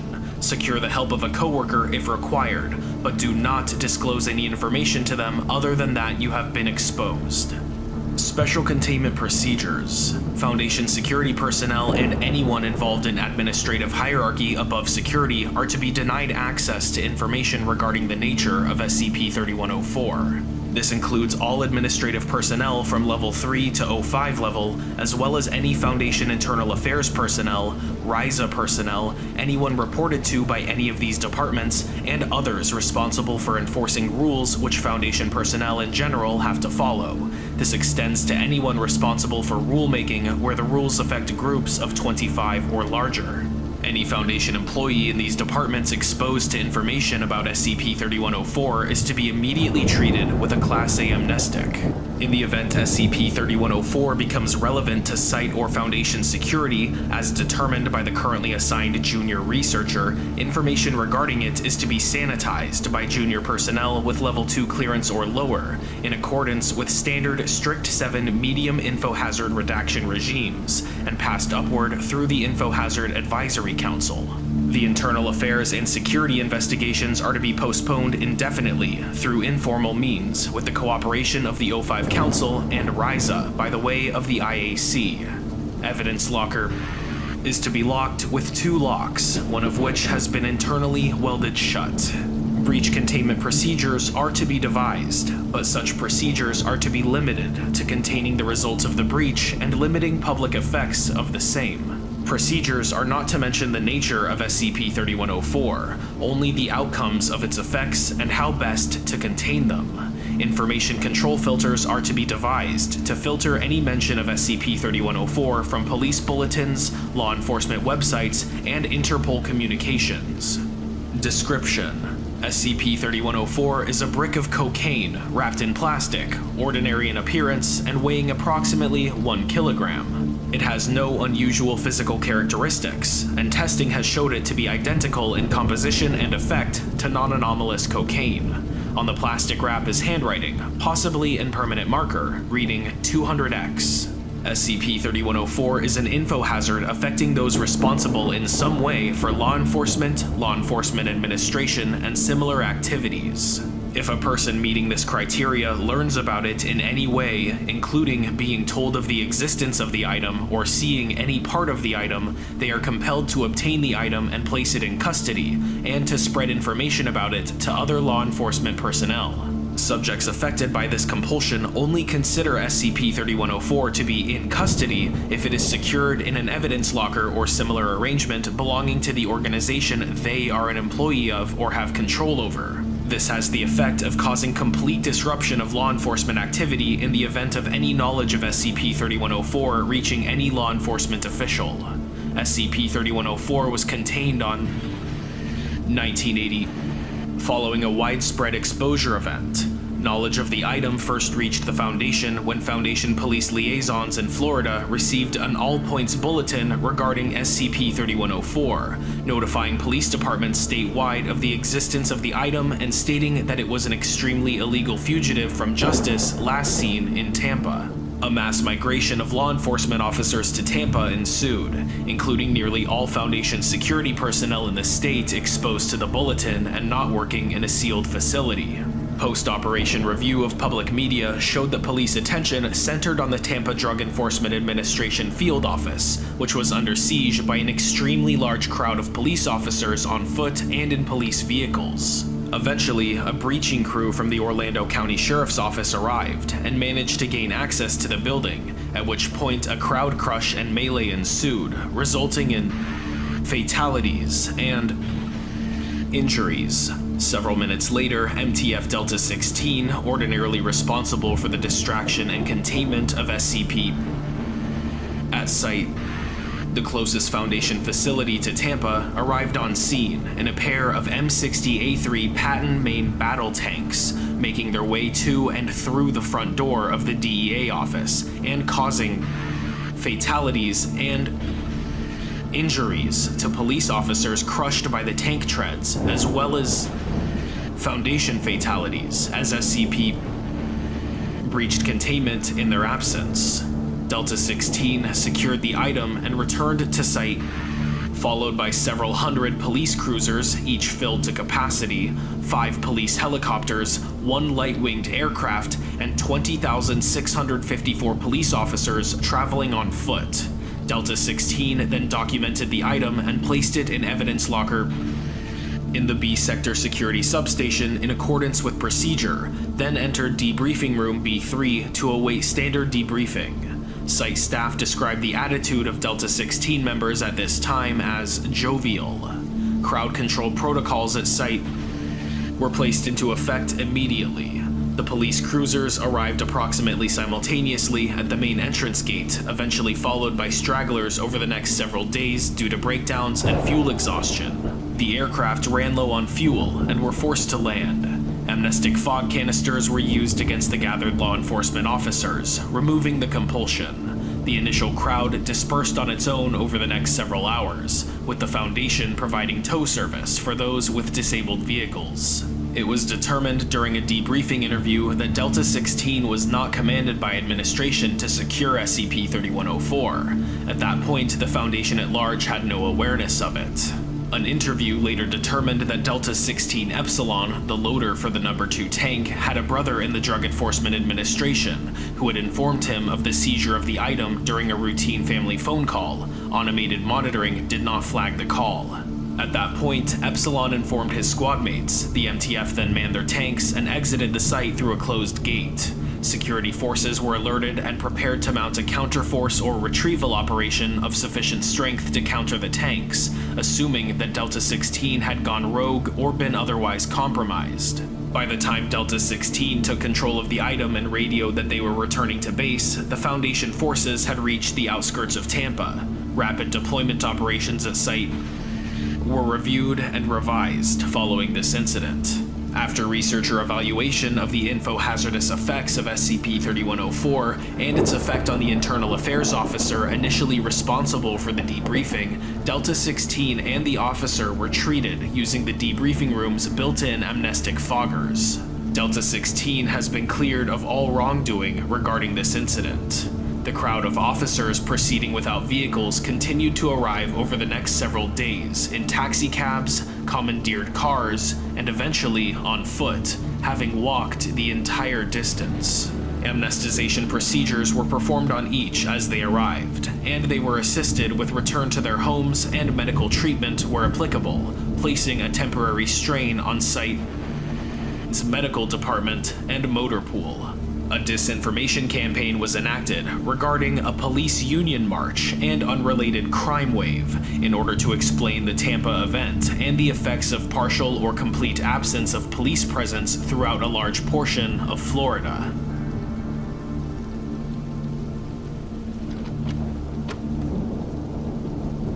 By order of the Overseer Council, the following file describes a hostile, anomalous alien superstructure capable of causing an SK-class barren Earth end-of-the-world event and is level 5-2399 classified. Unauthorized access is forbidden. Item number: SCP-2399. Level 5 top secret. Containment class: Keter. Disruption class: Amida. Risk class: Danger. Special containment procedures. Due to SCP-2399's location and nature, physical means of containment are currently impossible. Implanted Foundation agents in major observatories are to contain footage or images of SCP-2399. An ongoing misinformation campaign is in effect, which has thus far been able to completely suppress any knowledge pertaining to SCP-2399 from public awareness. Foundation satellites in orbit around Jupiter are to maintain constant vigilance of SCP-2399's reconstruction efforts, and make all attempts to hinder that process should SCP-2399 reach a minimum of 75% completion. Additionally, a perimeter of long-range electromagnetic jamming satellites, known as the Barrier Array, has been situated in high Jupiter orbit. Any transmissions intercepted by this array are to be summarily decoded and logged. In the event of SCP-2399 surpassing 75% completion or an information breach in the jamming perimeter, necessary Foundation personnel will engage Protocol Legionnaire 5, see Addendum 2399-L5, given its completion by that time. Description: SCP-2399 is a massive complex mechanical structure currently located in Jupiter's lower atmosphere. Since its visual discovery in 1963, SCP-2399 has been observed to use highly advanced antimatter-based weaponry to create spatial disruptions and devastating atmospheric observable as a large red vortex, commonly known as the Great Red Spot. SCP-2399 appears to be damaged, possibly due to an impact with the moon Io before coming to rest in its current position. SCP-2399 has been observed releasing a multitude of small octopoid repair drones in efforts to repair the damage it has taken. Some of these drones will remain near SCP-2399, while others will patrol nearby moons or go deeper into the gases of Jupiter itself in search of parts that SCP-2399 is missing. Computer models estimate that SCP-2399 is at 59% completion, with a current rate of 0.78% annually. This rate has increased from an estimated 0.12% in 1970. Despite its damaged state, SCP-2399 seems to possess a limitless power supply, advanced electromagnetic shielding, matter-disrupting weaponry, the ability to repair damage done to itself, and a precise tracking and targeting system. See Addendum 2399-2B. Due to the large difference in technological advancement between the creator of SCP-2399 and our own, for all intents and purposes, SCP-2399 is currently indestructible by human means. In theory, SCP-2399 might be left vulnerable by a powerful enough electromagnetic pulse. Unfortunately, this technology does not yet exist. Since 1971, SCP-2399 has been the recipient of an unending stream of electromagnetic-based communications originating in the Triangulum Galaxy, roughly 3 million light-years from Earth. The means of SCP-2399's travel to our solar system and the means of its communications are all unknown. From 1971 to 1985, SCP-2399 continuously received a single encoded message, which through code breaking and translation efforts appeared to be a command to repair the damage it incurred upon entering our solar system. After this time, the barrier array was established to intercept these messages. This coincided with a period of radio silence from the origin of the communications until 1996, when a different order began transmitting. The barrier array has thus far prevented SCP-2399 from receiving this command. See Addendum 2399 Comlog. SCP-2399 Discovery Notes. SCP-2399 was originally observed, albeit unknowingly, by Giovanni Cassini in 1665. The following is taken directly from Cassini's journal on the event, translated from Italian to English. October 8, 1665. I have observed something extraordinary in the heavens. Last night, as I gazed through my looking glass, I saw what appeared to be a star of great luminescence streak through the far reaches of our solar system. I have never recorded an object moving so fast. It had surpassed the outer planets in fewer than 2 hours. As I watched by my own 2 eyes, I saw it slow as it closed on Jupiter, make a sharp turn, and disappear into the planet itself. I saw many bursts of light afterwards, but although I continued to peer at it until the sun broke, I saw no additional disturbances in the night sky.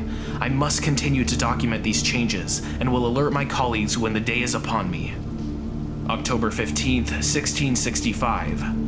I took Peter to my observation point last night, but a week from the night I saw the fire rain upon Jupiter in the heavens. He brought along his own looking glass, and together we aimed our view upon the giant.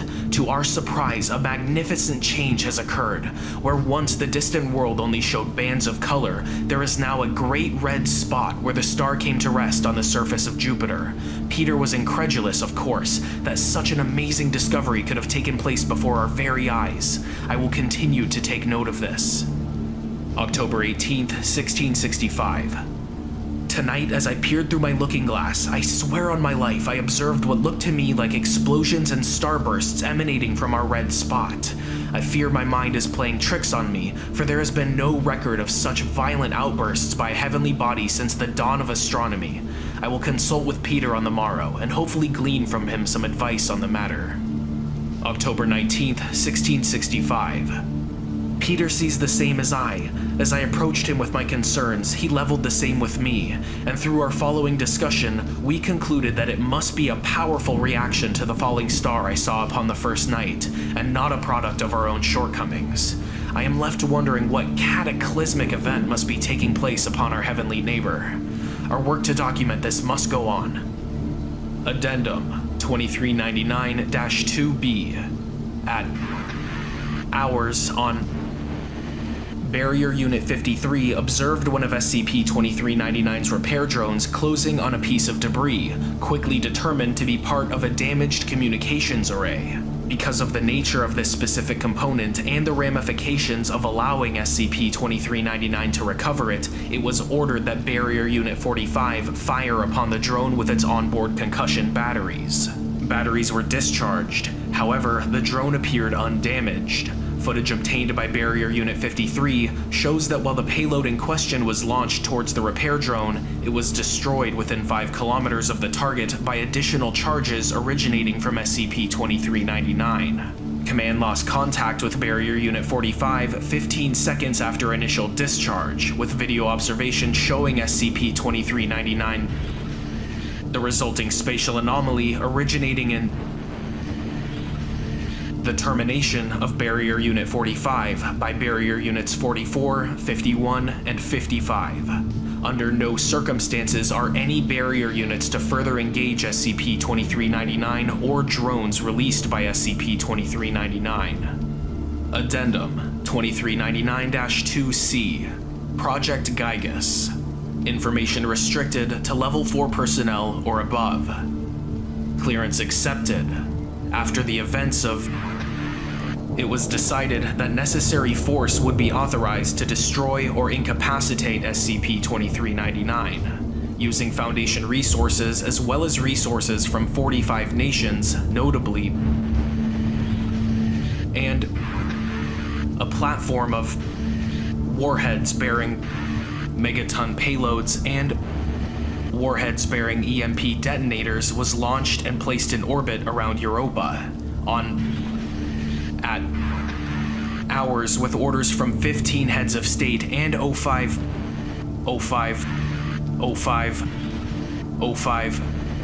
and 05. The entire payload of Project Gygus was launched towards SCP-2399. Data expunged. Efforts to develop alternative methods of eliminating SCP-2399 are currently underway. Footnote 1. The repair of SCP-1396 has been proposed, but has been deemed currently unfeasible. Addendum 2399-L5. Information restricted to Level 4 personnel or above. Clearance accepted. So, SCP-2399.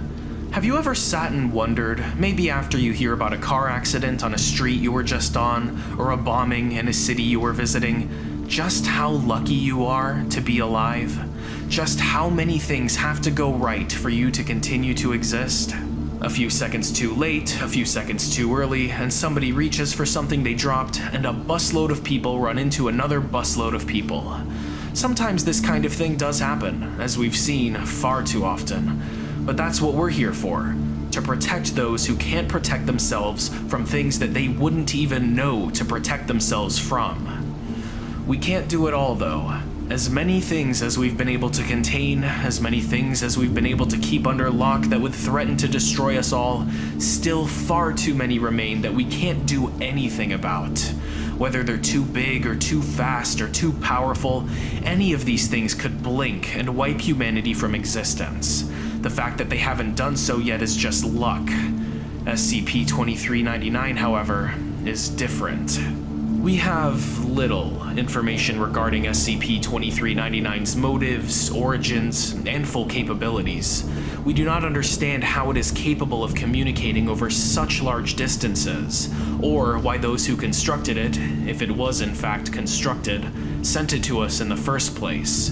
We do not know what would happen if SCP-2399 is able to fully repair itself, or if part of our array would break down and a message would get through.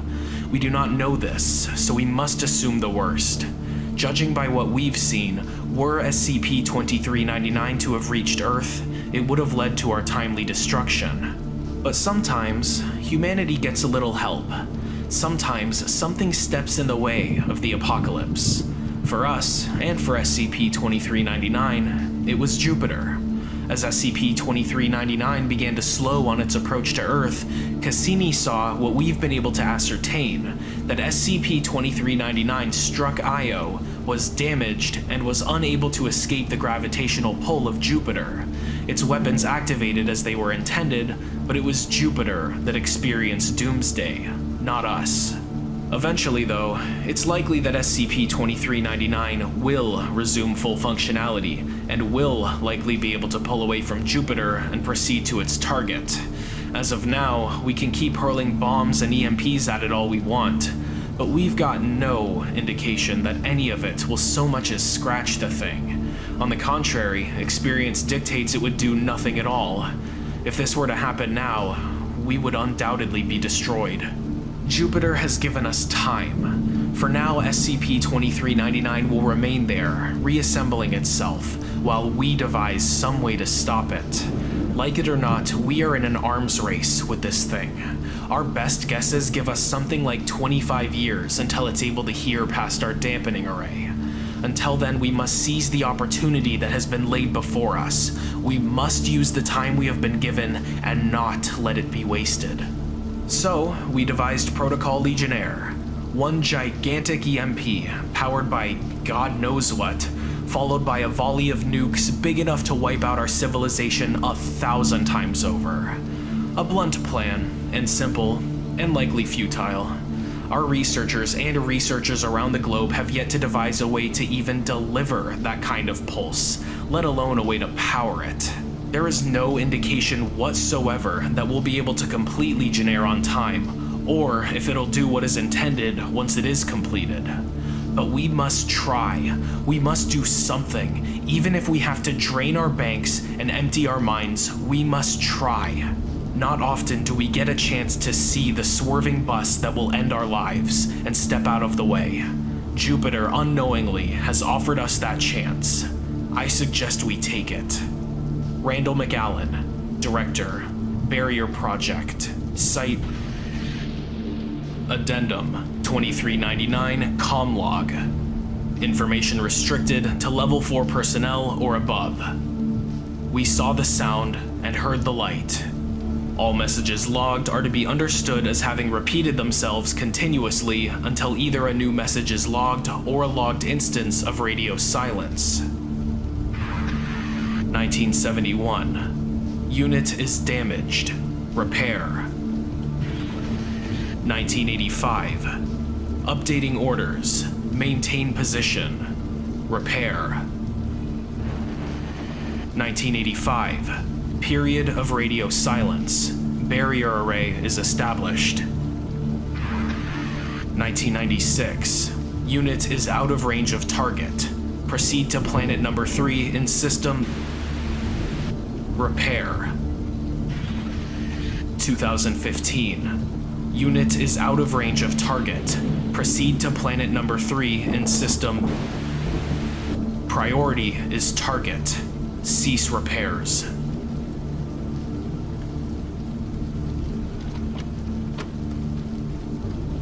Item number SCP-3057. Object class Keter.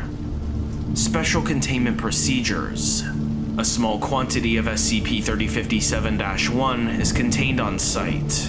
Members of MTF Epsilon 6, oil slickers, are to operate as first responders in the event of a major oil spill, destroying all organisms produced via SCP-3057. Description: SCP-3057 is an anomalous phenomenon by which crude oil spontaneously transforms into instances of prehistoric species, SCP-3057-1 and onward. SCP-3057-1 Footnote 1. SCP-3057-1 is a species of Precambrian algae. Was first observed in the aftermath of the Deepwater Horizon explosion in 2010. Footnote 2. The Deepwater Horizon was a semi-submersible oil drilling platform located in the Gulf of Mexico. Person of Interest 8A052, an ex-employee of the Mana Charitable Foundation, deployed SCP-3057 in an attempt to reverse environmental damage caused by the disaster. It was only through extensive Foundation efforts that SCP-3057-1's spread was limited to a radius of 0.25 kilometers from the initial point of contamination. Since 2010, 4 more instances of SCP-3057 have been observed around the world. Whether this is a result of the initial contamination remains unknown. The Mana Charitable Foundation has disavowed all knowledge of SCP-3057 and claims POI 8A052's employment was terminated several weeks before the Deepwater Horizon incident. An ongoing investigation is underway to determine whether or not this is true. It is suspected, but not confirmed, that SCP-2113 is the result of SCP-3057. Addendum 3057.1. Attachments. Date: November 8th, 2013. Location: Philippines, Estancia, Iloilo. Description: SCP-3057-2, Anomalocaris, a Cambrian-era, meter-long ancestral arthropod resembling predatory shrimp. Notes: Power Barge 103, owned by Napacor, or the National Power Company, experienced several leaks as a result of Typhoon Haiyan. This resulted in the emergence of several hundred instances of SCP-3057-2. Over a dozen injuries along the coast have been linked to SCP-3057-2, which attacks its prey using barbs lining 2 appendages located near its mouth. These attacks have been blamed on a new species of invasive jellyfish. Foundation efforts to destroy all instances of SCP-3057-2 are ongoing. Date: December 9th, 2014. Location: Bangladesh, Sundarbans, Khulna Division. Description: SCP-3057-3, Meganura, a Carboniferous-era dragonfly with a maximum wingspan of 0.65 meters. Footnote 3. For reference, the common American crow has a wingspan of approximately 0.85 meters. Notes: the OT Southern Star 7 collided with a cargo vessel, leading to several hundred instances of SCP-3057-3. Every instance of SCP-3057-3 expired shortly after manifesting. Recent research suggests this is related to SCP-3057-3 having evolved in an oxygen-rich environment. Footnote 4. The Carboniferous era saw atmospheric oxygen concentrations as high as 35%, compared to the current era's 20% concentration. All SCP-3057-3 instances have been recovered and destroyed. Date: May 3rd, 2015. Location: United States of America, Pennsylvania, Philadelphia. Description: SCP-3057-4, Velociraptor, a Cretaceous-era carnivorous theropod dinosaur, approximately 2 meters in length and 0.5 meters high at the hip. Notes: a unit upset in an oil refinery caused several vessels in a tank farm to catastrophically rupture. This led to the emergence of several dozen instances of SCP-3057-4. All instances are believed to have fled into the surrounding wetlands. Footnote 5. Before being amnesticized, witnesses provided confirmation that instances of SCP-3057-4 did, in fact, have feathers. To date, 11 casualties, 9 injuries, and 2 fatalities have been linked to SCP-3057-4. Foundation operatives have provided media outlets with a false cover story describing the escape of several cassowaries from captivity. All efforts to destroy instances of SCP-3057-4 are to be conducted by MTF Phi 2, Clever Girls. Date: January 28, 2017. Location: India, Chennai, Ennore Port. Description: SCP-3057-5, Megalodon, a Cenozoic-era shark with a maximum length of 18 meters. Footnote 6. For reference, a typical American school bus is 13.7 meters. Notes: the BW Maple collided with Don Conchiporum, another oil tanker. This led to the manifestation of 6 instances of SCP-3057-5. One instance of SCP-3057-5 is confirmed as destroyed. The remaining 5 instances remain unaccounted for. After the loss of Beagle 2's crew, all further efforts to destroy instances of SCP-3057-5 are now conducted by MTF Theta 5, the bigger boat. Addendum: Interview Log. Interviewed: Person of Interest 8AO51. Interviewer: Agent Densworth. Forward: POI 8AO51 is an ex-employee of the Mana Charitable Foundation and was involved in the Deepwater Horizon incident. Begin log. Agent Densworth: how did you do this? Was it a chemical? POI 8AO51. The how isn't as important as the why. Alright, I'll bite. Why did you decide to turn one ecological disaster into a much bigger one? Really? You think a prehistoric algae bloom is worse than dumping 5 million barrels of poison into the ocean? You can't pull an extinct species out of the Proterozoic era, hurl it into the modern world, then not expect dire consequences. More dire than the consequences of hurling over 1 billion metric tons of carbon dioxide into our atmosphere every year. For fuck's sake, are you for real? You're concerned over some obsolete organisms popping into existence and making life a little more complicated. Meanwhile, I'm concerned over how we are obviously committed to a campaign to de-terraform the entire fucking planet. Are you for real? I'm not here to argue with your bizarro world Greenpeace bullshit, Al Gore. I'm here to find out how you did this. And you're not leaving this room until you tell me. In that case, I suspect I will be here for quite a while. End log.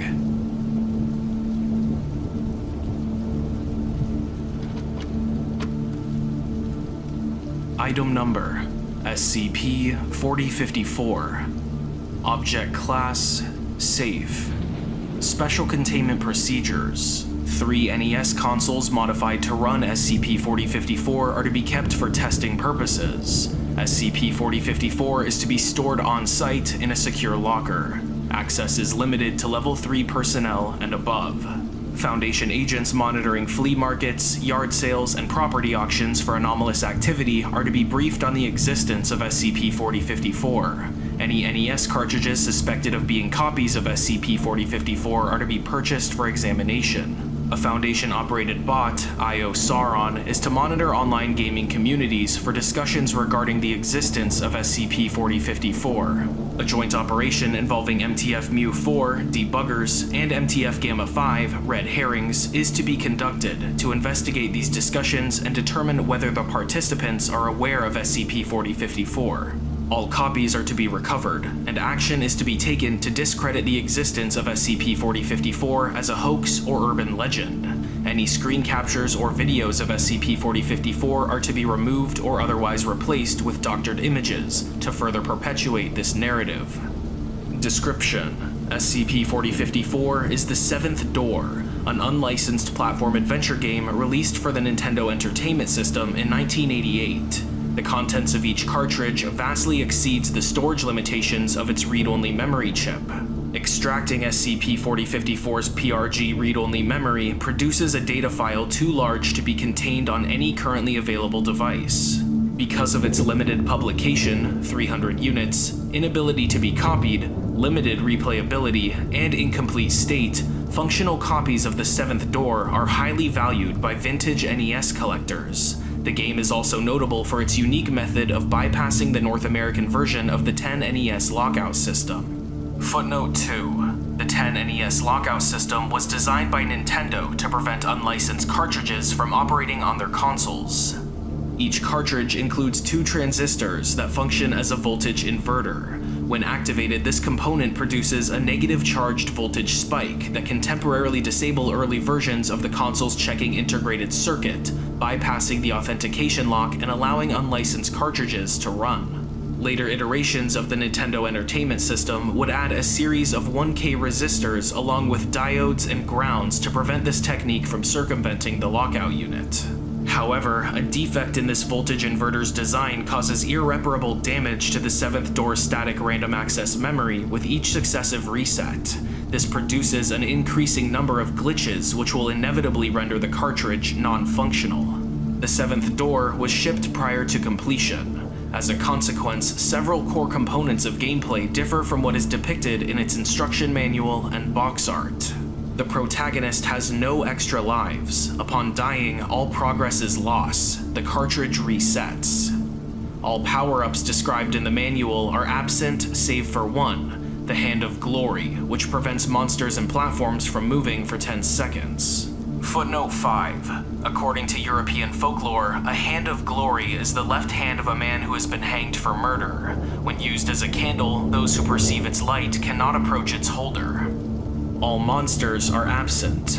Falling into a pit does not kill the protagonist. The protagonist will instead continue to fall off screen as the game over sound loops. Memory overflow errors periodically cause sprites to load incorrectly.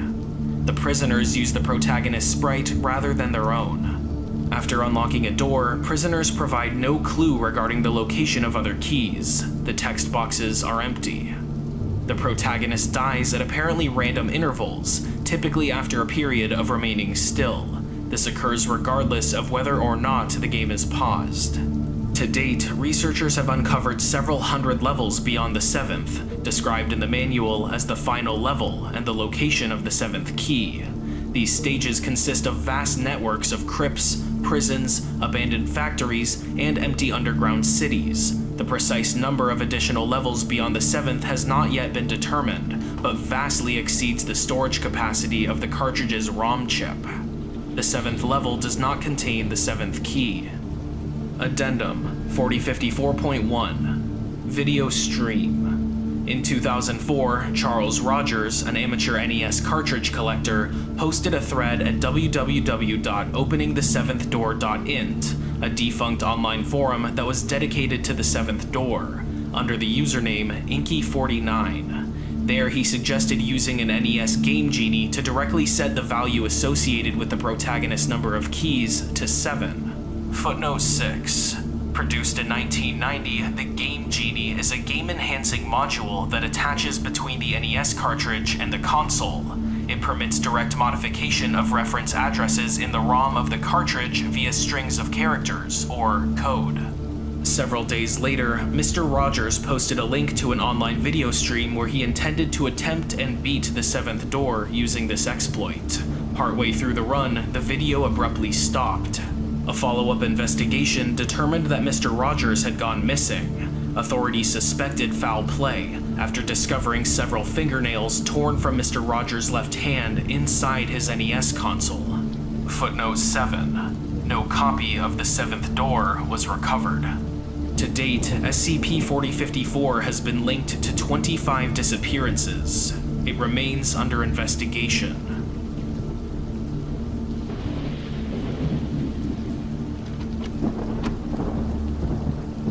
Item Number: SCP-4007. Object Class: Keter. Special Containment Procedures. Primary containment of SCP-4007 consists of investigation into SCP-4007-5's location. MTF-551, MacArthur's dogs, are currently spearheading the investigation efforts, as well as drafting plans for SCP-4007-5's capture. Additionally, the Foundation has a standing agreement with SCP-4007-4 that allows the anomaly to have limited mobility in the field under Foundation monitoring, thanks to the alignment of goals between the anomaly and the Foundation.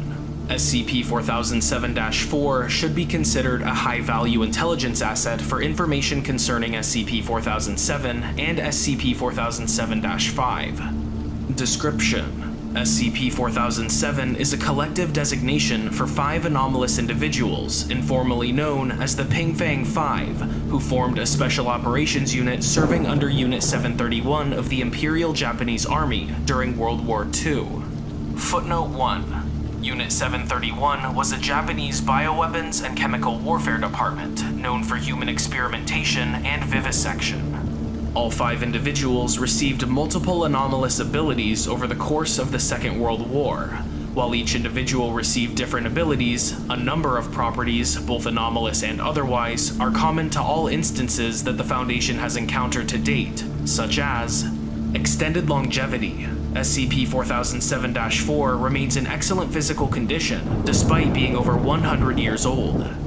Enhanced physical abilities, including but not limited to faster reflexes, improved senses, and increased physical strength.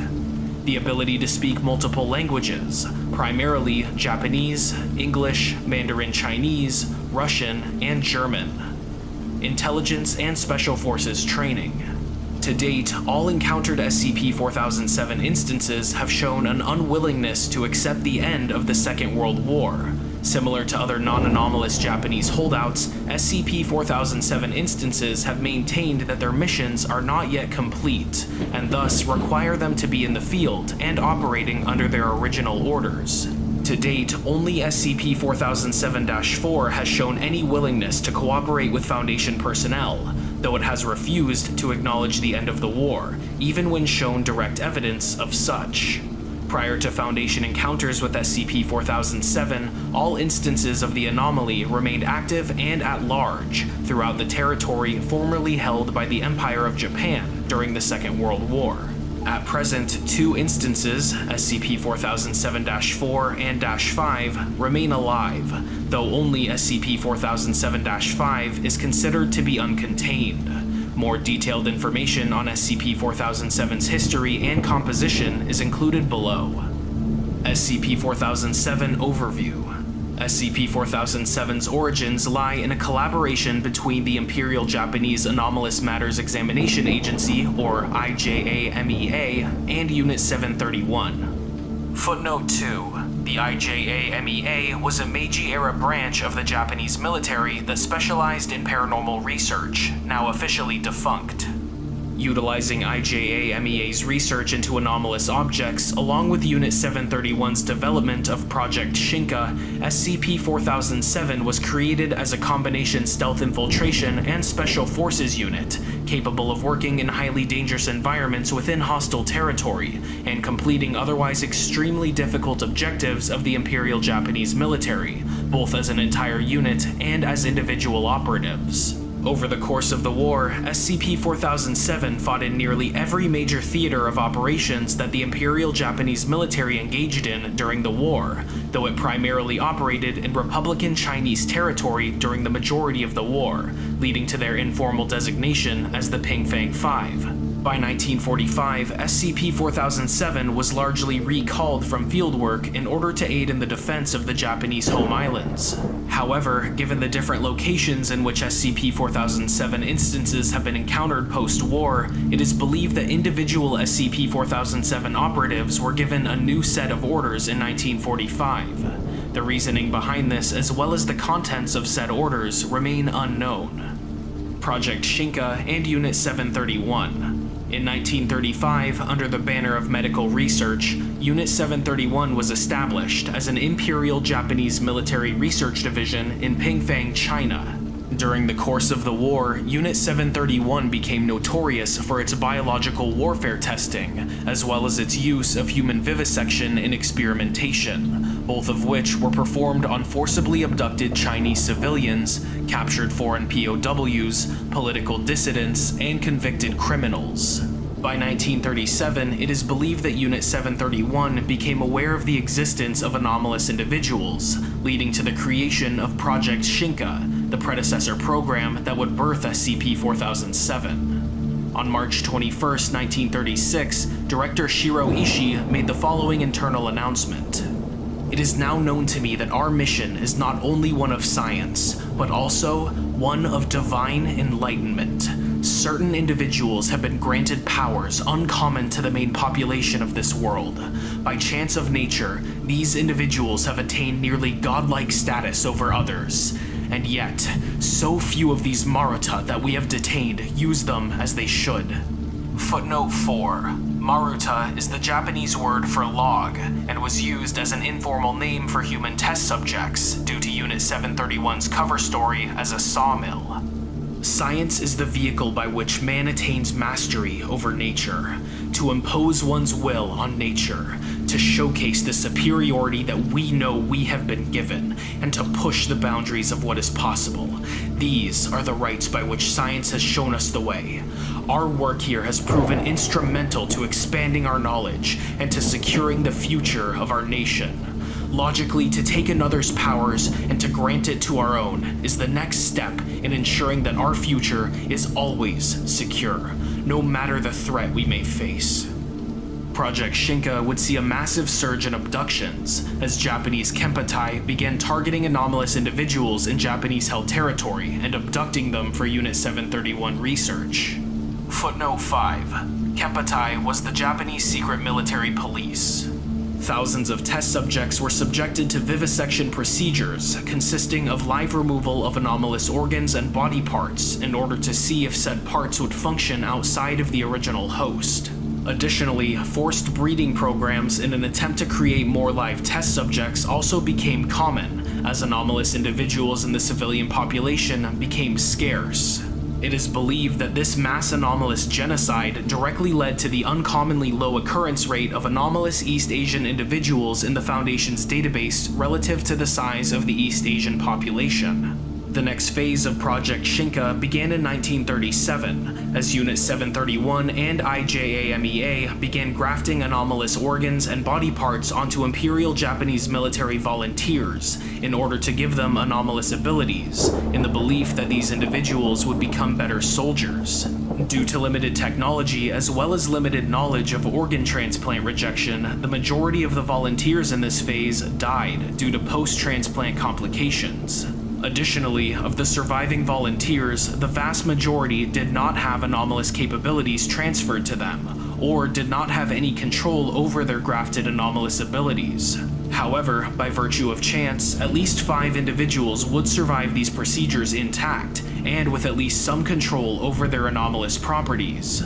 These individuals would go on to form SCP-4007. Individual instances of SCP-4007 have demonstrated a wide range of anomalous properties, which were intended to allow them to work together as a team more effectively.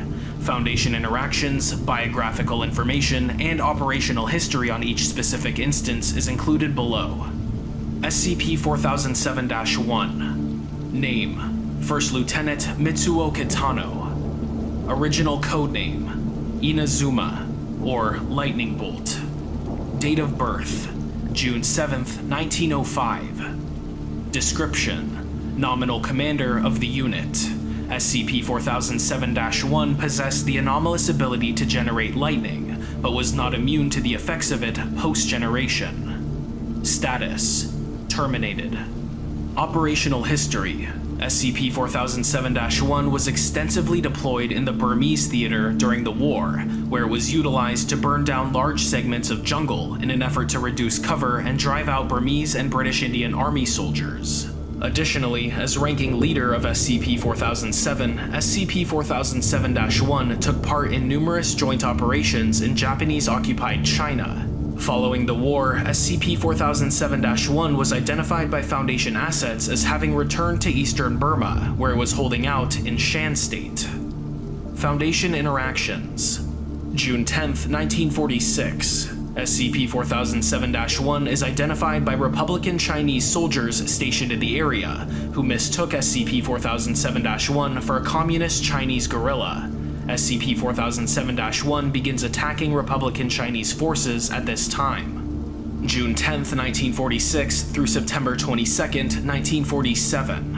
SCP-4007-1 conducts a guerrilla campaign against Republican Chinese soldiers, systematically striking at numerous Chinese army camps and installations, severely reducing manpower in Kachin State, Burma. At least 500 casualties are recorded in this time span, not including civilian residents of the region. September 22nd, 1947. Foundation containment team tracks down SCP-4007-1's location and attempts to apprehend the anomaly. SCP-4007-1 burns down a large segment of the Burmese jungle during its escape, killing one Foundation agent and 4 civilians. February 12, 1948. MTF-551 is officially established and tasked with capturing SCP-4007-1. April 25, 1948. MTF-551 conducts Operation Smokehouse, entrapping SCP-4007-1 within an enclosed section of jungle. SCP-4007-1 attempts to burn its way out of the jungle to clear a path, but becomes trapped inside the zone that MTF-551 had closed off. When the fire had burned out, SCP-4007-1's body was found within the zone, and believed to have expired due to smoke inhalation. The incident was ruled as an acceptable outcome. SCP-4007-2. Name: Private Takashi Honda. Original codename: Oni or Ogre. Date of birth: February 3rd, 1919. Description: SCP-4007-2 possessed anomalously resistant skin, allowing it to withstand forces exceeding that of small arms fire without harm. Status: terminated. Operational history: SCP-4007-2 was deployed as a supplement to Japanese Special Operations units, frequently serving in a frontline role as shock infantry, as well as providing supporting fire when needed. SCP-4007-2 saw significant action in the Philippines during the war. Foundation interactions: unknown through March 25, 1949. SCP-4007-2 is believed to have been holding out in central Luzon, Philippines. March 25, 1949. SCP-4007-2 is first identified by Philippine Army soldiers, who mistook the anomaly for a member of the insurgent Hukbalahap group. Footnote 6. The Hukbalahap group was a communist insurgency in the Philippines, at war with the Philippine government at the time. During an engagement between SCP-4007-2 and the soldiers, the anomaly killed 5 soldiers and caused an additional 17 casualties before escaping. March 25, 1949 through June 14, 1951. SCP-4007-2 is largely unaccounted for during this span, though it would sporadically be brought back to Foundation attention in sparse engagements with Philippine Army units. An estimated 40 casualties were reported during this time, although conflicting reports of SCP-4007-2 and Huck insurgents made it difficult to establish the source of these casualties. June 14, 1951. MTF-551 tracks down SCP-4007-2 and attempts to contain the anomaly. However, SCP-4007-2 kills half of the pursuing task force and escapes containment once more.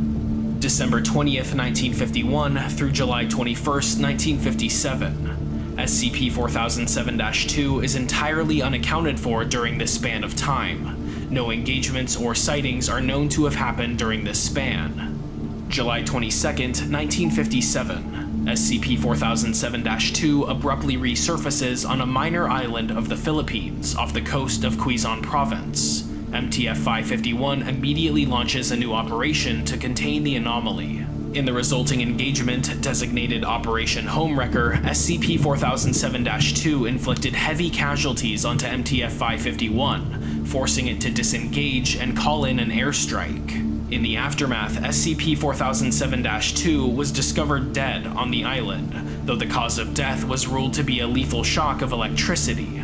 The incident was ruled an acceptable outcome. SCP-4007-3. Name: Corporal Joichiro Ida. Original codename: Kitsune or Fox.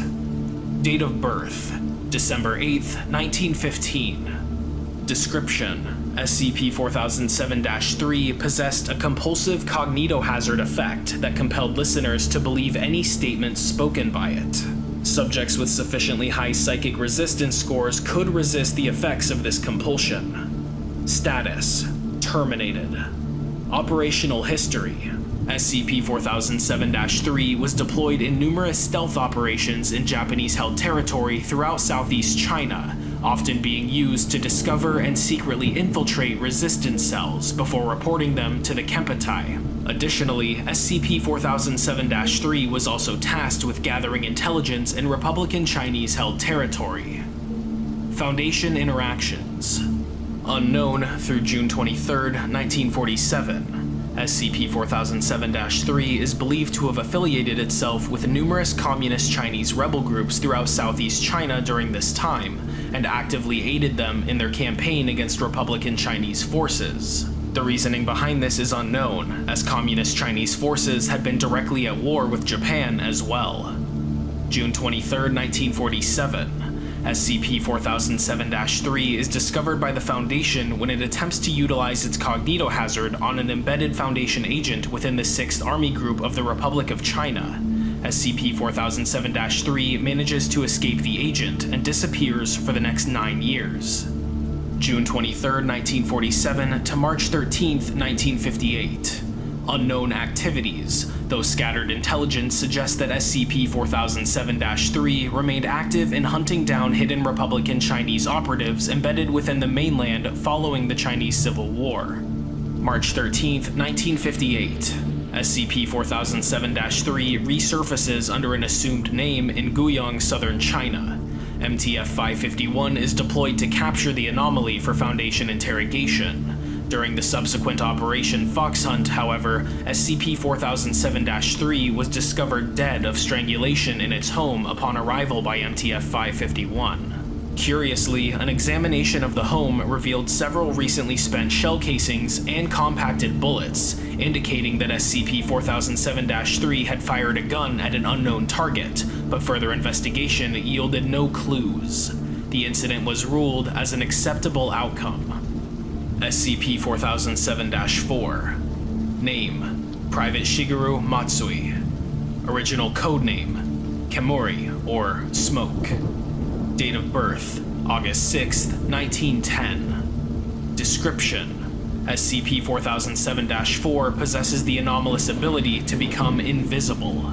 This extends to any other objects or materials that are on SCP-4007-4's person or that it considers to be a part of itself.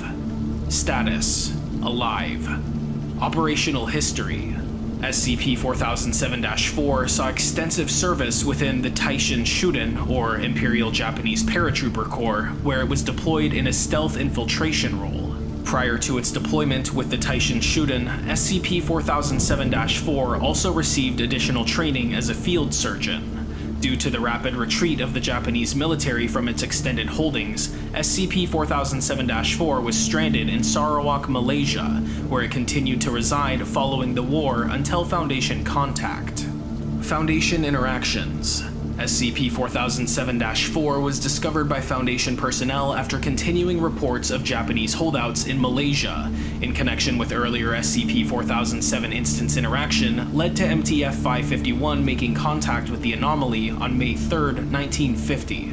Unlike most other SCP-4007 instances encountered, SCP-4007-4 has expressed willingness to cooperate with Foundation personnel working to contain other SCP-4007 instances. Following negotiation with the anomaly, an agreement was reached where SCP-4007-4 was permitted limited freedoms in return for information concerning SCP-4007 and assistance rendered in capturing further SCP-4007 instances. Specifically, SCP-4007-4 was permitted to continue living within its home in Malaysia, under Foundation monitoring, as well as the freedom to conduct limited operations when necessary and after prior approval. Information from SCP-4007-4 has provided the vast majority of all known intelligence concerning SCP-4007, as nearly all documents about the unit were destroyed following the end of the Second World War, thanks to fear of backlash from the Allied powers over the controversial and often highly illegal actions that SCP-4007 undertook during the course of its operational history, as well as the nature of Project Shinka. SCP-4007-4 Interview Logs. Interview Objective: to ascertain more information concerning SCP-4007's purpose. Dr. Zuair Su conducted the following interview at SCP-4007-4's residence, a self-constructed hut in the jungles of Sarawak. SCP-4007-4. Greetings, Su-sensei. Dr. Su. Greetings, Matsui-san. I hope that I'm not being intrusive. Not at all. To what may I owe the honor of this visit? I was wondering if you could tell me more about your role during the war? I serve at the Emperor's pleasure. My allegiance is sworn to the Empire of Japan, and my ultimate responsibility is to defend her people from all threats. Ostensibly, we served much as many other soldiers fighting in Japan's defense might have, receiving orders from the military and carrying them out. We had many missions and many objectives, however, and not all of them were solely for the, how do you say, conventional military? So sometimes your orders weren't the same as the rest of the army? No, frequently not. Tell me, Su-sensei, why do you think that I received this divine gift? For the war, presumably. Ah, but which war? Come again? You did not think that the war was fought with guns and bombs alone, did you? When a nation goes to war, its people must use all that they have to defend themselves, and we were no exception. And when a truly terrible war must be fought, then the people must use truly terrible weapons, even if it is they themselves who must become the ammunition. SCP-4007-4 pauses and looks out the window. It responds without looking back, more softly than before. And sometimes, those weapons alone may not be enough. What do you mean? I cannot tell you. Suffice to say, my former brothers in arms must be put down before it is too late. For all of us. End log. Interview objective: to obtain more information about SCP-4007's late war redeployment. Greetings again, Matsui-san. And to you as well, Su-sensei. Do you have more questions? Yes, I wanted to ask you why you ended up here during the war. You mean this stinking, fetid jungle? It would not have been my choice, I grant you. But I had orders to return here, and so I did. I'm aware, and I know you won't tell me what those orders were. That is classified military intelligence, Su-sensei. I am sorry, but my loyalty is unquestionable. But I am not asking you to reveal what they said, Matsui-san. I only ask why you think that they ordered you here, of all places. Malaysia was a lost cause at that point. With Americans pressing on all fronts, there had to have been more important objectives. So why did the Emperor send you here? There were developments late in the war that changed our perspective. Things that were more pressing than our war efforts. Things more pressing than the Americans or the Chinese. During the war, some things got out of hand. The anomalous weapons became too much to handle, and it came to a head. There were mistakes made. Such as? I cannot say much more. The loss of the 5th Southern Expeditionary Fleet was perhaps what forced our hand. Footnote 8. No record of this fleet exists in official documentation of the era. After that, it became increasingly clear that our mission and victory over the West could not both be achieved, because my brothers and I could not do both at once. Then, the Emperor was forced to make a difficult decision. His nation or his people. SCP-4007-4 closes its eyes. And so here I am, until I'm sure that our mission is complete, that all we have done is not for nothing. I will uphold his final order until the day that I go to my grave. To pursue that end, there is nothing that I would not do. End log. SCP-4007-5. Name: Private Taro Nishimura. Original codename: Bakemono, or Shapeshifter. Date of birth: September 12th, 1907. Description: SCP-4007-5 is capable of altering its physical appearance at will. The limits of this ability are not currently known due to limited Foundation interaction with SCP-4007-5. Status: unknown. Operational history: most information surrounding SCP-4007-5 is unreliable, primarily due to its anomalous ability. Testimony from SCP-4007-4 and other sources suggests that SCP-4007-5 rarely operated with the other members of the unit.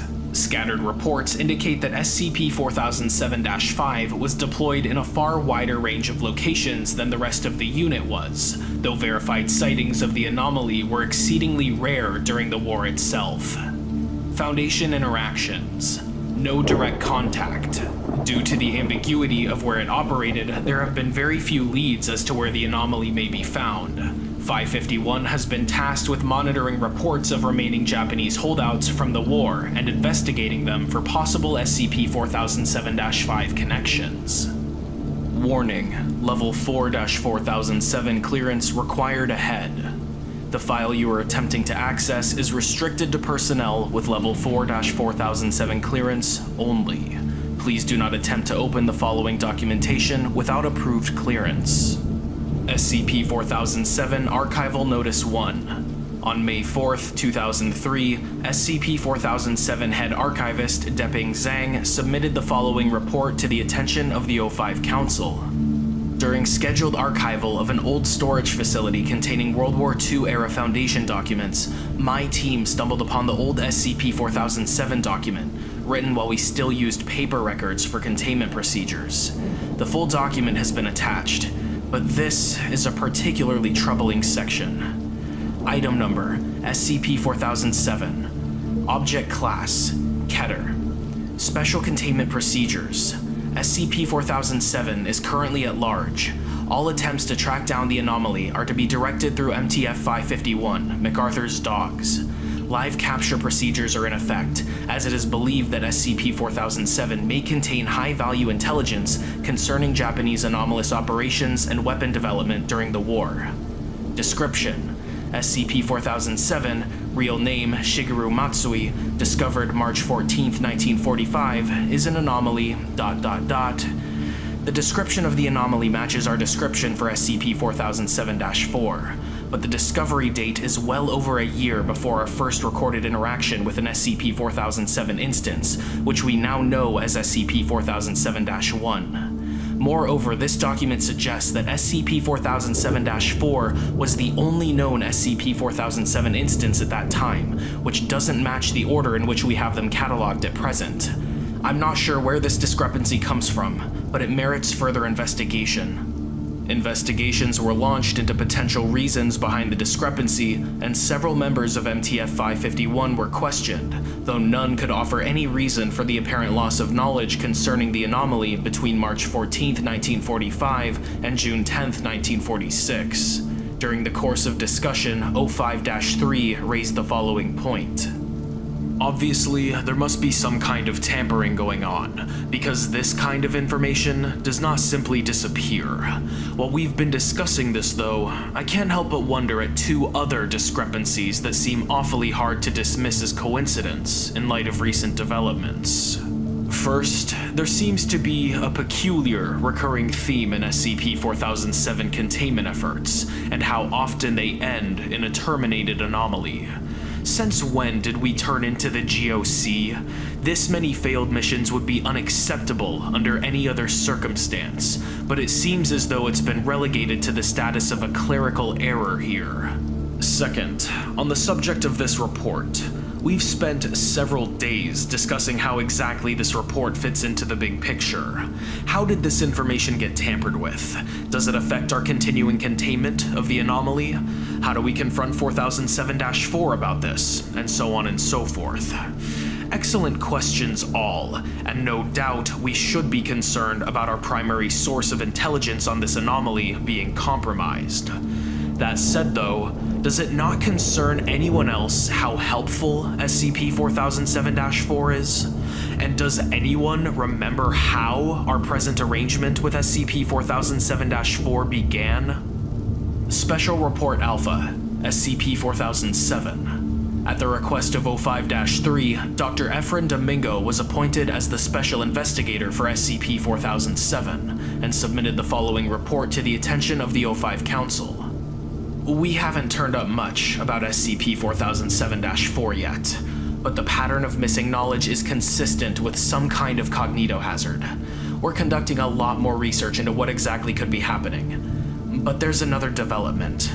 I pieced together the following map of where we've encountered SCP-4007 instances to date, and took the liberty of making a slight edit. I'd ask why no one's done this before, but, well, cognitohazards. It's clearly not a coincidence where we've been quote-unquote accidentally stumbling upon members of the Ping Fang 5, and if 4007-5 is still out there, it's undoubtedly somewhere in northern Malaysia. What alarms me, however, is the ritualistic significance of that shape. Pentagons, or more specifically pentagrams, are popular shapes for channeling thaumaturgical energy. One especially common use for them is invoking containment rituals that seal something inside of them. It's a powerful arrangement, but it needs active maintenance by the pillars at each corner. This, of course, begs the awful question: what could they possibly have been trying to contain? MTF-551 deployment. Following this report, on November 3, 2005, MTF-551 was deployed to the region where SCP-4007-5 was predicted to be located, with orders to investigate and make contact with the anomaly if possible. After 3 weeks of investigation, Containment Specialist Shengfeng Xin had an encounter with an individual believed to be connected to SCP-4007-5. His debriefing session is included below. So, tell me again. How did this individual make contact with you? It was a few weeks after we had arrived in the area. We were making attempts to infiltrate the population and passively listen for any potential signs that someone had information concerning SCP-4007-5. One day while I was out in a local village, this man came up to me. Maybe mid-30s, plain face, average build. He simply walked up to me and struck up a conversation very casually. About what? The war. That's what tipped me off that he wasn't just an ordinary person. And what happened next? It seemed like he was getting more agitated as the conversation went on, like I wasn't saying what he wanted me to. By this point, I was getting a little suspicious, but I didn't want to clue him off, so I tried to milk the conversation as best I could, see if I could get anything else out of him. And that's when he fled? Right. I probably shouldn't have, but I tried alluding to what SCP-4007-4 had mentioned about the need for weapons. Figured he might think that I was a friend. Instead, that line made his face turn pale. He ran off quickly, but he muttered something to me before he left. He said, "He's made you forget again, hasn't he?" We lost sight of him, and he slipped away. Spent hours combing the place, but never found a trace of him. We'd spend the next few weeks looking, but no one had ever seen the description that I described. That night, though, when I went to bed, I found a note in my room. Shin produces a crumpled note written in Japanese and smooths it out on the table before reading. "Do not remember me. Do not trust the traitor's words. And most importantly, do not forget what he has stolen in his misguided attempt to fulfill our mission." Testimony concerning SCP-4007-4. The following testimony is from Dr. Efren Domingo, continuing on his previously mentioned investigation. "It's subtle, it's effective, and goddammit because it's brilliant. We've been duped this whole time. We thought that Unit 731 was just a bunch of butchers, more or less conducting anomalous meatball surgery in an effort to see what sticks, without any subtlety in approach at all. From that basic perspective, it was easy to underestimate each SCP-4007 instance as a one-trick pony anomaly. But the data we've collected suggests that Unit 731 may have been far better at grafting anomalies than we previously thought. SCP-4007-4's primary ability is much more subtle than simply vanishing from sight. We assumed that SCP-4007-4 was simply becoming invisible through some unknown method, and we wrote it off as anomalous mumbo-jumbo. But we know how it works now. SCP-4007-4 is not actually becoming invisible, and it's not an optical anomaly. It's an amnestic one. SCP-4007-4 does not become invisible, strictly speaking. Rather, it becomes invisible to the mind. By utilizing a very, very subtle anti-meme, SCP-4007-4 manages to erase its image from a viewer's brain, while not tampering with the memory of the anomaly's existence in and of itself. Additionally, we think that 4007-4 can tweak this cognitohazardous effect, sometimes strengthening it and other times lessening it, making its effect extremely selective, acting like a surgeon's scalpel and excising only the exact portions necessary while leaving others intact. Effectively, it can make a viewer forget exactly what it wants the subject to forget. Nothing more, nothing less. It's brilliant, because your average cognitohazard is so blatant we would have recognized it nearly immediately. The only reason we noticed at all is that we noticed that IR heat camera recordings of SCP-4007-4 still register the anomaly's presence when viewed later. Nothing on tape that we have is being affected by it. In other words, while 4007-4 can affect our memories, it cannot affect any existing records of its existence, like recordings, ledgers, or, as you might have surmised by this point, outdated containment procedures. The data we have is, to put it lightly, alarming. According to our analysis, all members of MTF-551, along with 60% of research staff assigned to SCP-4007, have been subjected to SCP-4007-4's amnestic effect. All of those not affected have either never directly interacted with the anomaly, or haven't worked long enough to actually have come into contact with it. It doesn't take a genius to figure out that a lot of us have had our memories wiped at different points, or otherwise tinkered with to the point that we could be misremembering large swaths of our history with SCP-4007. The worst thing is, we have no idea what any of this could mean. What exactly is SCP-4007-4's endgame? What has it done that we don't know about? What have we done that we don't know about? There are a lot of questions, and I'm not sure where to begin in order to answer them.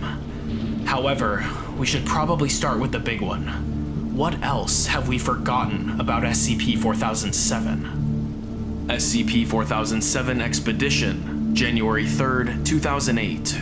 After noting the arrangement of SCP-4007 instances in a pentagon shape, Dr. Efren Domingo recommended an expedition be taken to the center of the Pentagon in order to investigate the potential purpose of such an arrangement of SCP-4007 instances. The SCP-F Peregrino was launched on a mission to the region off the shore of Vietnam and launched several diver teams to search the region for any signs relating to SCP-4007. Dive Team 5 made the first discovery when it found the wreckage site of several World War II-era ships. A transcript of their recording is included below. Camera footage is from dive leader Bin No. No was accompanied by fellow divers Brian Riemann and Jose Malares. The feed begins with the team arriving at the wreckage site. Scraps of metal and twisted ruins of several ship hulls are littered throughout the seafloor. Diver Malares swims up to the camera holding a piece of metal. He brushes off the layer of sand on it and holds it up. The word Umagiri can be seen on it, along with the flag of the Imperial Japanese Navy. No turns to point at several different visible ship hulls, naming them as he goes. Yamagiri, Taikaze, Satokaze. Footnote 10. All named ships were planned additions to the Yugamo-class destroyer line of the Japanese Navy, but they were all allegedly scrapped prior to production. An entire squadron sunk. More ships that we can't find the names for. No swims down to the seafloor and sifts through the sand. He reaches through the cloudy water and pulls out a skull. As the sand clears, dozens more can be seen buried in the sand. The entire seafloor is covered in bones, most of them still wearing scraps of Imperial Japanese military uniforms. So many bodies, and not just sailors, army soldiers too, pilots even. By our estimate, there have to be thousands of them. As far as I know, none of these wrecks were claimed by Allied navies. But this is the most alarming thing of all. Diver Riemann swims to the camera, holding up a small section of ship hull. It is warped nearly beyond recognition. These ships weren't bombed or shelled, not scuttled either. None of those things would cause this pattern of metal damage, and we don't see any signs of blackening from explosive ordnance. Whatever it was that sunk these ships, it wasn't conventional. No traces his hand down the side of the hull fragment. The piece has almost been split in half, as if it were torn apart. Something sank an entire Japanese naval squadron, and I'm not sure that we've ever seen anything like it before. Addendum regarding pentagrams as containment devices. Dr. Domingo submitted the following research note 3 weeks after the above discovery of the wreckage from the 5th Southern Expeditionary Fleet. I know that I advanced the theory of the Pentagon being a giant containment ritual, but I almost wish that that weren't the case.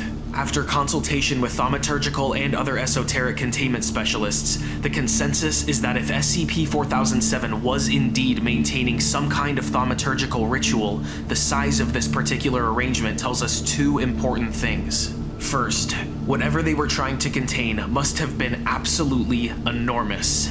Strictly speaking, you don't make thaumaturgical diagrams any bigger than they have to be, because the power needed to maintain them scales proportionally. Which brings me to my second point. This ritual would have been a monstrous cost in terms of energy to maintain. In fact, with something this large, you'd probably need to do a regenerative ritual at one of the corners every day just to keep the whole thing together.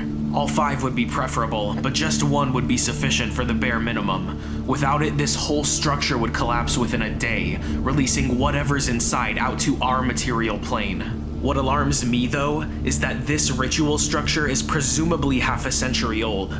Not many rituals of this specific type can survive that long, even with constant regenerative rituals. After a certain point, they're simply too worn down to keep going on for that long, and the ritual will fail regardless of what you do. Because of that, it's smart to be prepared to confront whatever you have within the zone. And Lord help us, because we better be prepared for that day. SCP-4007 Archival Notice 2. On February 12, 2008, Head Archivist Deping Zhang submitted the following notice to the attention of the SCP-4007 investigative team.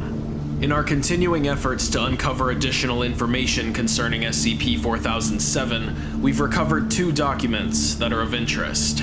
The first is another set of outdated documentation for SCP-4007, but it's of a more recent vintage. Curiously, however, the only major differences we can attribute to anomalous interference relate to the personnel information for instances 4007-1 through -3. It seems as though a single line has been removed from each of the entries of the instances that were terminated. A glance at the content seems to show a recurring theme in the deleted message. SCP-4007-1 attempts to burn its way out of the jungle to clear a path, but becomes trapped inside the zone that MTF-551 had closed off. When the fire had burned out, SCP-4007-1's body was found within the zone, and believed to have expired due to smoke inhalation. During the recovery of the body, however, it was discovered that SCP-4007-1's body had been cut open shortly post-mortem and was missing several organs. The incident was ruled an acceptable outcome. In the aftermath, SCP-4007-2 was discovered dead on the island, though the cause of death was ruled to be a lethal shock of electricity. Cause of death determination was made more difficult by the apparent removal of large sections of SCP-4007-2's skin, which could not be explained by the recovery team. The incident was ruled an acceptable outcome. Curiously, an examination of the home revealed several recently spent shell casings and compacted bullets, indicating that SCP-4007-3 had fired a gun at an unknown target, but further investigation yielded no clues. Additionally, an autopsy revealed that SCP-4007-3's corpse was missing its tongue for reasons that remain unknown. The incident was ruled an acceptable outcome. Why these lines were deleted is something of a mystery to us, but the natural hunch is that SCP-4007-4 is involved somehow. We believe that the other document we recovered might yield some answers, though. The other document is something a little different. The archival notice attached to it says that it was a letter discovered in SCP-4007-3's home, believed to have been written by SCP-4007-4. Without knowing the context behind it, however, it's hard to say what exactly it means, but it's been included here for your review. Brother, forgive me for not writing to you sooner. After Takashi's passing, I needed time alone to meditate and regain my strength. In the end, he did not see my way, much like Mitsuo before him. But it is not too late for you to see the truth, brother. He will break free. That much I am certain of. No matter what we do, his coming is inevitable, and no amount of prayer or ritual will stop him from finishing his terrible mission. To continue in our ways as we have for so long is giving in to fate. Thus, it is as your brother in arms that I write to you to reconsider your stance. We must fight him on our own terms. The longer we wait, the stronger he gets, until this sleeping giant is all but unstoppable. It is our duty, as dutiful men and as loyal soldiers, to act while we still can. If we attack as soon as the ritual is broken, we have our best chance at stopping him once and for all. There is no other alternative. It was too late for Mitsuo and Takashi to realize the truth while they lived, but I have hope for you. To fight once again with my brothers in arms is what I long for, but do not mistake this dream for mercy. I will stop him with your help, one way or another. It is up to you to decide how that help will be given. Updated containment recommendation for SCP-4007. The following note was penned by 05-3 following the conclusion of the internal investigation into SCP-4007. Attached here is the updated list of containment procedures for SCP-4007. Item number: SCP-4007. Object Class: Keter. Special Containment Procedures. Primary containment of SCP-4007 consists of investigation into SCP-4007-5's location. MTF-551, MacArthur's dogs, are currently spearheading the investigation efforts, as well as drafting plans for SCP-4007-5's capture. Primary containment of SCP-4007 is maintenance of the status quo.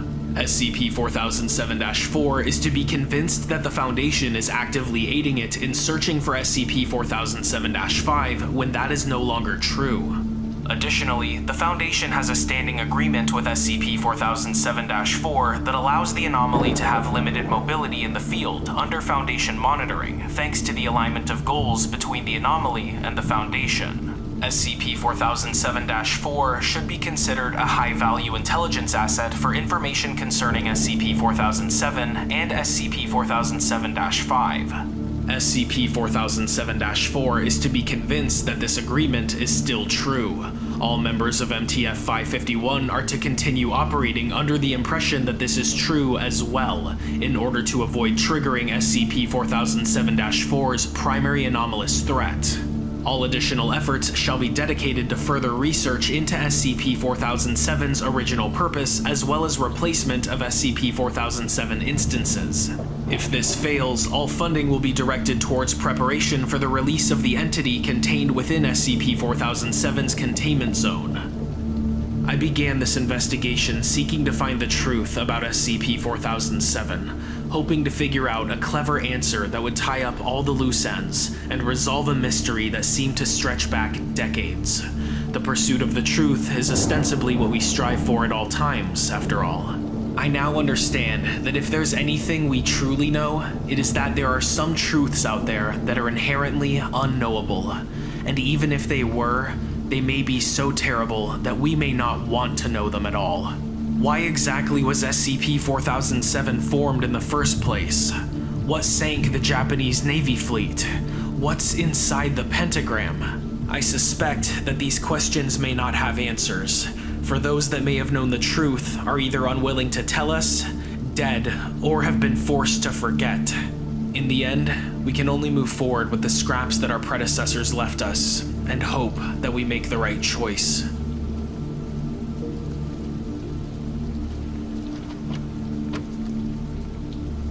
Item number: SCP-4533. Anomaly class: Safe. Special containment procedures.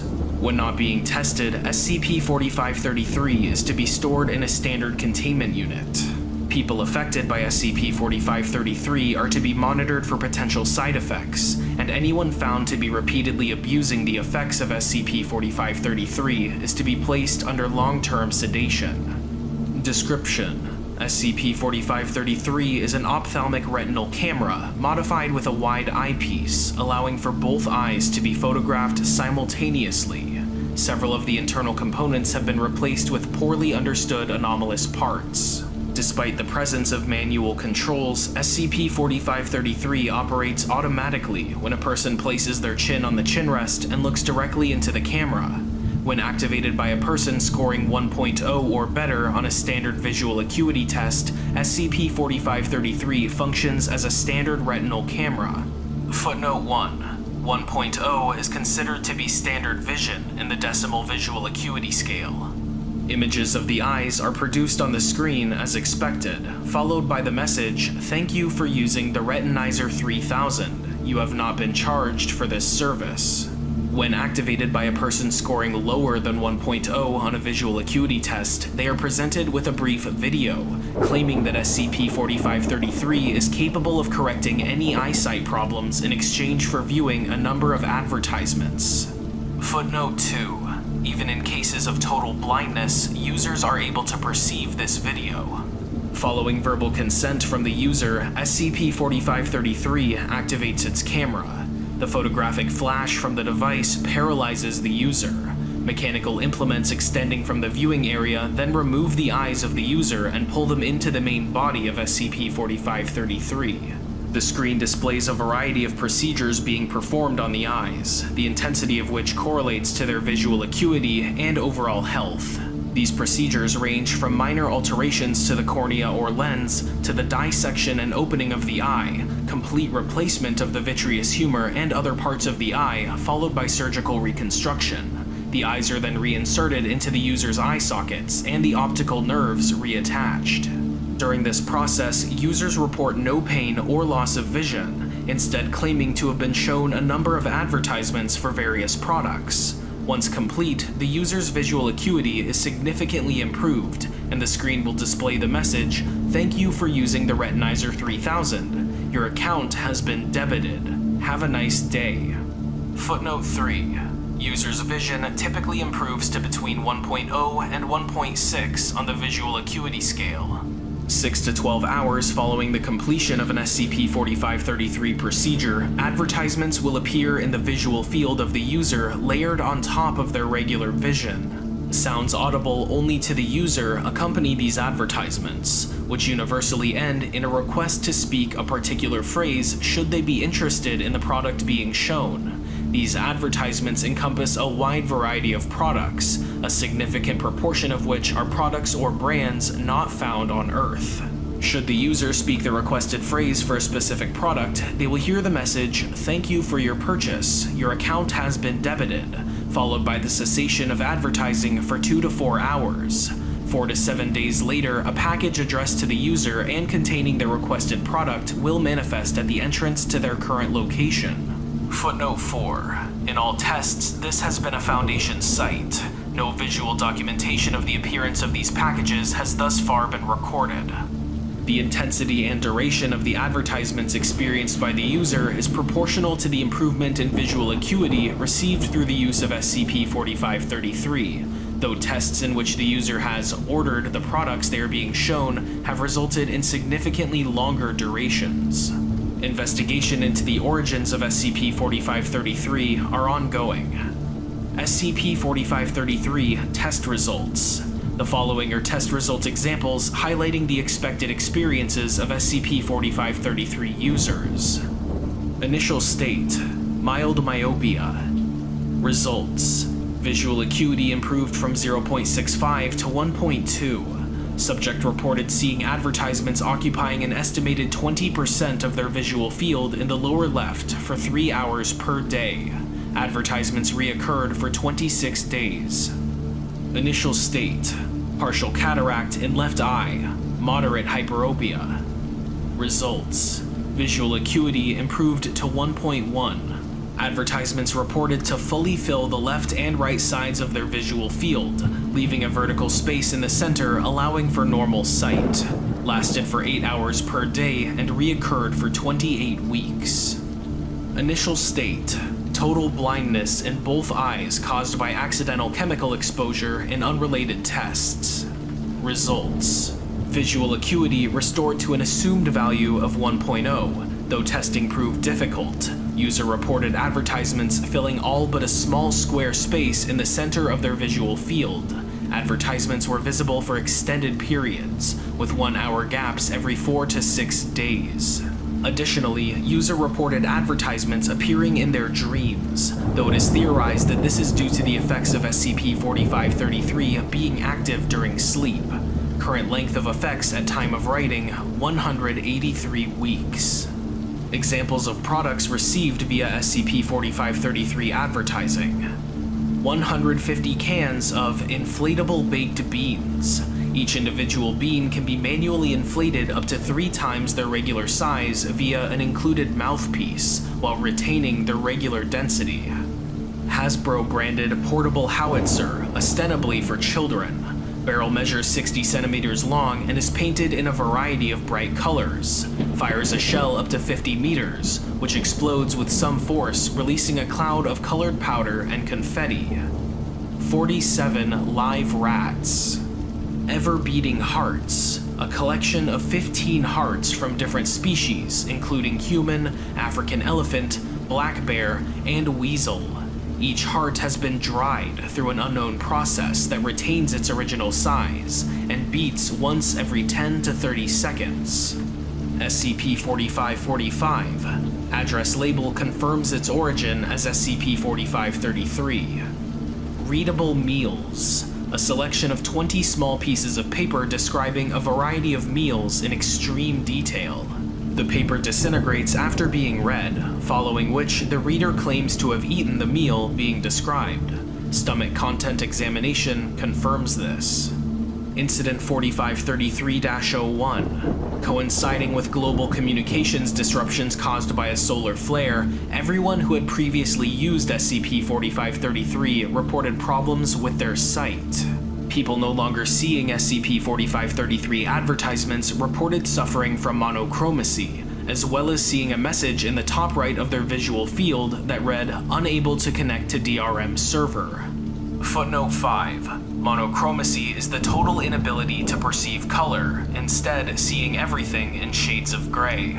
People still seeing SCP-4533 advertisements experienced total blindness, with the exception of a small message in the center of their vision that read, "Attempting to connect to subserver OXF-079.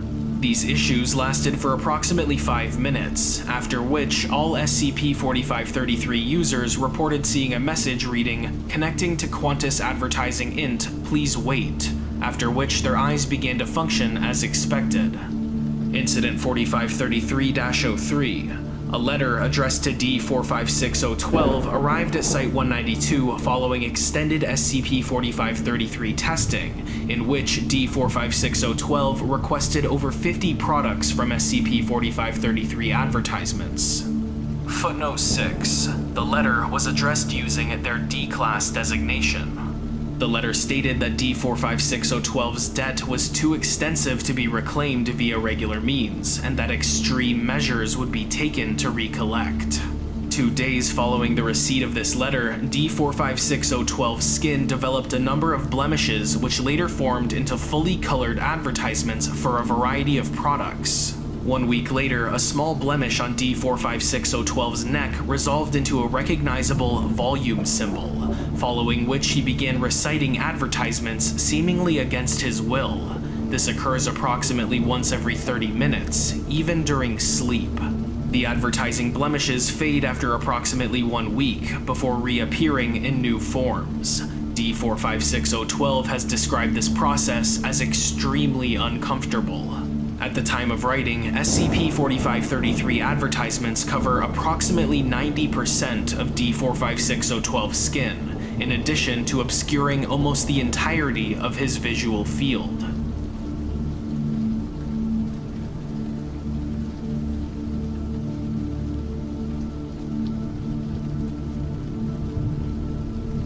Thank you all so much for watching. If you enjoyed the video, please leave a like and consider subscribing for more videos just like this. Huge thank you to all of my patrons on Patreon, and a special shout out to Everborn, Joe Light, Tanis, Ruler of All, Kenway, and Doomsday LLC, Prince, and Design.